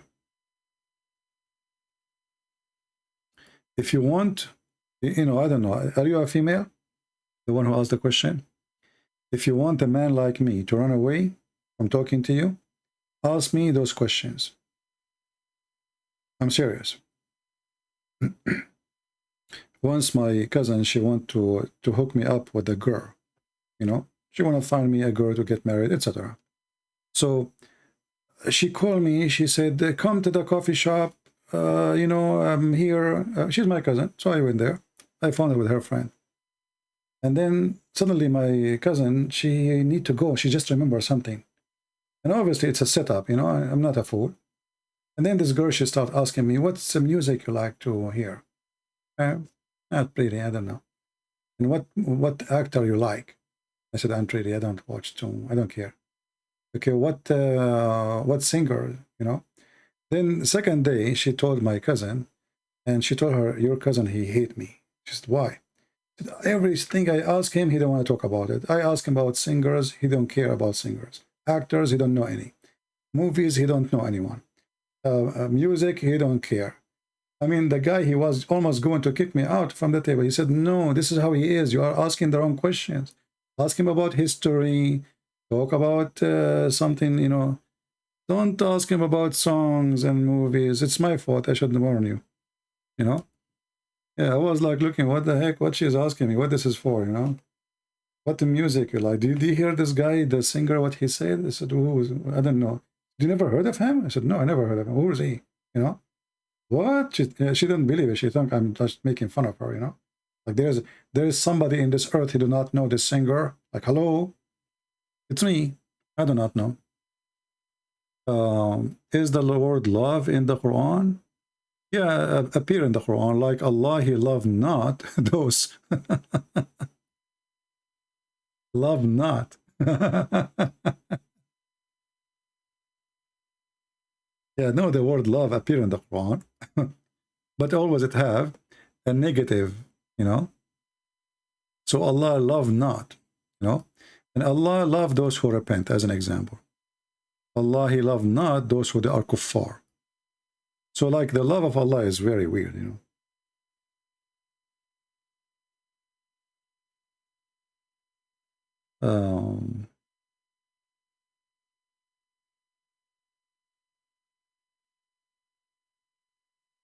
Yeah, hello. No, actually, sometimes I might sing songs. I try to, you know, I can make voices of some, like Zakir Naik, you know. It's like, you know, like a hobby. So sometimes if I sing those songs, not because I like them really, but they are like, there's a singer in the Middle East, his name is Fred Atrash. This guy, he have a very unique way of singing. And when you sing, you think he's dying. He's squeezing his head. His head is between two hammers, you know. And the Middle Eastern, they love his songs. So I find the way he sings is really funny. And I make his voice. But I don't make his voice because I like his songs. You know? Like there's a song, you know, he sang. I mean, this guy is like, if you think the guy is dying, why in the world you sing like that? But they like him. What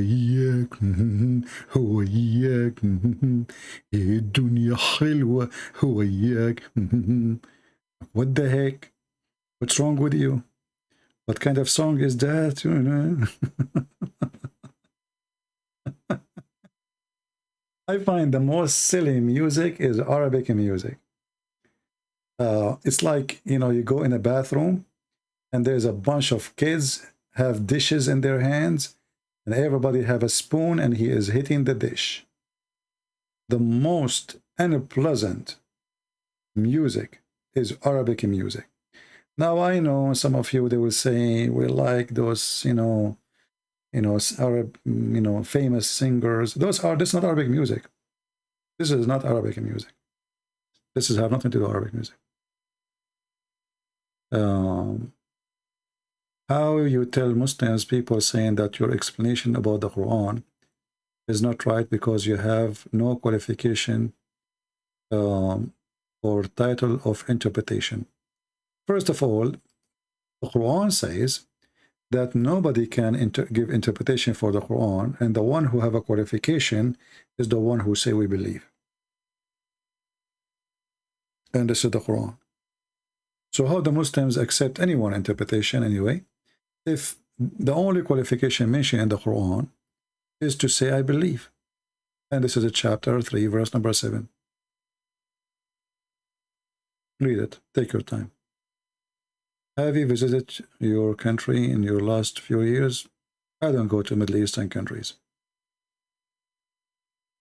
All right. Don't ask me, personal questions. It's not really.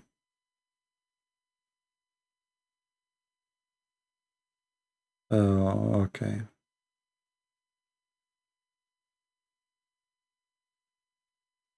Any question? Look like we are going to pass the 4 hours already. And already we are almost, it's going to be 2 a.m. in the morning soon. So I don't think I will be able to go live tomorrow. I mean today. What song is not my favorite? This is a good question.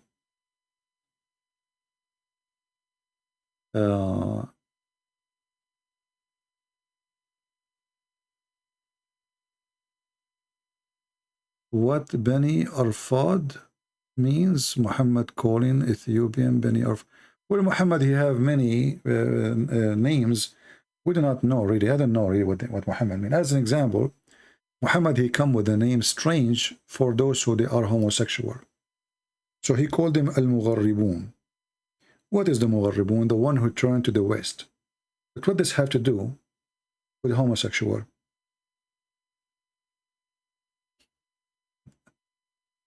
Even the Arab in his time, they ask him, what is Al-Mugharribun? What is that?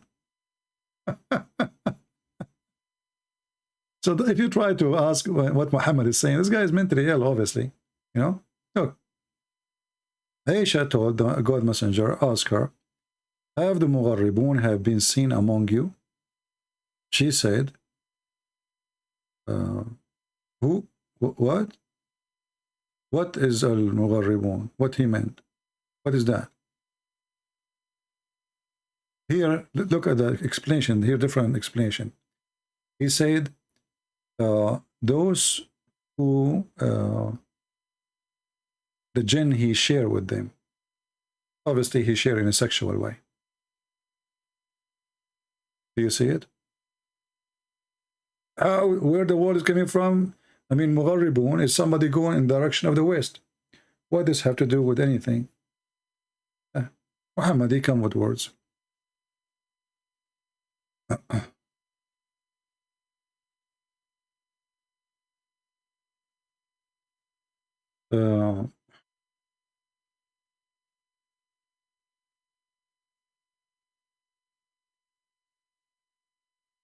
Anything else?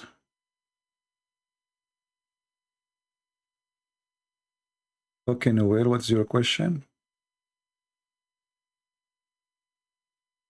Muhammad was drunk most of the time. Yes, he was. Actually, he used to be drinking at least 3 to 4 days.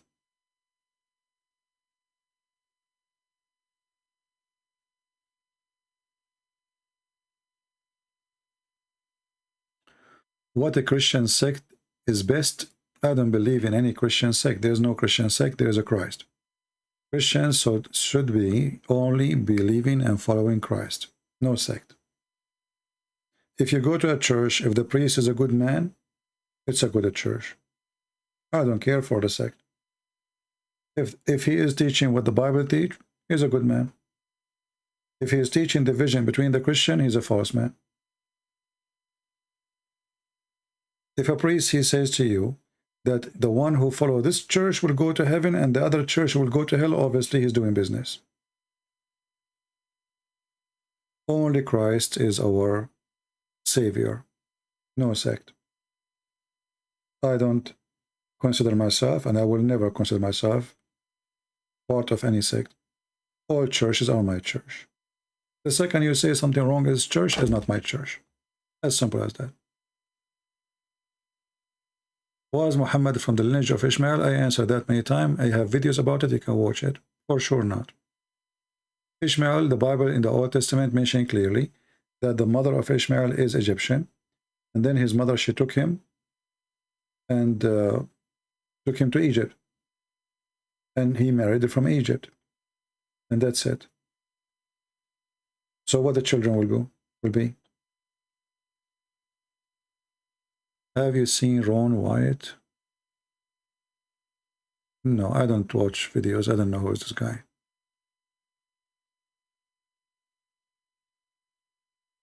It's okay. And this is my advice to you.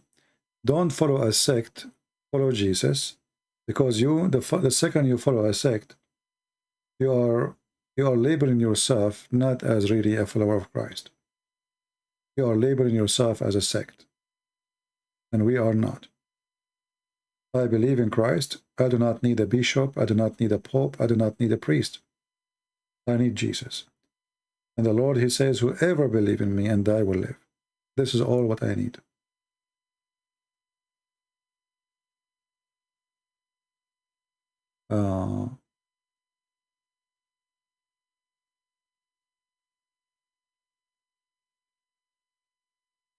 You know, when a person, he is supposed he's a Christian and he focused too much in sect, obviously he's chained. You know, he's chained and he became limited, and his brain is not really functioning right. It doesn't matter really what they claim about I'm right, he's wrong, because if you think carefully, you will see the difference. The differences between them is very silly. I mean, it's not even worth to be difference.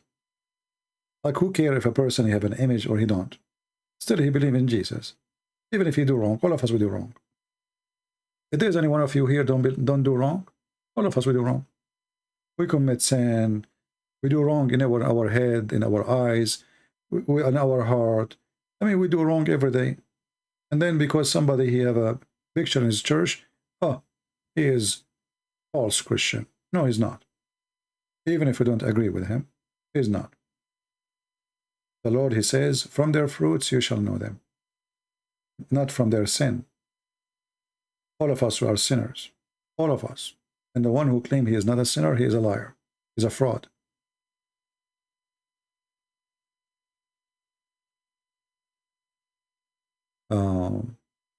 Why Allah could not give child to Muhammad? Actually, the children of Muhammad, they died, according to Muslims.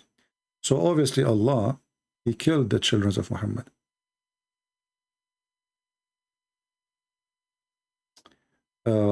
Bible answers, you're lying, CP? Why I'm lying? Give us your wisdom, my friend.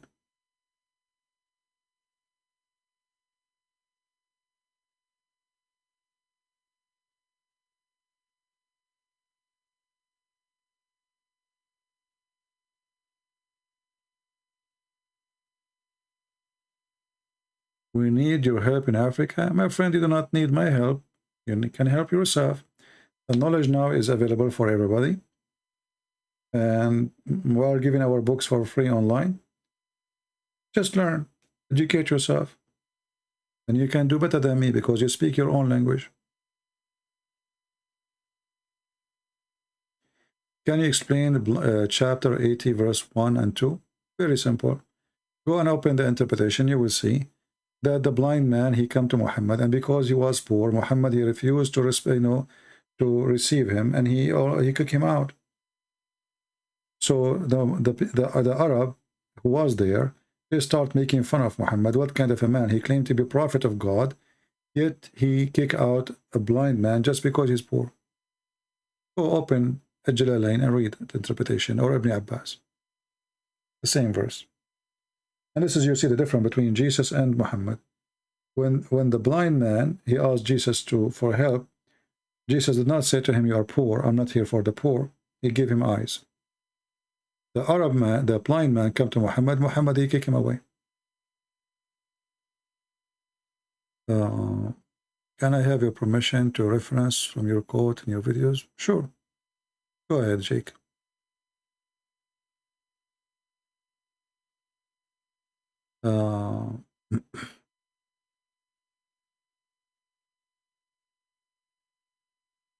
Okay.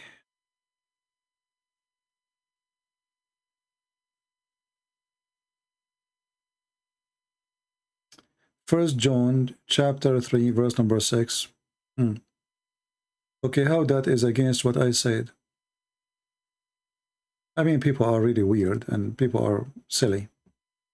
Let us open John, First John, and people will laugh at you, the one who is accusing me of lying. I said that from their fruits you shall know them, not from their sin, right? What does that mean? Well, all of us are sinners. So if by our sin we will be known, well, none of us will go to heaven.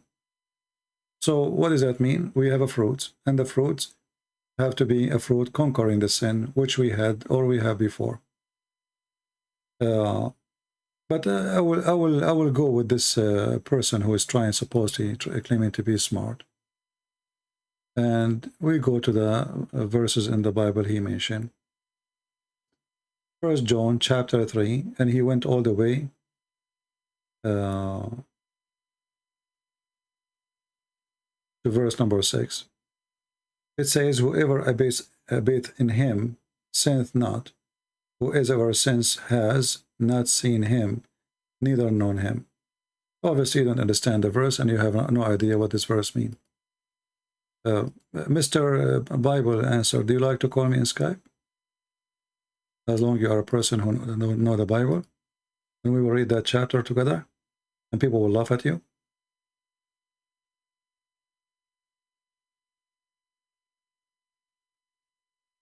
You are very stupid, because if you read verse number 4, it says that the one who do commit sin, he is breaking the command of God. For the sin is breaking the command of God. And you know that the Messiah, he came to delete or to demolish all the sin of mankind. How? How? By promising us salvation. And then in verse number 6, it says, everyone is fixed in his faith with the Messiah. He don't continue with sin. And the one who continue with his sin, he did not know the Messiah. He did not recognize him. Well, this is true. When we do sin, we fight our sin. But doesn't mean that a person who is a Christian, he don't commit sin and he will never commit sin. Otherwise, we are holy. So you understand the verse very wrong. And the sin he is talking there about is about following wrong God. Following Satan and his teaching. Otherwise, even Peter himself, Jesus called him Satan. Well, was Peter Satan?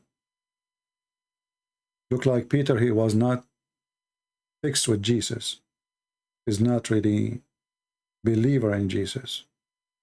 People are silly and they try to take words out of their meaning. The Bible says every man is a sinner. Every man. And what the verse here is saying to you, if you are a true believer in Jesus, you fight your sin. That doesn't mean that you don't do, you will never do sin again. If you don't do that, that make you a saint. That's why we have the word saint. But how many of us are the saints? And I believe even the one we call them saint, they commit sin. So you are funny, my friend, and you are silly.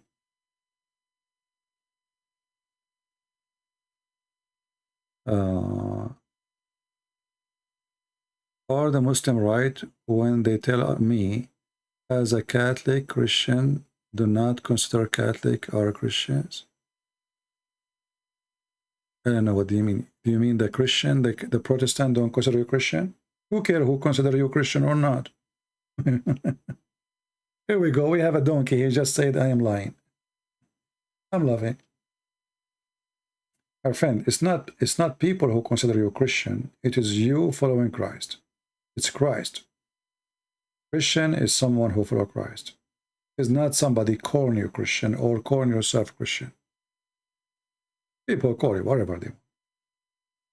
A person, he stands on the screen, he says, you go to hell. Okay, yeah, mental.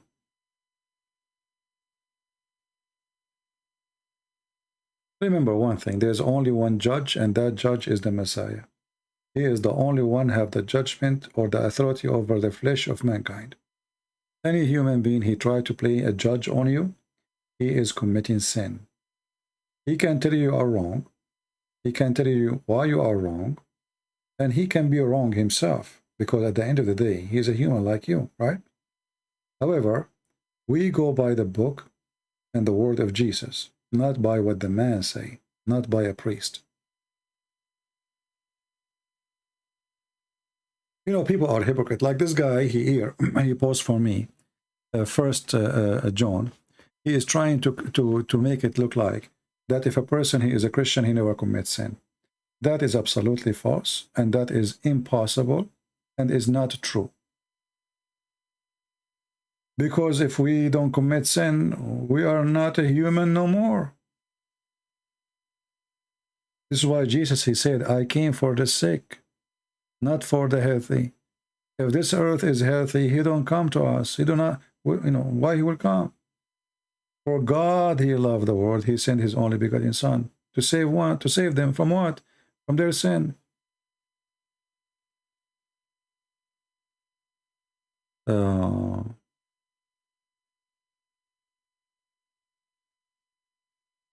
No problem, my friend, but this is not an... who care what the Muslim says? People who kiss a vagina claiming that it's a stone from God. They are the one who will tell you if you are a Christian or not.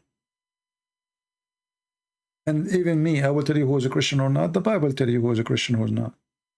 Jesus tell you, whoever believes in me and I will live. Do you believe in Jesus as God? Your God and Savior? If you do, you are a Christian. That's it. Who cares what people say? What Jesus said to the women, the sinner women, who cry asking Jesus for forgiveness. Your faith. The same for the women who she is not even a Jew. Your faith is great. She is not even a Jew. She called him Lord. She said even the dogs, they take the crumbs under their master table. What Jesus said to her? Your faith. So my friend, your faith is something you know, no one else. No one else. Not me, not anyone. For you are the only one you know what you believe in your heart.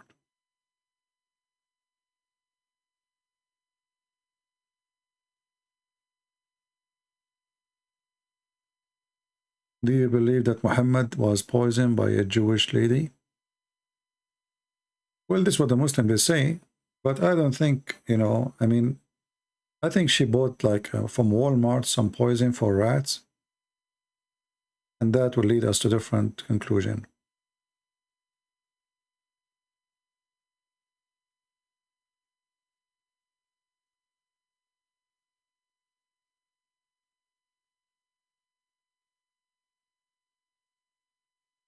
I stumbled into a video asking why no record of Jesus before 30, to your knowledge. Well, you know, the disciple of Jesus, they met him when? I mean, people, you see, there is a very weird stories. People, they come with, or you know, like wrong questions. When Peter, he met Jesus, so what Peter will know about Jesus except after he met Jesus? And obviously, what is given to us about the Messiah is the time the Messiah he start announcing himself, and this is the important thing. But before that, obviously the Messiah did not announce himself. He did not start his mission, let us say. There's a certain time where the Messiah is not starting his mission. So what the disciple will tell us, the Messiah before that age, they know nothing about him. How they will tell you, and what they will tell you. They were not his disciple. Do John, he knew him before, but we knew, as an example from the story, when Mary, she asked the Messiah in the wedding of Cana, she asked him to make the water, like she told him, they are out of wine. This is the first story we heard here. She's asking him to do something. Their wine is almost up. There's a wedding party, embarrassment. And obviously those are relative to Mary. Why Mary, she asked Jesus to do such a thing? I mean, this is not normal. Let us say I am a child of a woman, and I'm going to a wedding, and now I'm a man, you know, and mother, she said to me, listen, they are out of wine and you need to do something. But I don't own wine, I don't own manufacturer. What I will do, what exactly she's expecting. And you will notice here that Mary, she said to the servants, do as he say. So she was sure he can do miracles. So from this story we knew that obviously Jesus, his life was full of miracles. Even though we did not know about it, because it's not time. And this is what Jesus said to her. He said to her, my time is not yet. My time did not come yet. Do you understand? My time did not come yet. So because it's not his time yet, it is, I'm not going to do anything.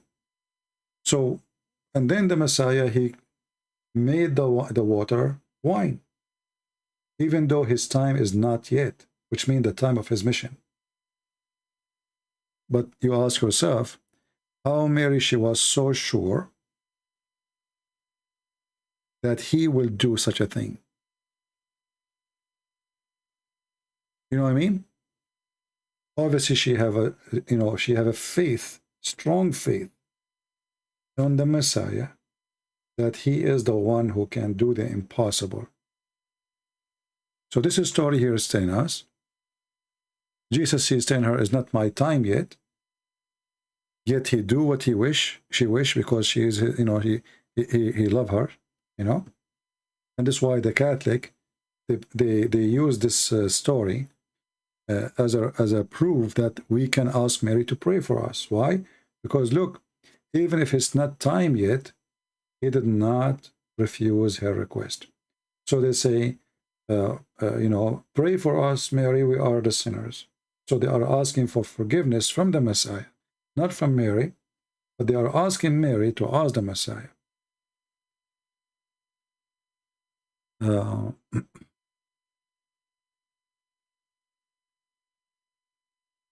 Anyway.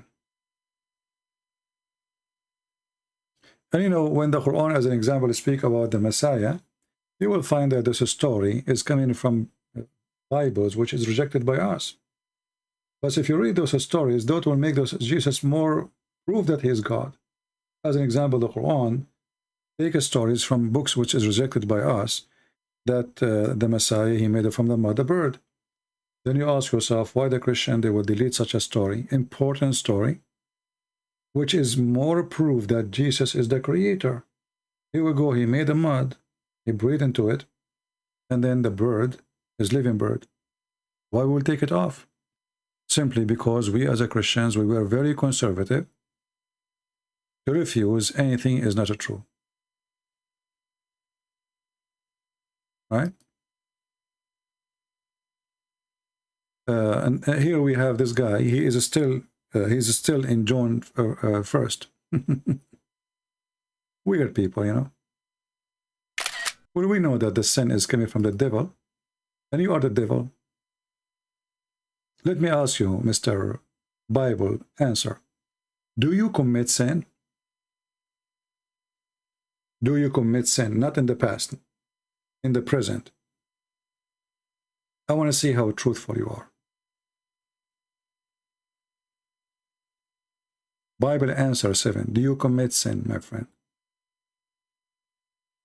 Do you commit sin?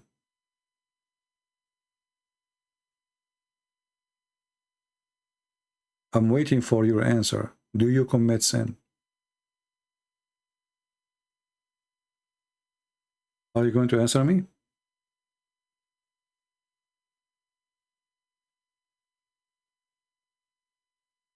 You will not? If there is something wrong?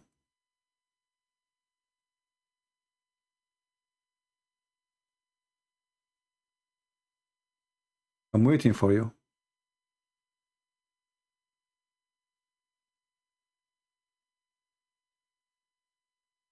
I cannot use to, according to 1 John. What do you mean you cannot use to? What does that mean? I'm asking you, do you commit sin? Do you commit sin?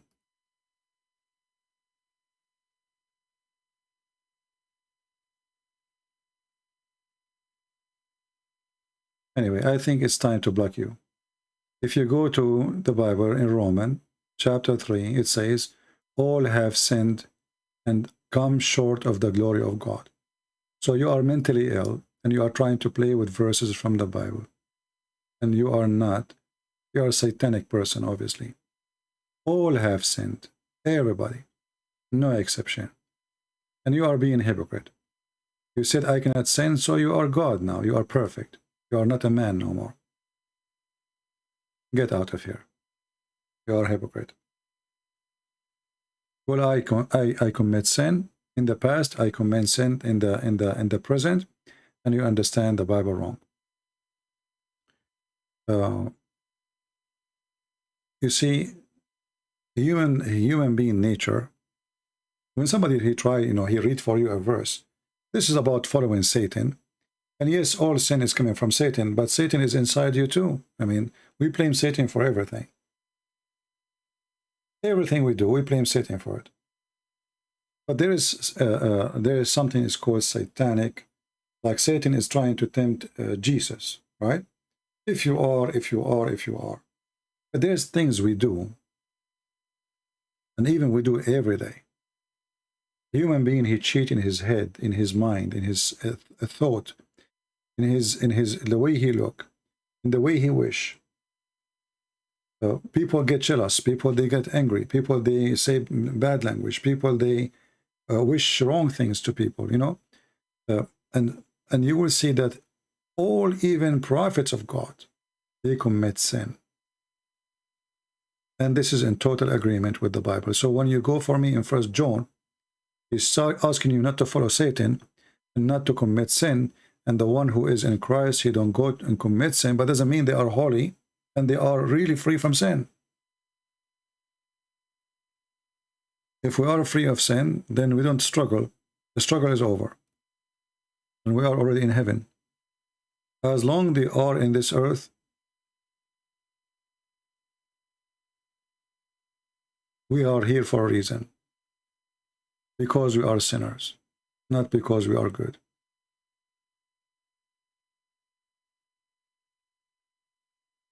All of us, we are sinners. No exception. And the one who claim they don't commit sin, they are just hypocrite liars. And the proof actually that we commit sin, that all of us, we die. What is the wage of sin? Death. Why Adam he died? Because of sin. Right?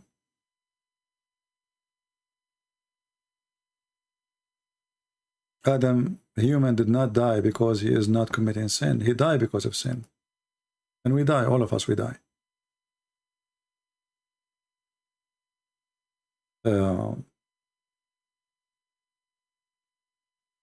Anytime you see somebody, he claims that he is sin-free, he's a liar. I assure you.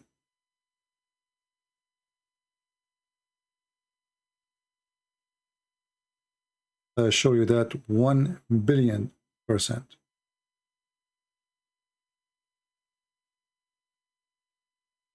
That's absolutely false. And actually, this is how we examine the one who is truthful and the one who is a liar. The one who claimed that he is pure person, he don't commit sin. He is claiming to be from above, like Jesus. I am from above, you are from below.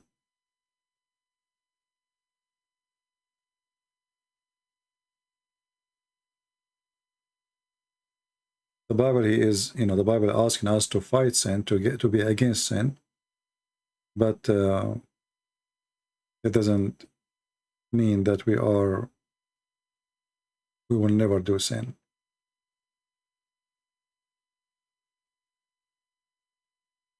People are weird, and hypocrisy is a big problem.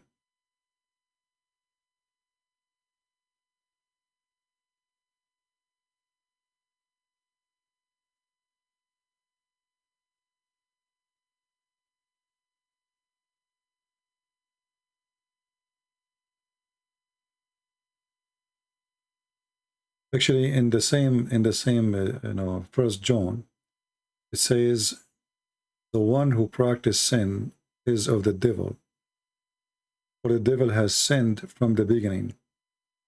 The Son of God appeared for this purpose, to destroy the work of the devil." To destroy the work of the devil. Is the work of the devil totally destroyed? No.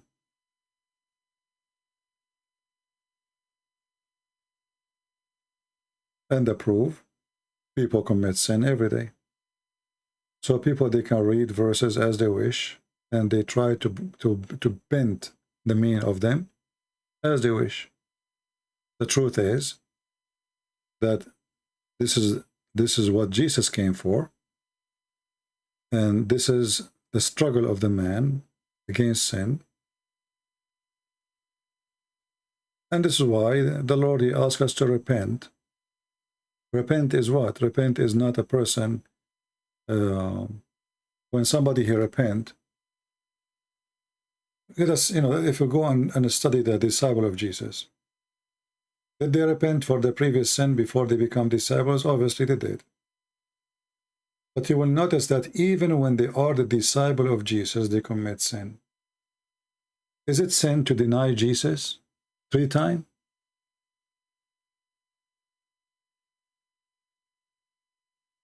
What do you think, guys? Is it sin to deny Jesus 3 times? Who denied Jesus 3 times?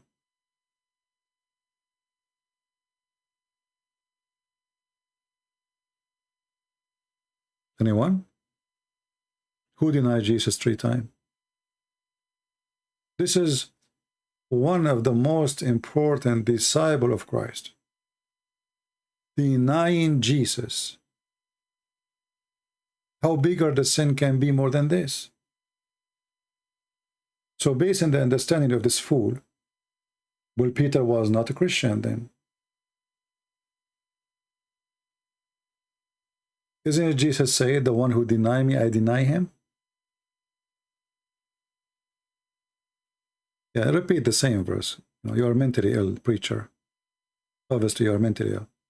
So as you see here with the proofs and evidence, the most important person in the disciple of Jesus, he denied Jesus, which is a huge, huge sin. This is way more than anything else. Can we say that Jesus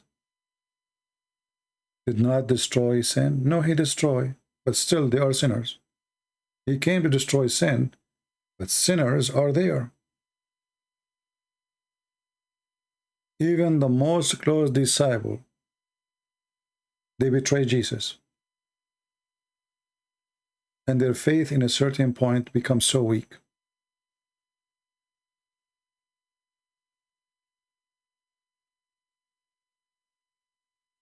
So do you see how we prove you as a fool and as a liar?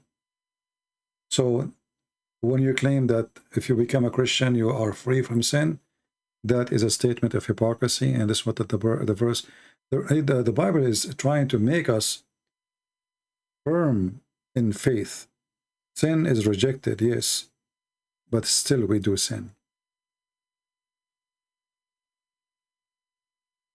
Anyone he says he don't, he is a liar.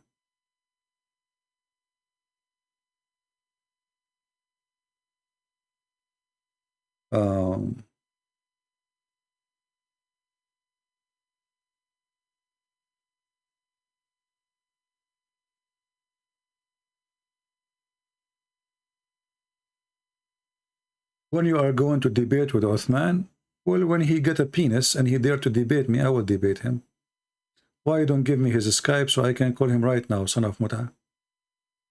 Why Muhammadan, they don't ask themselves, why this boy, this choppy boy, don't dare to give me his Skype? You debate with Uthman, do you want me to fly all the way to Uthman? Who is this Uthman? This guy, he said Muhammad is not even from Ishmael. Uthman. Don't you see we are laughing at him? Became our joke.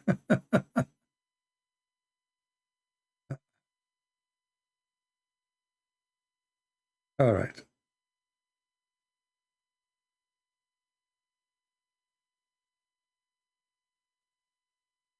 Anything else?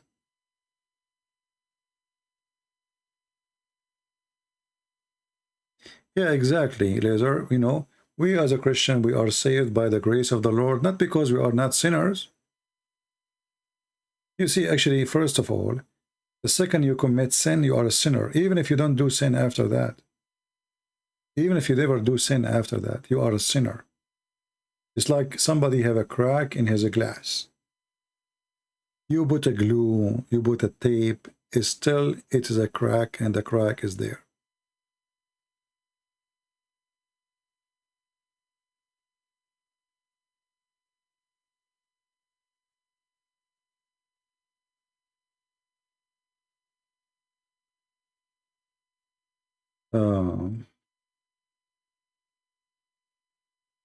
And when somebody, he come to you and he says, I don't commit sin, he's a liar. Never believe him.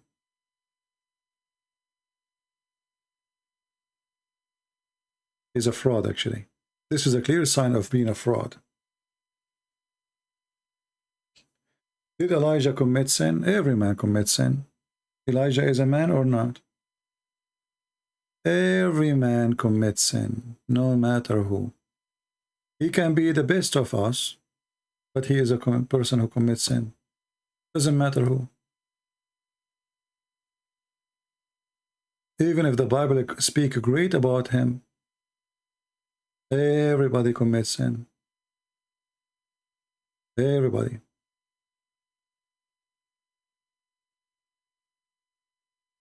Prophets, disciples, everybody.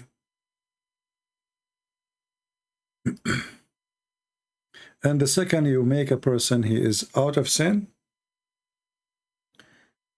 you just claim that he's God.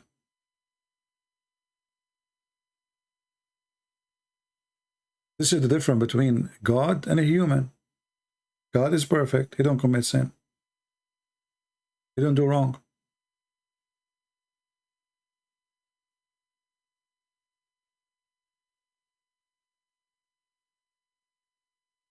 Did you say Omar Suleiman wanted to smoke? I don't know. Who is Omar Suleiman anyway?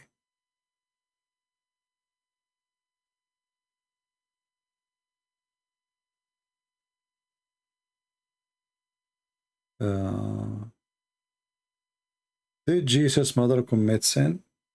I believe that Jesus, Mary, she is a special person, or she was the host.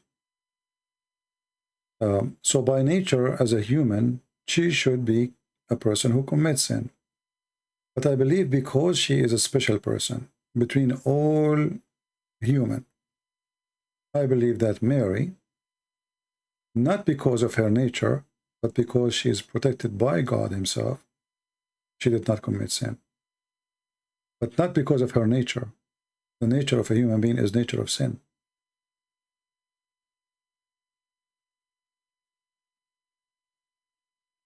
It's like, saying, when a woman, she touched the clothes of Jesus, she was healed, right? Just by touching the clothes of Jesus. So what about Mary, who is hosting the Lord for 9 months? So because he is there in her life, and she is part of the plan, I believe she was a special, but not because of her nature as a human, but because she is a very special human, protected by God.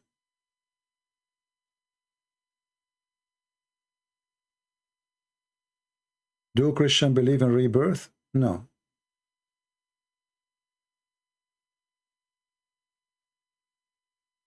If you ask my mom, she will wish she can replace me, but it doesn't work.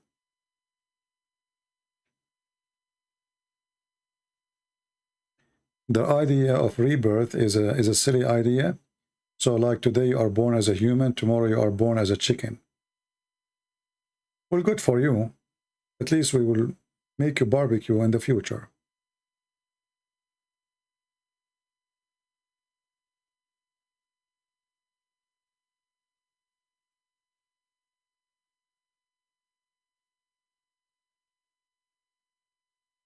Yeah, I made a video, Jake, about chapter 9, verse number 31. You can search it online.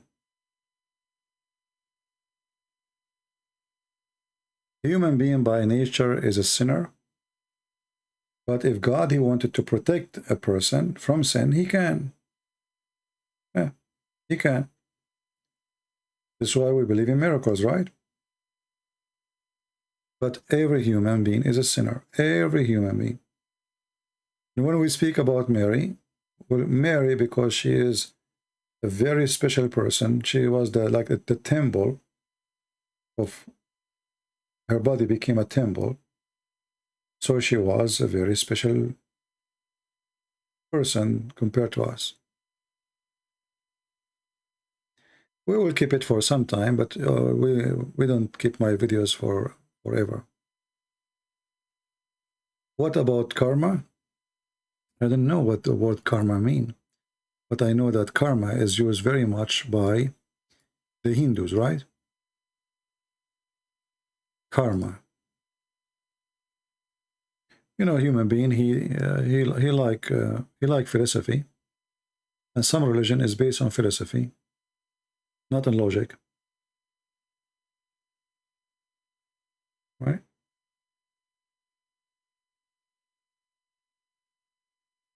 With the karma, according to the Hindus, that what you do today decide what you will become tomorrow. But if you think about it, okay, what I was yesterday, and then I am Trump today. Because what they are saying, that if you are a good person, you will come as a human, right? Okay, but how come you come as a human, but you are not, you are Muhammad today, not a good human? It's a silly logic, So what, like previous life, you used to be a lizard, and you have a good fruits? Now because you have good fruit, what, you were not eating insect, you were a vegetarian lizard? Hinduism is just a silly belief, somebody trying to tickle your brain with ideas, and if you have a little brain, your brain will tickle. Like the whole major faith of the Hinduism, that you are vegetarian, very important for them to be vegetarian. But if you think about it, there's nothing in this earth is vegetarian. Nothing. Even trees, they are not vegetarian. Go and put some fish under your tomato, and you will see how crazy they go. right?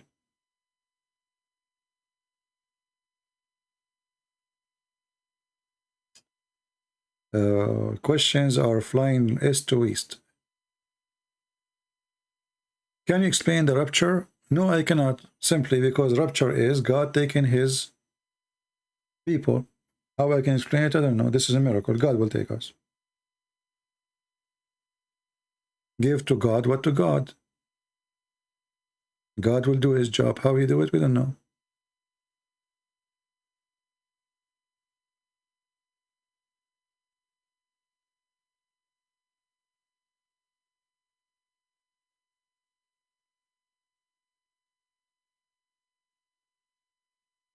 Yeah, but you see, if you go in details inside some belief, you will see how funny it is. I know, I don't want to, like, you know, Hinduism is not my target as a topic, but I find Hinduism the same as Islam somehow. It's silly, you know.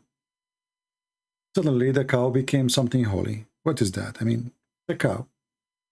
And, you know, like, we treat the cow in a very nice way, but then we put the elephant in a chain. How disgusting that behavior is.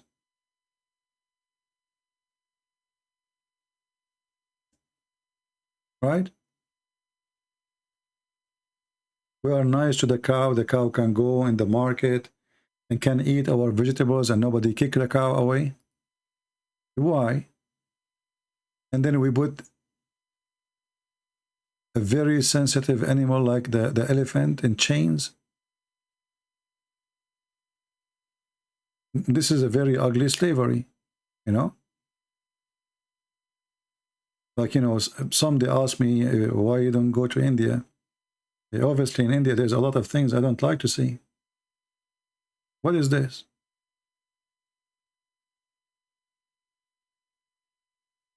Where is the karma? Where is the vegetarian people? So we don't kill animals, we don't kill a soul, but we destroy us, you know, a life of a creature like this. Why you are doing this?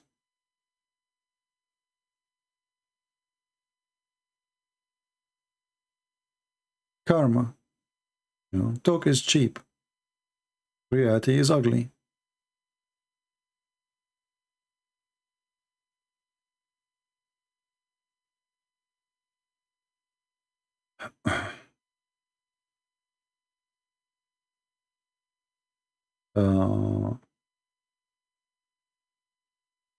The best alternative of a Christianity?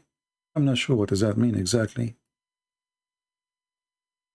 There's nothing called the best alternative. There's nothing called best and lowest. Christianity is a Christianity. And the best is to be with Christ.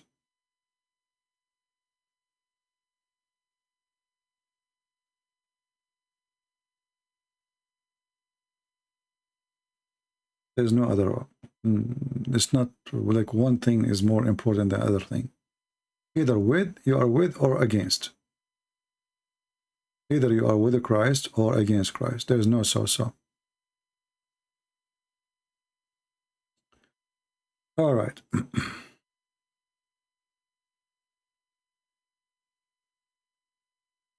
Send me your number so I can destroy you. Well, my friend, I am out of a glue. All of you Muslims, you keep destroying me. I don't know what to do now. I am out of cement. I bought cement from Home Depot. They don't have no more cement. All Muslims, they destroy me. True story. Well, as long as you don't send me your wife, I'm okay. I think I will survive. But your wife, she can destroy me for sure.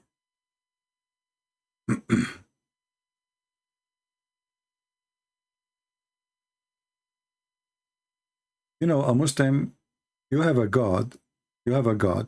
When you mention his name, Shaitan fart. And you want to destroy me. I mean, even Shaitan, he fart at your God.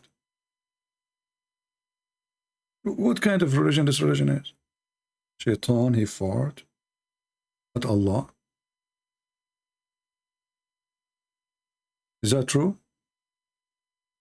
Here we go. Without getting the phone number of Allah. You say Allahu Akbar, Shaitan fart. Who destroy who?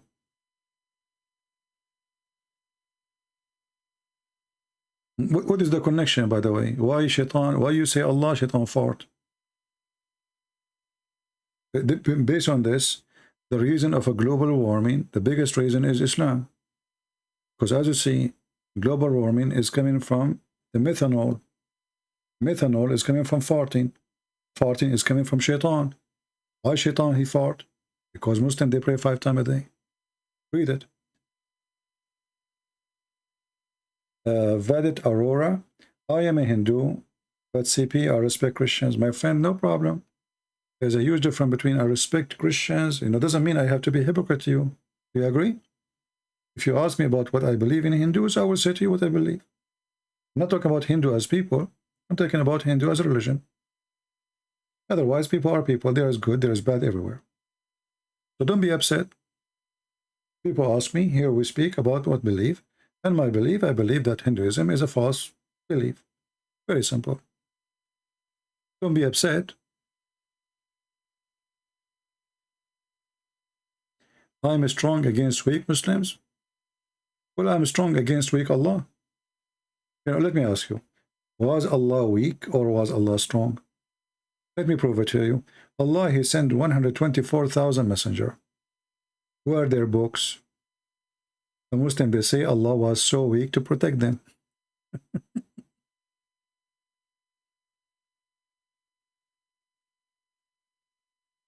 Oh, Lord, have mercy. Don't make me fart, please, Mr. Abdul.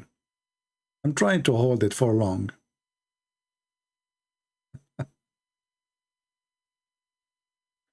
And this is my advice to anyone. If you don't like to hear something will hurt your feeling, don't ask me. I am straightforward. I don't care. If you say something to me, I will shoot back. I don't care. You like it, you don't like it, I don't care.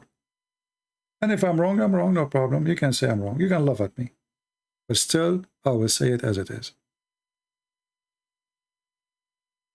And actually, I believe all of you are here listening to me because I say things without sugarcoating.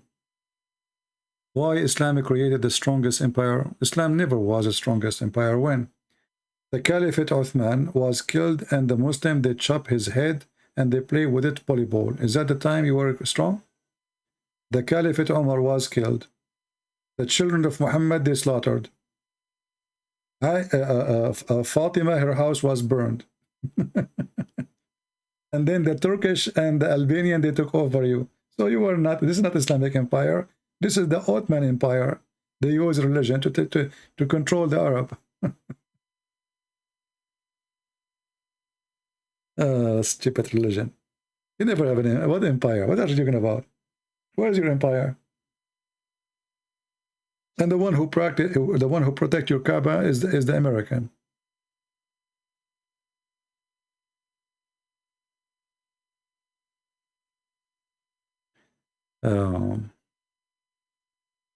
Do you hear the rooster? It's morning here. What you guys did to me?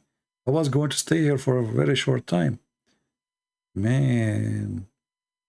For sure, Muslim invent science. As an example, as you see, this is science. This is chemical in front of our eyes. When you pray to Allah, shaitan fart.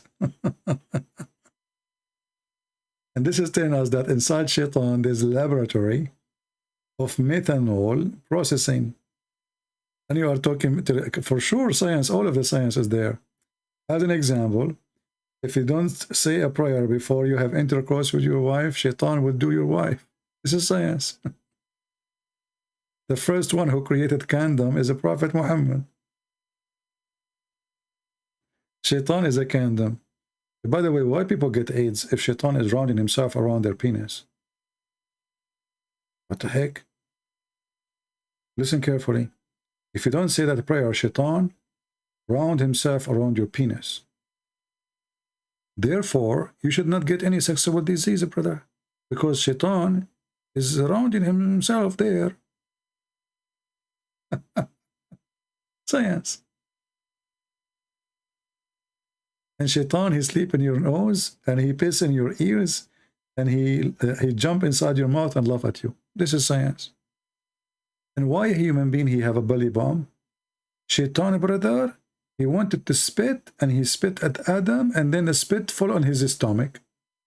Science. I have to agree with you. Islam is full of it.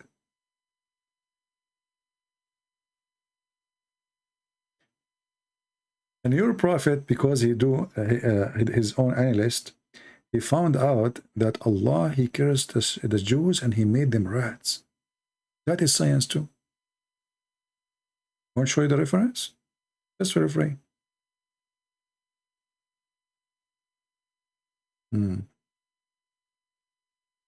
Well, we have to agree, Islam is full of it. I'm not going to say what. A lot of science. Oof, oh, Lord have mercy. I'm getting sleepy now. It's 2:33 a.m. I did not even eat yet. Oh boy. This is the benefit of being single. You don't know what you eat. You surprise yourself. So now I guess I'm going to make, like, I'm going to slaughter some eggs. Whew, that's good. The fastest and the easiest. Who need a wife, man? Here we go. Break some eggs. Fry them. Everything is good. Bingo. Oh boy.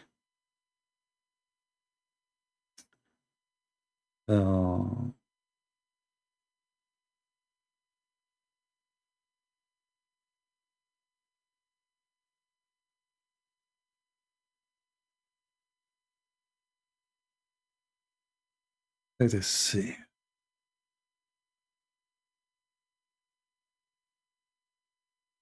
Yeah, you see here, you see those are people who they are satanic. They come here, they are mostly Muslims.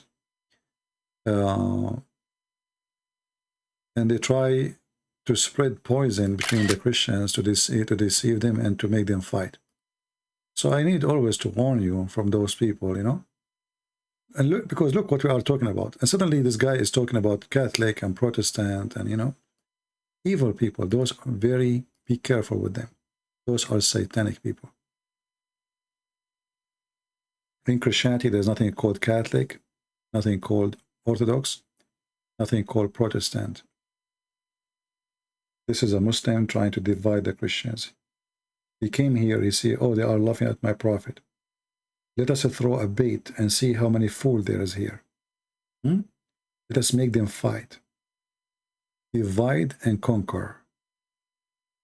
Well, we spit at you, Satan, and we step on you with our shoes. Who care about food, you idiot? We are Christians. Jesus said, "Is not what go inside your mouth, it's what come from your mouth."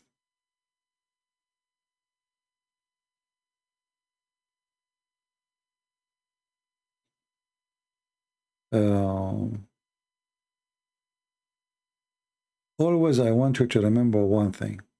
When somebody tries to divide you as a Christian, he is serving the devil, even if he is claiming to be Christian.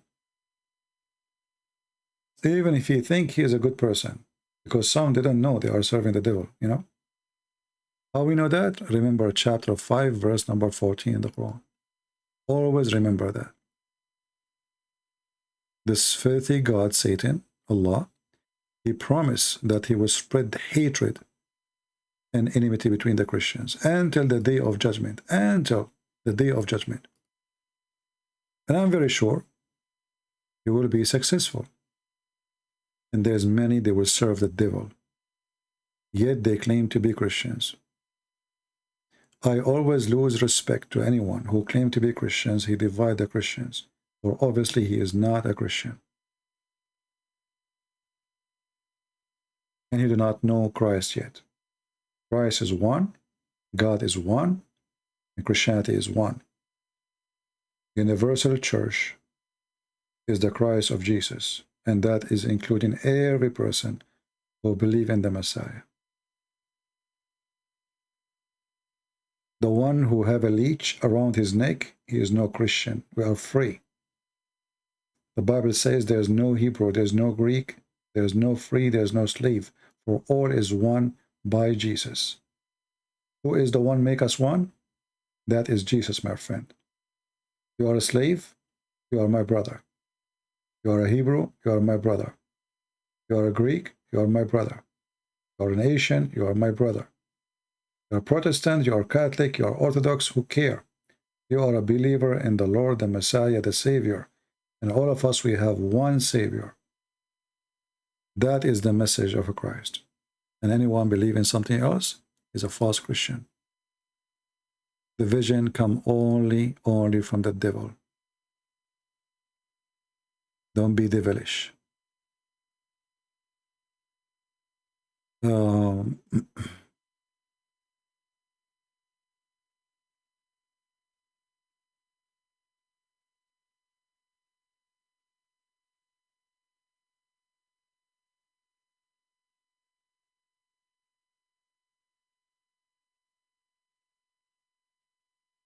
Yeah, actually, this verse in the Bible about and there's no slave, there's no free. Some they say to you, how come the Bible never spoke about slavery or against slavery? Actually, it does. The verse is in front of you. Because when it says there's no free, there's no slave, obviously there's no slave. And there's no free. Both are not exist. So what does exist? What exists that we are the believers. We are one person in Christ. So Christianity destroys all social discrimination made by the man. Which means inside the church, we go inside the church, and this is a phrase mentioned in the time of slavery. So when we go inside the church, there's a Roman person, which at that time was the highest citizenship. Like now you say American, the most powerful country in the world. But you go inside the church and there's an African, or there's a white man, he is a slave, or African man, he's a slave. In this church, those believers, they believe they are one. There's no slave there, and there's no master. Which means a Christian person, he free his slaves. He don't believe they are slaves. Yeah, today we have a very little number because I'm doing it in the wrong timing. Usually I go in the morning. I don't know if I should keep this video. Maybe I will keep it there for a few hours and then we delete it. So feel free to download if you like to download. Marriage is not for everyone, CP. Are you looking for a wife? I don't look for things. Because if you look for them, they never come to you. Do you know that a human being, life is funny? If you are a person who seek money, money run away from you. If you don't want it, it come to you. And this goes for anything in life. People, they spend their life running after something and they never reach it. In other way, they destroy their life, So don't look for things. Let things come to you in the right time. Otherwise, you will be making a mistake. Like if somebody is shopping for food when he is so hungry, he just want to buy any food. Why? Because he's hungry. He's desperate to eat. It's a wrong time for shopping for food. Same goes for anything else.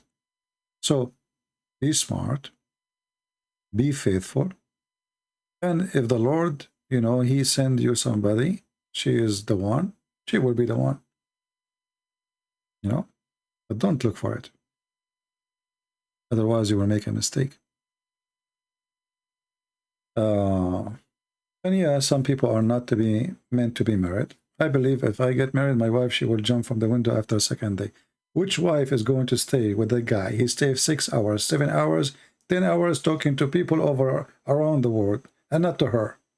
She will go crazy. Just think about it. So imagine I'm married, and now it's what? It is 2:42 a.m. in the morning. And this poor woman, she is sitting waiting for her husband. Where is this husband?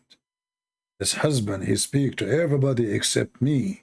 The only way she can ask me a question, maybe if she go in the chat room. And then she posts something in the chat room, and maybe I get upset from her. And I give her the answer which she don't like to hear. And then she come from the other room, and she have high heels from her hand. You know, women, I mean, you know the thing. Hey, Ali, you are looking for me? It took you a lot of time, Ali. Did you use GPS? All right.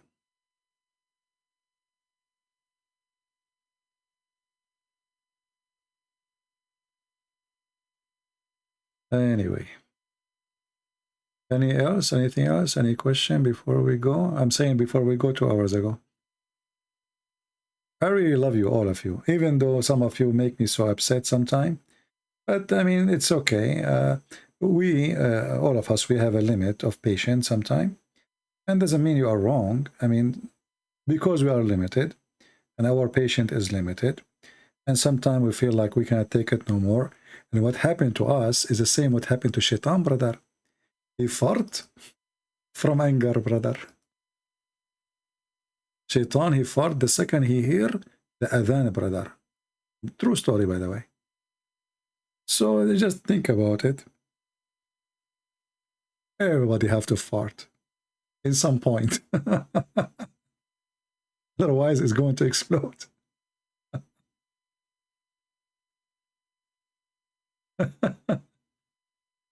Oh boy. Too much smell will kill you.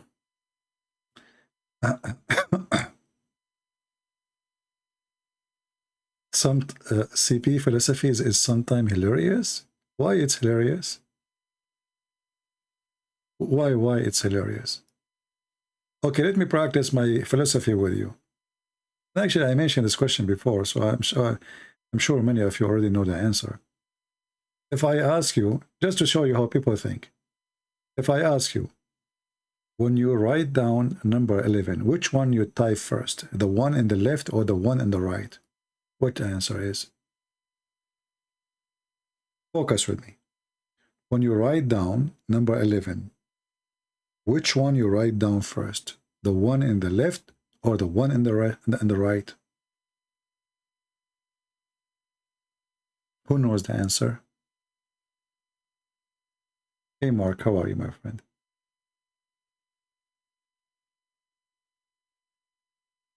It's a crazy question, isn't it? But in fact, it's not. Who want to give me the answer? Look, nobody dare to give the answer. Look at this. Unbelievable.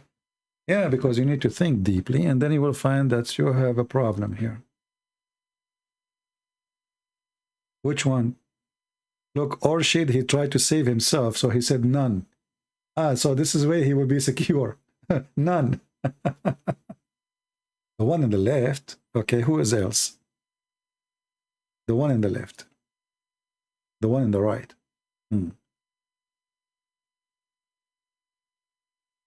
Left. Right. None of them. Doesn't make sense. You have to write one of them. Listen to the question carefully. Which one of them, the one in the right or the one in the left? There's no option of none. I mean, you guys, you broke the rules of physics. Okay, let me answer you. First of all, the first one you write, it's not left, it's not right.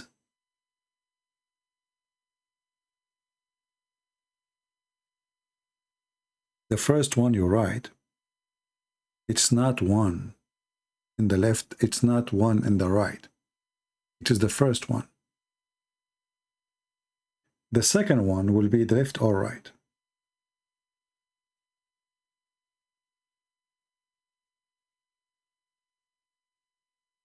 Do you understand? And this is telling you how a human being can be deep in thinking, and he can be shallow, and he jump into conclusion.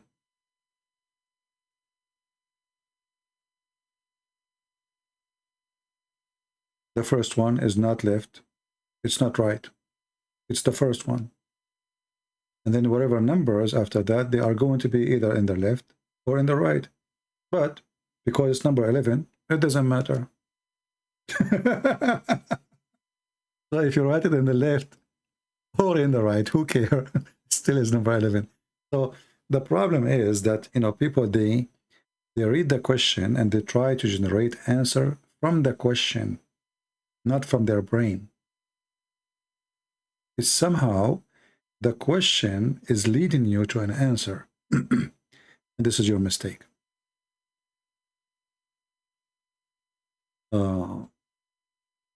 You can call a sheikh, no problem.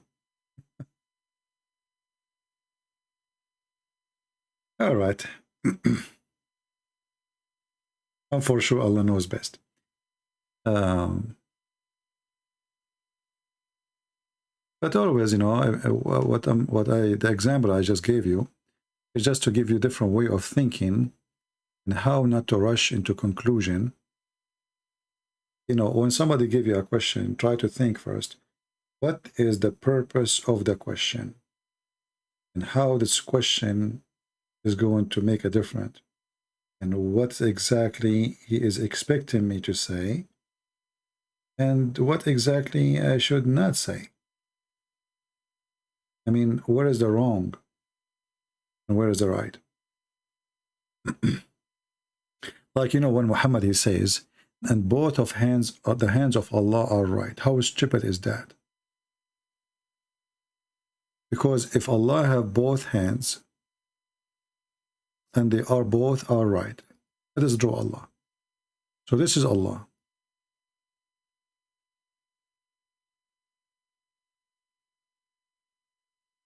Okay? And now this is the shoulder of Allah.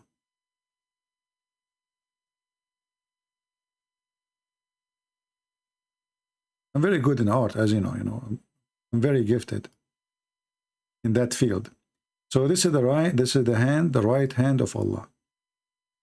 How he have two right hands, that is impossible. I'm not saying about how you can put two hands there, but two right hands is impossible because one of them is going to be the left with the other one.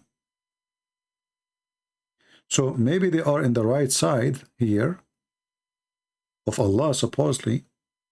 But now, because we have one next to the other one of them is going to be left and one is going to be right again. Do you understand? So if this one is right,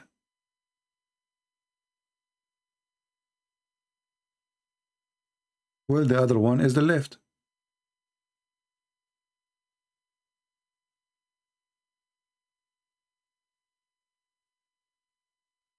Do you understand me? And this is the way, how, I mean, this is why people, they have different way of thinking and different way of analyzing information and different way of discovering things when you read text or a book. How he can have two right hands? It's impossible. Not because you cannot put them in that location, but by putting them there, there's one of them is right still, and there's one of them is left. And whoever said that is a stupid, like Muhammad.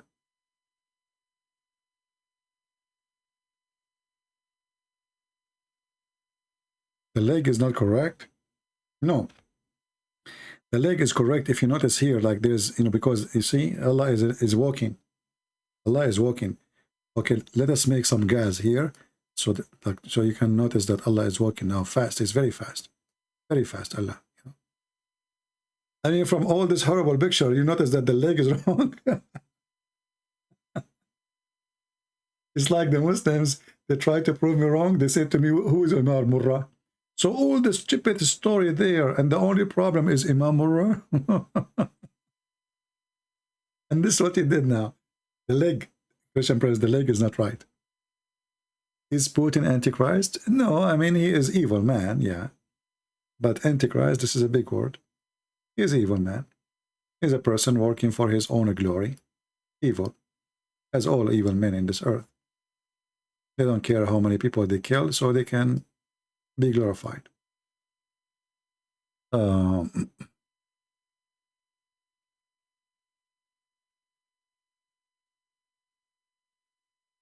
And you know the funny thing about having two hands in the right side, that means you can spank Allah from the left side and he can do nothing about it.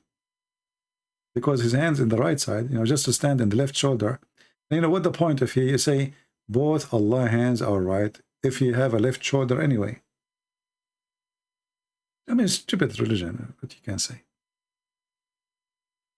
But Muhammad trying to make it look like that Allah, because he is different, and the right hand mean he is right, you know, not wrong. And they, as an example, there's a hadith that you can masturbate with the left hand, but not with the right hand, brother.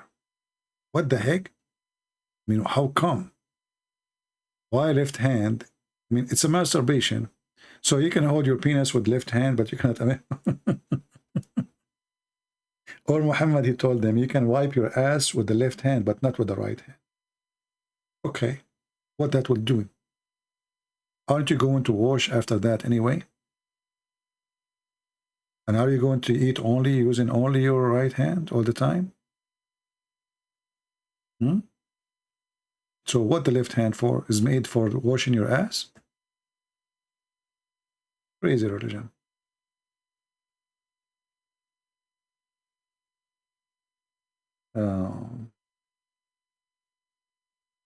Why Muslims, they answer with inshallah? Inshallah mean they will not do it.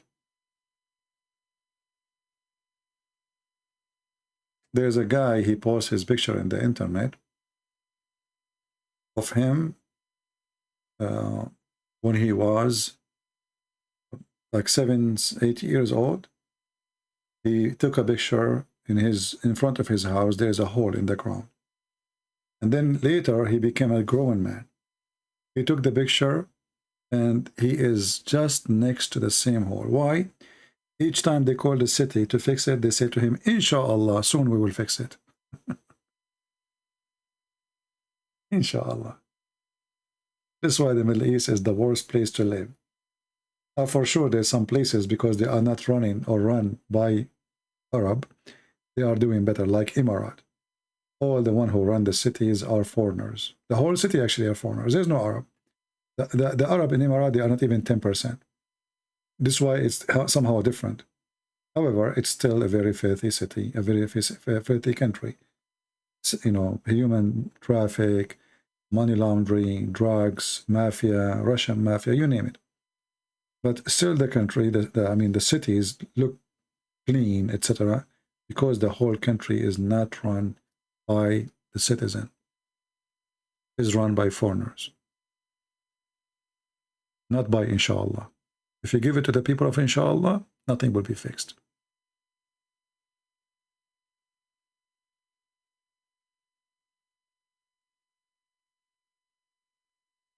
You make a good case, but it is still that many Muslims, many of whom are educated enough. No, you see, the education of Muslims is very limited to the location. You will notice that the same educated Muslims who live in America, the second he go to the Middle East, he's an Arab again. He throw garbage in the street. He throw his cigarette in the floor. So you cannot say they are educated. And the same person, he go to the Middle East, he beat his wife.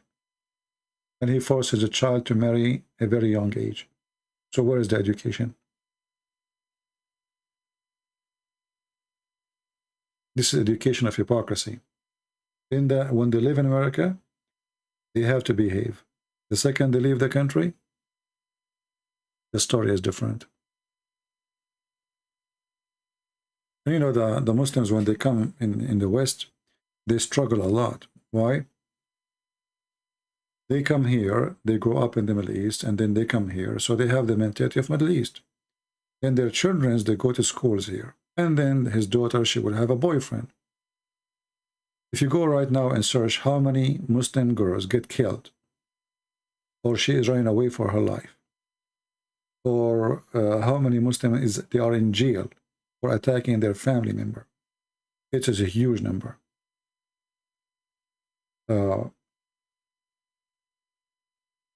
They think they can force their children to be the way they are, or the way they want them to be, if they live in the West.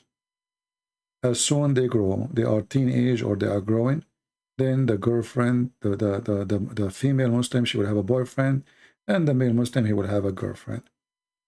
And they don't care about Islam, they don't care about religion, and the drama will start.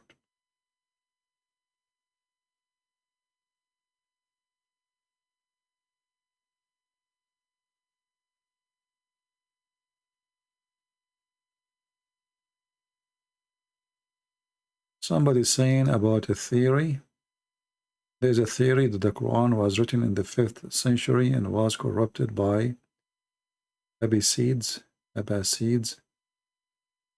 Could the Kalimatullah, Jesus, have been created by the Ruh Qudus?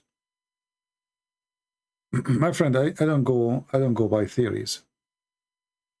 And to be honest with you, I don't care for them. Theory is a theory, and they don't affect the religion. Somebody, he might come to you and says Jesus never exists. It's a theory. If you say it to the Christians, they will laugh.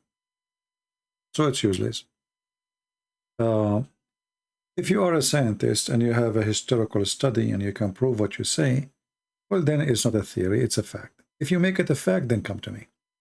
Before that point is useless.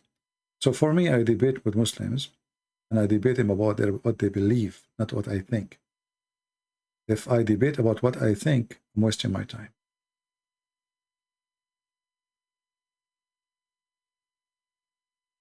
I hope you understand what I'm saying. So I see, like, there's many channels, they have programs, the Quran wasn't like this. Who care? I don't really care. I care. This was your Quran today. Let us love together. And that what hurt. That will change people. Not saying to them theory.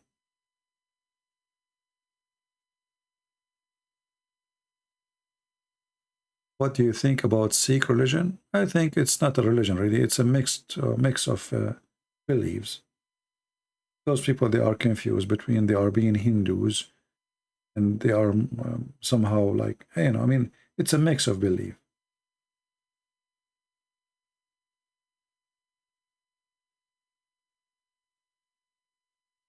Richard, a Christian, they should apply Leviticus to murder. Okay, Richard, but you need to commit a murder so we can practice it on you. And actually in America, they practice that on you, Richard, don't you know? If you kill somebody, you will be executed. As simple as that.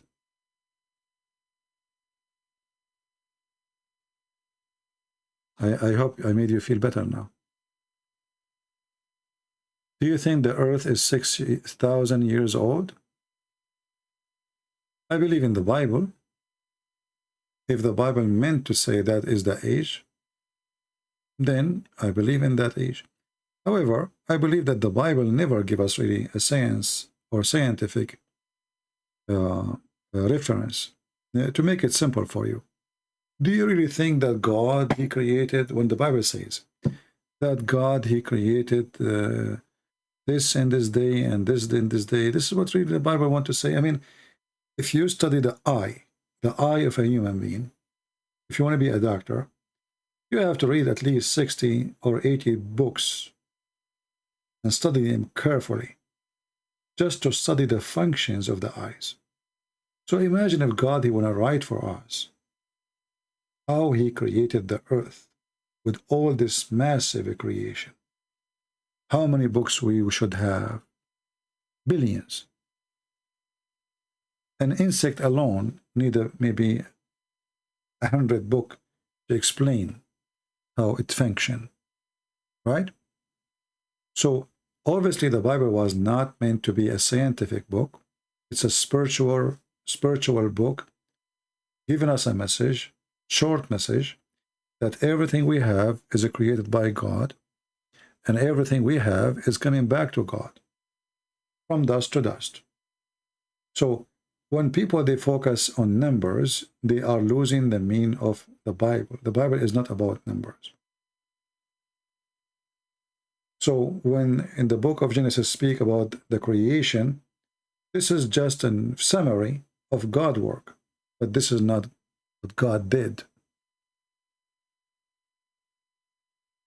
Otherwise, if God want to give us what he did, we have to read billions of books.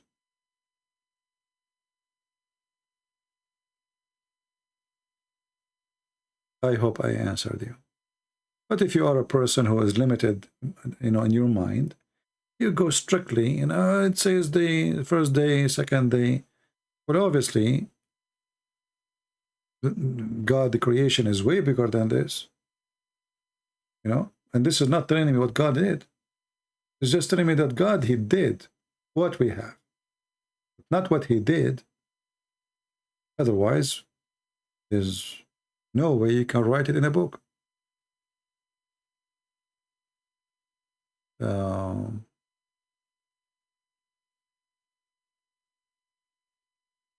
There's a scholar from USA. He wants to debate me. He's a scholar and he is from USA. He must be a scholar then. Is his name is it Trump?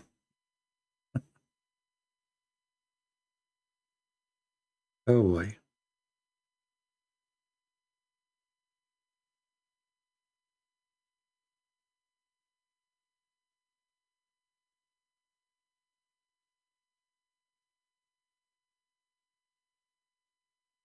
Persecution of Christians in Muslim countries.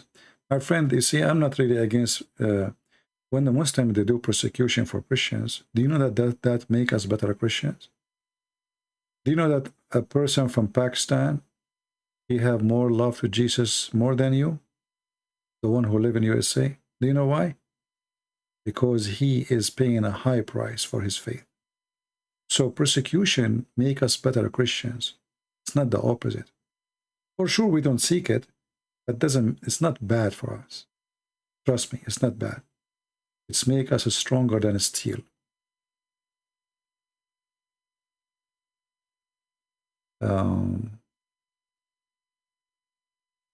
Any debate between you and Jew? No, but there is a guy, he's claimed to be a Jew. I get him busted many times. You can watch his videos about it.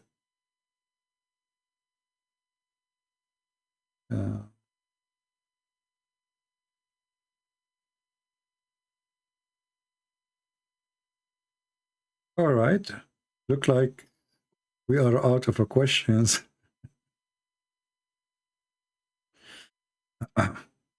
This is not only about Pakistani. I mean, this is any Christian is under discrimination because you see, this is the filter.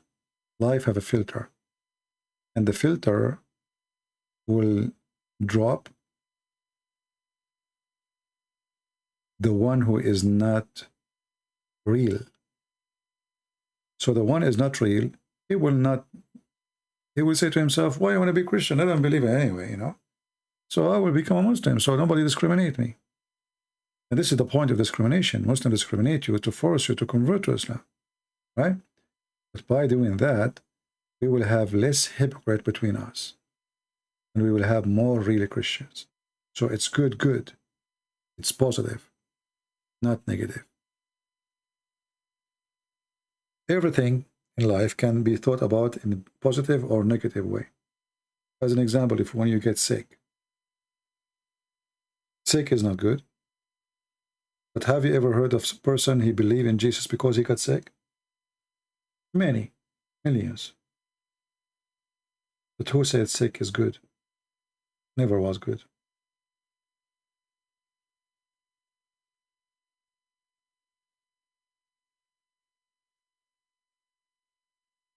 Okay, I think I'm getting sleepy now for real. Obert, Aline, my friend, maybe next time we go live on air, just subscribe to our channel. And if you are a Muslim, you can call me in Skype when I go live on air next time. As you see now, it's getting late for me, and actually I'm really getting so sleepy now. And as you know, I have 4 wives, and we have to make babies. I don't know how I can do that now. I'm going to invoke Allah to send me a dish of shish kebab. I will eat it, and I will get the power of 40 men. So I will go and make babies after I eat shish kebab. I come back to you, and I will have the power of 40 men to continue life for the coming 40 hours. Non-stop boom boom. Alhamdulillah. Allah, by the way, if you invoke him, I mean, why people go to work, my friend? I mean, you see a poor person, you want to buy his children some shish kebab. You don't need to work. Just invoke Allah. Invoke Allah. He sends you a dish of shish kebab, and you do boom boom. What a stupid religion.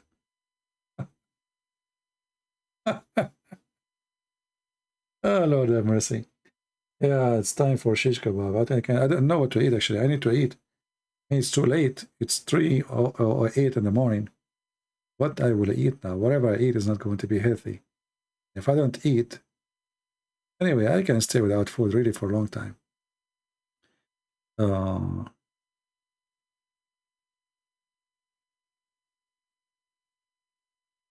Let us see. You're welcome, Papa.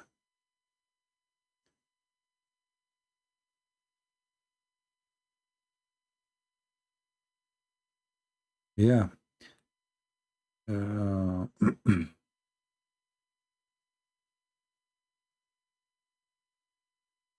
Let us see. Anything else? I'm trying to read.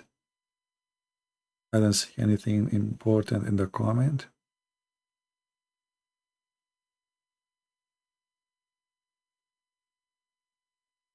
You can't sleep when you are hungry? Perfect. I will make you an admin and we keep the life running. All what we need to do, keep you hungry forever. That's perfect solution. We found a way, you know. Oh, hold on. So you women are saying that you women, you can't sleep when you are hungry?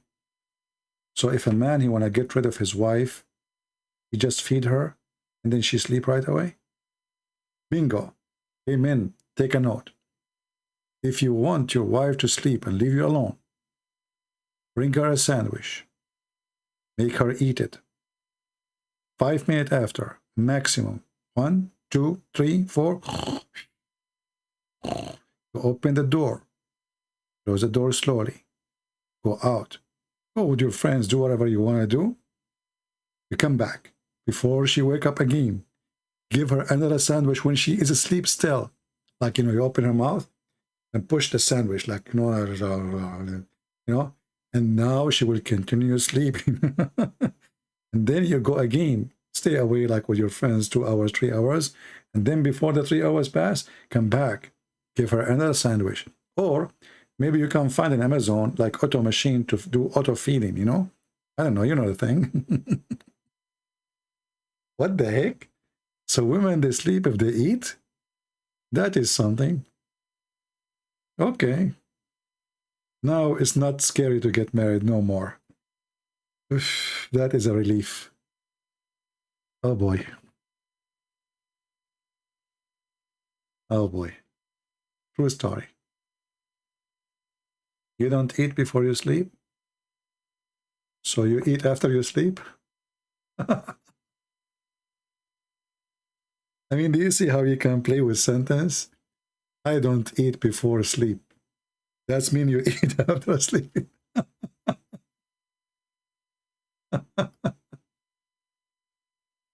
Don't be upset, I'm just joking, okay? I know what you meant. But I mean, the language is really funny sometimes. And if this is telling you, if somebody, this is why it's not easy to debate someone. This is what he do. He debate, you know, because he will beat you in whatever you say. What are you saying to me? You eat after you sleep? What the heck?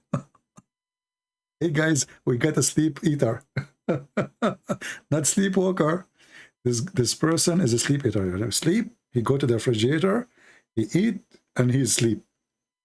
This reminds me of one of my cousins. He woke up in the middle of the night. He went to the bathroom. He came back. He put his head in the pillow. He's a very heavy sleeper. And then he remembered something. He said to his wife, honey, when we open the bathroom door, do the light come by itself? His wife, she said, no, honey, this is the refrigerator.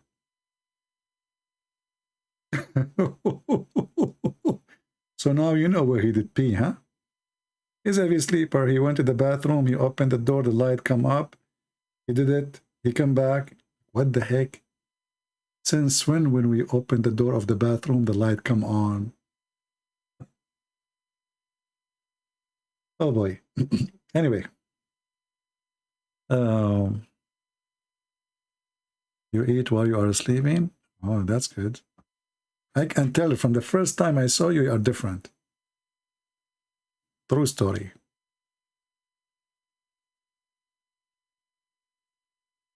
Where I can find you? Skype ID. I want to pass to my Muslim friend. Later, when I come next day, next time, he can show you. How long? Actually, I need to stop coming in line in order to proceed in my translation.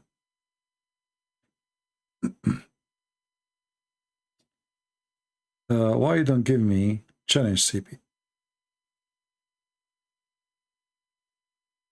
Why you don't give me challenge, CP? Okay, hold on. I'm trying to give you a challenge. But I have a problem here with your name.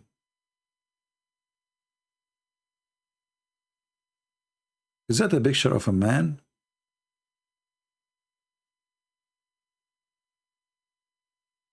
And your name is Latifa?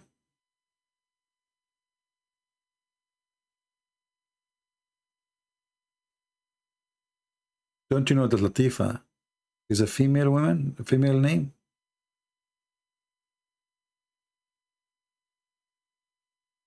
Are you serious? You are a man and your name is Latifa?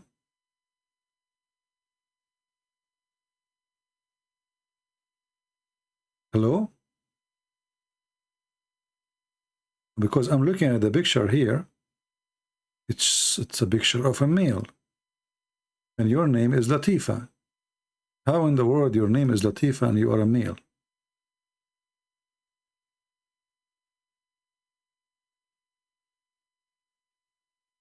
Yeah, but no, this guy is an Indonesian, and Indonesian, they use Arabic name.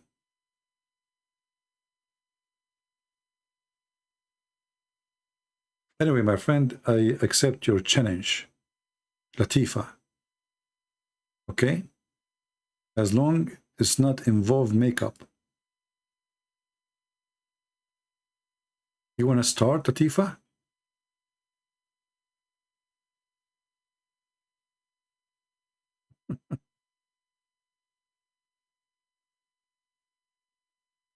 No, I still have a lot of work to do for my translation.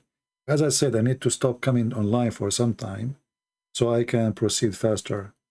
You see, coming online is taking a lot of my energy. It's not easy, it's many hours speaking, answering, and when you go, your head really need good break.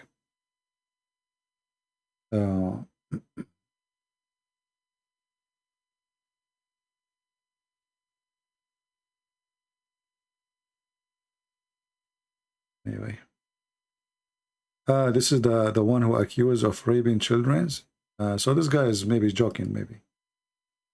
All right.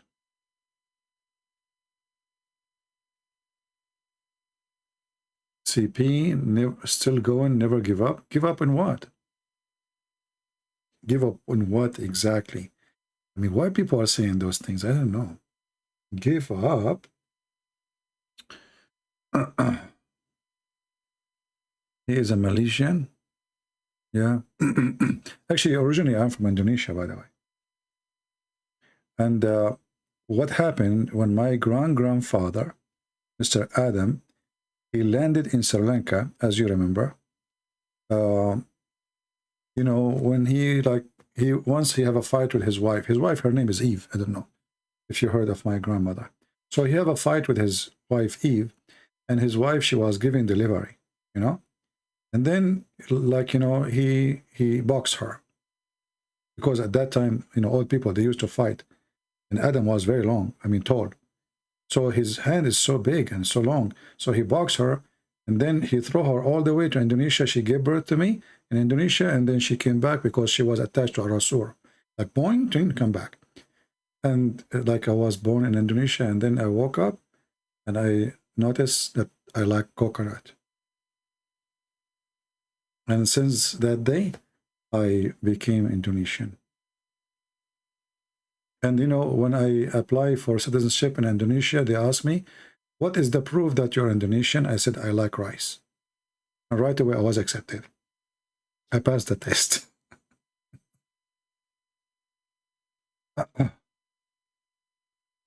Should be to women when women file for Sharia lawsuit.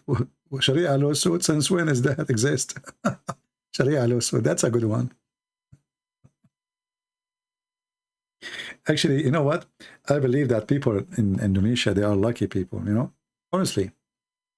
You know, like us who they are coming from the Middle East, a desert, ugly land, no water, heat, dust, sandstorms. I mean, a human being really, sometimes you are born lucky. Like, I know that some Indonesians, they think that they are unlucky because they are born in a poor country or economy is not good, or. But the fact you are gifted, you have a priceless gift. You can see God every day with that beautiful nature.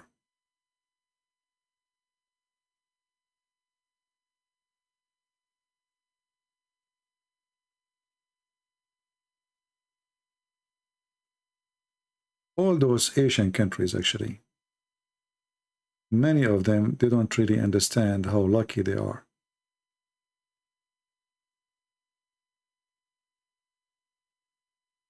You know, the coming destruction of the Middle East is going to be water.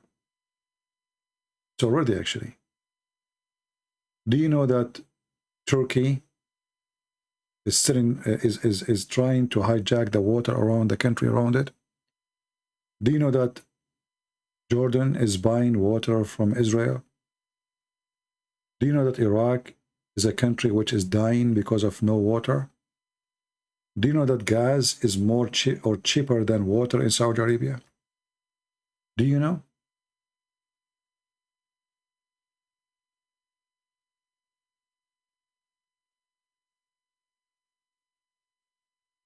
But people never appreciate what they have usually until they lose it.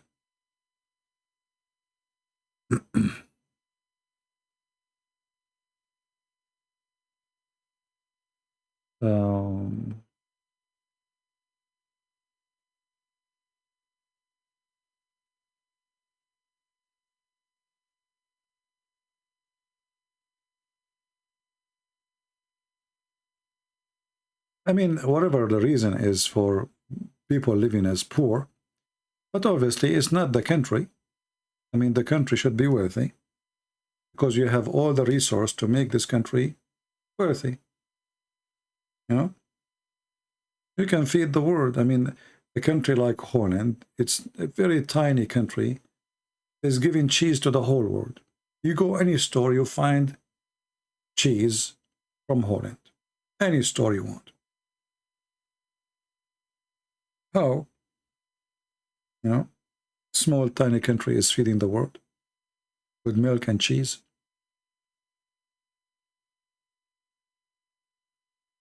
And I believe those countries in Asia, they can really have a very luxurious life if they fight the corruption of the mankind.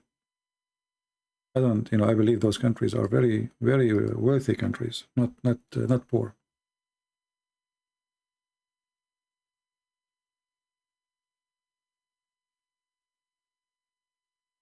In the Middle East, if you like now, you see those Arab countries, they are used, like if you go to Emirat, they are used to air conditions, etc. What if the air conditions stop for a few hours? Those people would die because now their houses is not qualified to handle the heat. See, all days they used to build their houses from dirt, wood, even tents, which is way better than the houses they have now. The houses they have now, is really very bad for any you know, earth element. Everything is based on fake you know, conditioning. Before it was natural conditioning, so they used to survive with it, but now they cannot. And I believe that, you know, the Middle East have a very horrible end, sooner or later. It is the worst place maybe to live.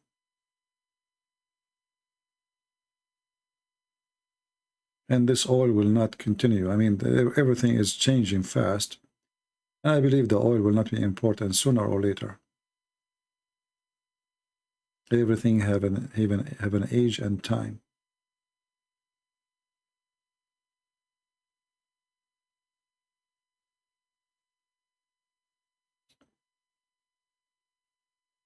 Yeah, look at this. I just searched for pictures in Indonesia.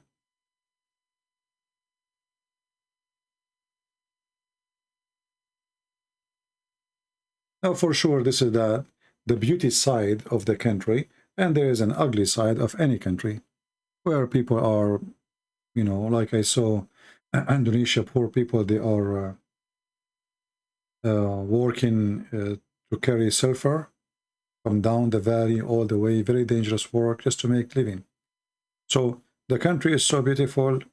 It is, you know, there's a lot of resource, but obviously life is not easy in those countries.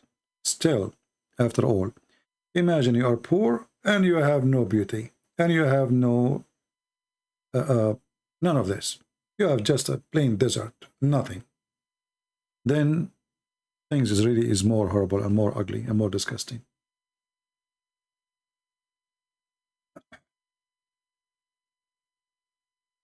Come to Indonesia, yeah, the Muslims will be waiting for me in the airport.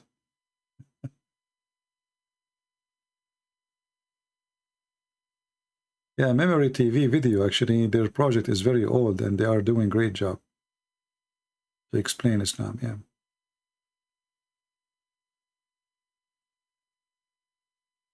I believe the only solution for a country like Indonesia, that the Christians, they should have their own country, and this is how the way you can fix the country. As long there's a, you know, the cave time mentality, Sharia law, and people want to practice Sharia law, the country will never have a future.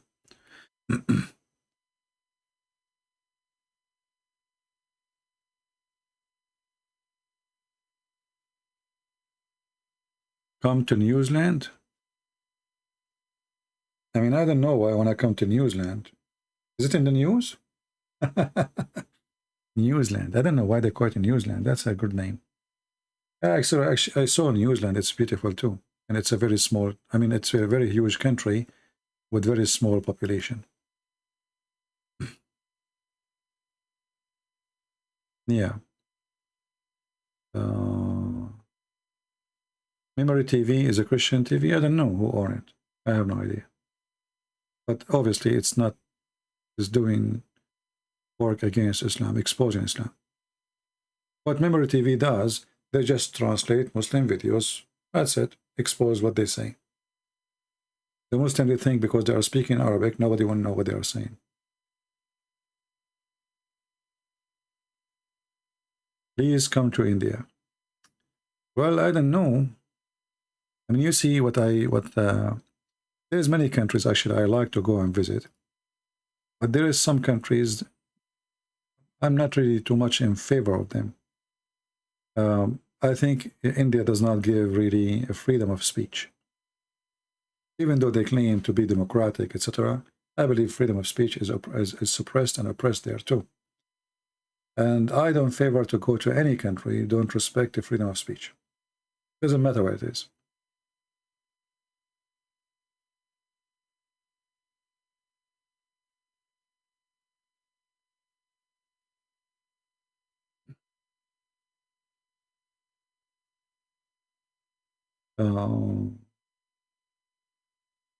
People are talking about how many hours. I'm here for 5 hours and 51 minutes. Okay. Yeah, actually, I like to come to the Tibet, and you see, I have the more you learn about this world, the more you get disgusted. But the Tibet is very beautiful land, but I was disgusted when I saw how and what they do with the dead person. It was shocking to see in the Tibet that when a person he die, they cut him pieces, like a butcher cutting a cow, and then they take him to they take him actually as a body to the top of the mountain, and then after that they cut him pieces and they feed him to the birds. Human being is very weird and sometimes very disgusting. How in the world anyone will cut his father or his mother or whoever family member of yours pieces, and you will butcher them yourself, and then you feed them to eagles? What kind of religion does that? Human being is really weird. Extremely weird.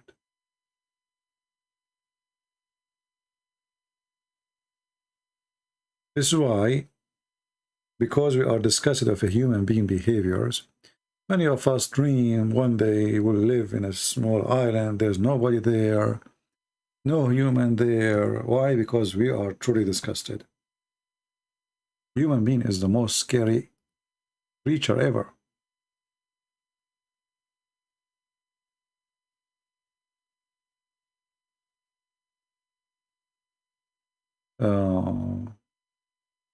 Yeah, I am sleeping, but you know, I eat after I sleep.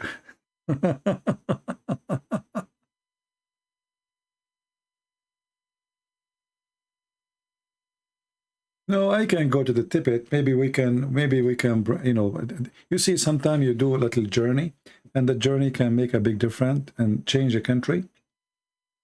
If you go and see how people of Ethiopia became Christians, or how people of Egypt became Christians, or even Indian in India, how long time they became Christians, you will not believe it. It was one person visiting a country. So in order to make a change, you better work for it. What do you think about the future of Islam? Today is the future of Islam. It's dead. There's no future. It's already dead. Islam have a future as long you are ignorant, as long you are silly, as long you are stupid. The second you are not, Islam has no future. Do you accept that Jesus is Al-Rahman, as mentioned in Titus 2:11-14? First of all, Ar-Rahman is not an Arabic word, it is an Aramaic word. And therefore, the origin of Ar-Rahman is not really Islamic. The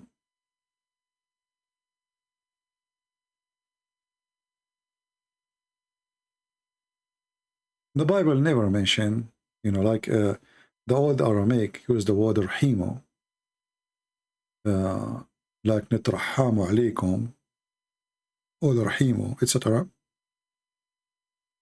But it's not the Islamic titles or the Islamic names. However, if you go and read the Quran, you will find that Muhammad, when he did read, or when he mentioned the name of his God, he mentioned 3 names.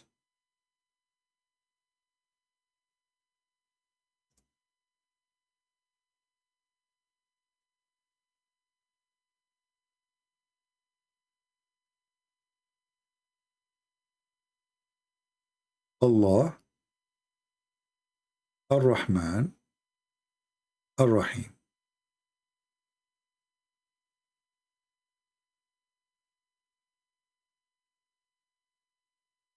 And if we now compare it to the Aramaic, we can compare it as the following: in the name of the Father, the Son, the Holy Spirit. So it is possible that Muhammad, he stole those words from the Aramaic people, and he used them as part of his religion. However, if you remember in the Quran, there is when Muhammad first time he used the word Ar-Rahman. You see, when you see the Quran today, it says it chapter 1, verse number 1. So right away you think, oh, so this is from the beginning of Islam. Muhammad is using Ar-Rahman and Ar-Rahim, which translated as the beneficent and the most merciful, which is false, by the way. Ar-Rahman is the mercy. Ar-Rahim is the merciful. But the fact it is that Muhammad never mentioned those names before. How we can prove that?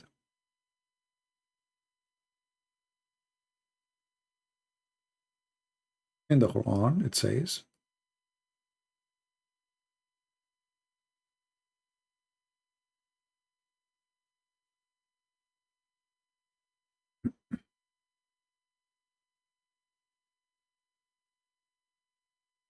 as you see here,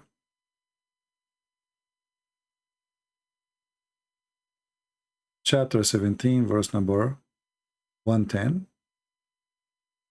When Muhammad first time he used the word Ar-Rahman, it was at chapter 17. And chapter 17 was way long after Muhammad he claimed to be a prophet. So obviously in this point here, in the life of Muhammad, he learned the word Ar-Rahman. And then he used it. And this is why people, they are asking him, why you are calling Ar-Rahman? Who is Ar-Rahman? We thought you worship Allah. And the Arab, they said, oh, Muhammad, now he have two gods. One, his name is Allah, and the other one, his name is Ar-Rahman. So Muhammad, he answered them saying, well, I invoke upon Allah, or I invoke upon Ar-Rahman, whatever name you invoke him, all good names belong to him. And here you learn that Muhammad, he learned that name from somebody. It's not Islamic. Did I answer you?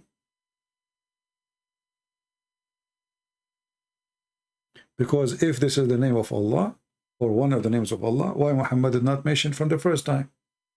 And as you see now, it's appearing everywhere in the Quran, in the name of Ar-Rahman, Ar-Rahim. But before, Muhammad never mentioned it. Did Allah forget to mention it all those years?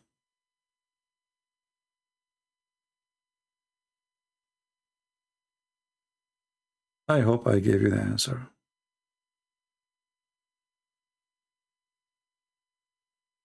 And again, there's nothing is called the most beneficent. This is a lie. Ar-Rahman is not the beneficent. It is the mercy. Sorry, Ar-Rahman can be translated as, the mercy, the merciful. If you change actually the translator, you will see how things change in this Islamic translation. Always you need to remember one thing, that everything the Muslims they have in their book is a theft of somebody else. Regardless if it is from Christians or non-Christians. Everything in the Quran, in the Hadith, it is a theft.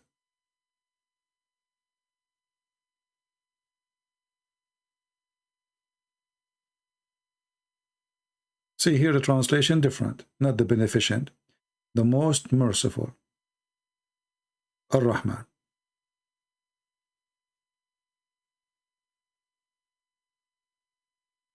Yeah, actually Muhammad is one of the names of God because the praised one. Who is the praised two then?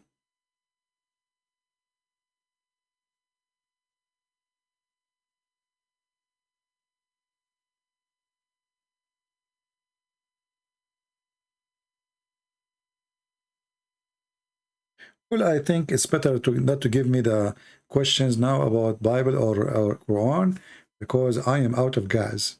It is already 3:37 a.m.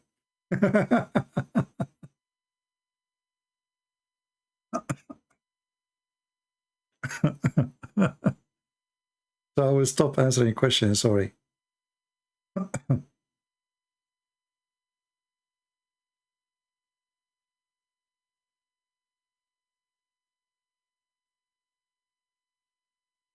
Jesus is Lord, my friend. I'm sure the Lord, he will give you a gift of what to share and what not to share in the right time.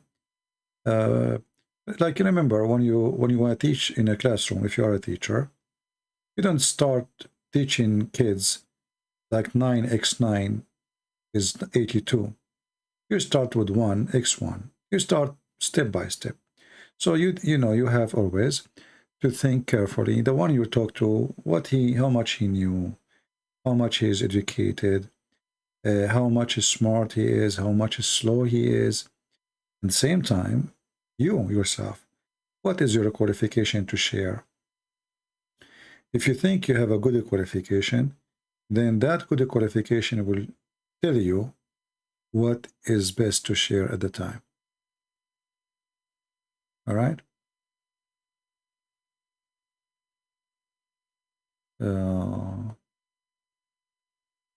Why Muslims declare their beard red? Because Muhammad, he wanted to be blondie. So he used to color his beard red. And his head too. He was older than Muhammad, not bigger. Older.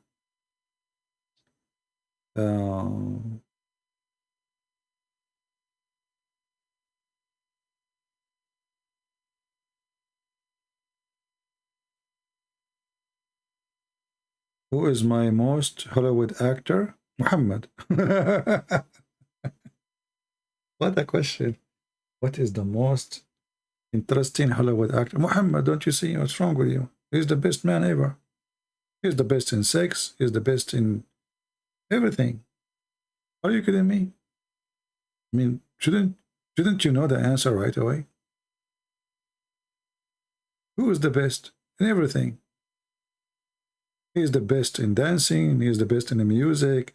He is the best in effing. He is the best in lying. He is the best in stealing. He is the best of the mafia. He is the best. He is the best. What's wrong with people? I mean, come on. What's wrong with people? You don't even need to think. This is even an insult to the Prophet, brother. I mean, come on. We have the best of mankind in everything. You know, what the heck? Be careful, brother. Al-Qaeda, they will hear you. What's wrong with people? Don't you see? Are you blind? Don't ask such a question again, please. This is sensitive. You are hurting our feeling. Was Muhammad black or white? My friend, Arab are white people, not black. Arab are white people. They are white people. They are not black people. So when you say, was he black or white? Well, isn't he an Arab? Well, Arab are white people. The black who exist in the Arabian Peninsula, they are either Ethiopian, you know, usually captured slaves, like Bilal.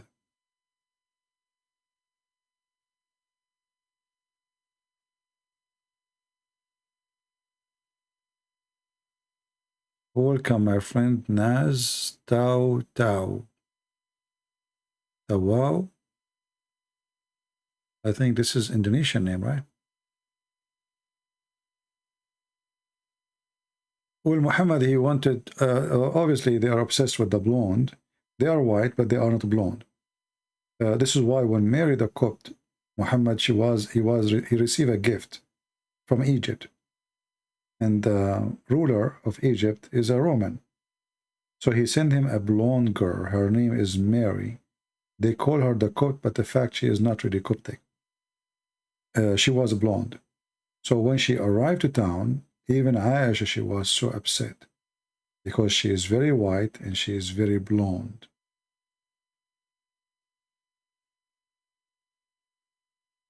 And, you know, until now, Arab people are obsessed with I mean, even though they are white, but they have obsession with the whiter.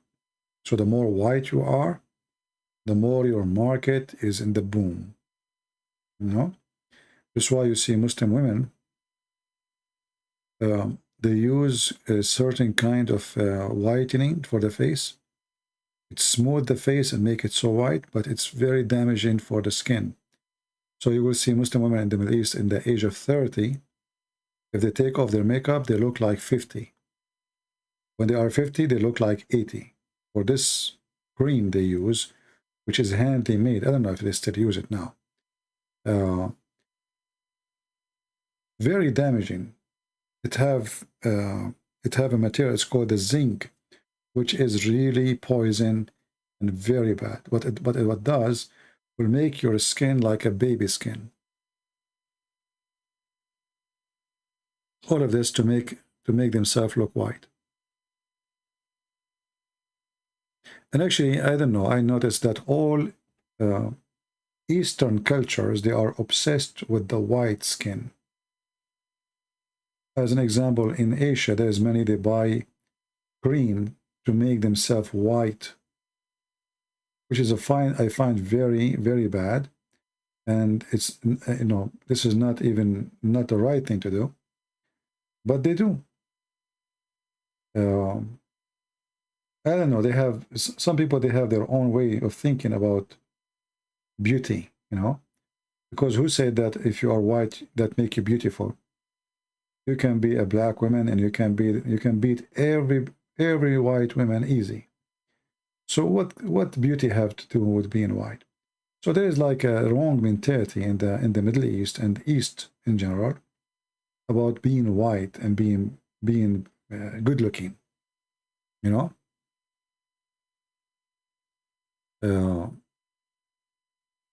I find that this is very deceiving of a beauty. Beauty have nothing to do with color or ethnic, you know. And if you are not satisfied with yourself, I feel sorry for you. Honestly. Later, GG, about Nisa'i, maybe next time.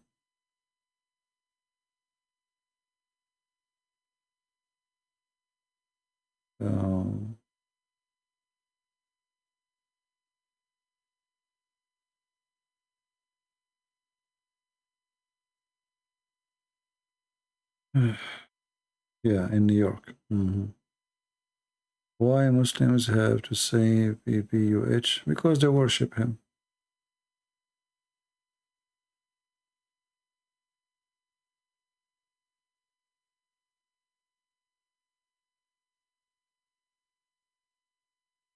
Are you a white guy, CP? My friend, I'm black, blonde, African American from Japan. Who care about colors? You see, you see your color only if you think about color. If you think about yourself as a human, I don't see a color. Depends how you think of yourself and how you think about others.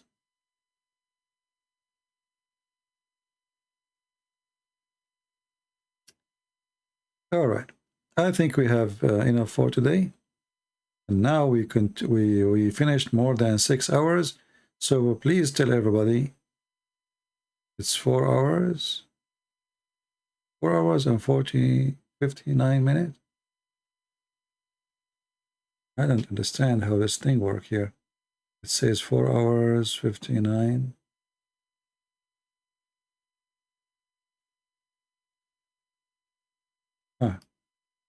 If you go here, yeah. All right. I will keep this video for a day, maybe until tomorrow or day after. I don't know if you can download all of it. Maybe I should not keep it. I don't know, because it's so long. But you can cut it pieces if you wish, as you wish.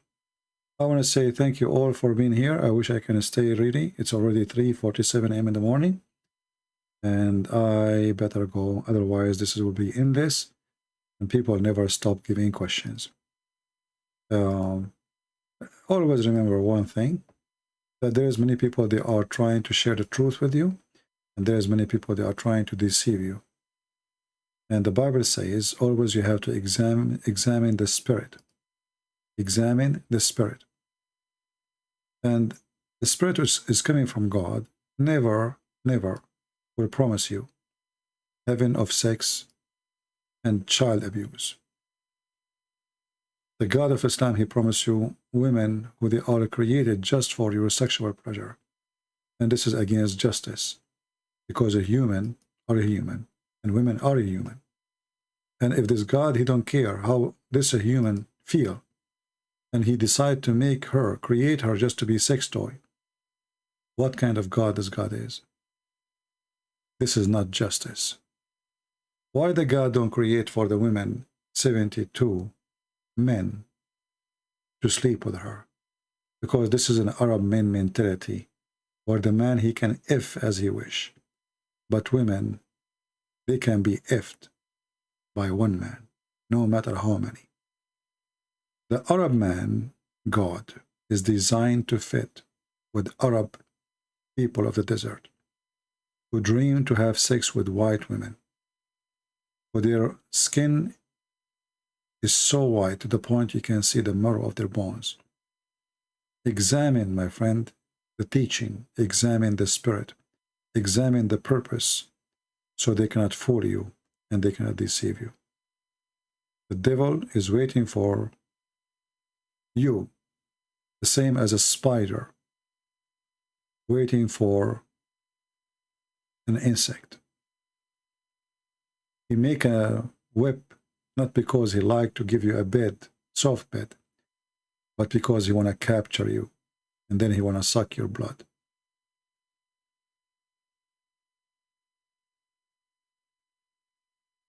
As you notice, we say and we mention many times, don't talk about your name of your church, otherwise I will block you. And until now, we have people here who come and they do stupid things. Very stupid people. What we can say. Christ don't like to live with the stupid ones. Stupid ones will end in hell. And this is why they are called stupid, because they choose the stupid choice. Smart people don't choose the stupid ones, or stupid God, or stupid belief. So you choose who you are smart or stupid. Thank you all for being here. May the Lord bless you. Until we see you soon again, Christ is Lord, Islam is false. And thank you.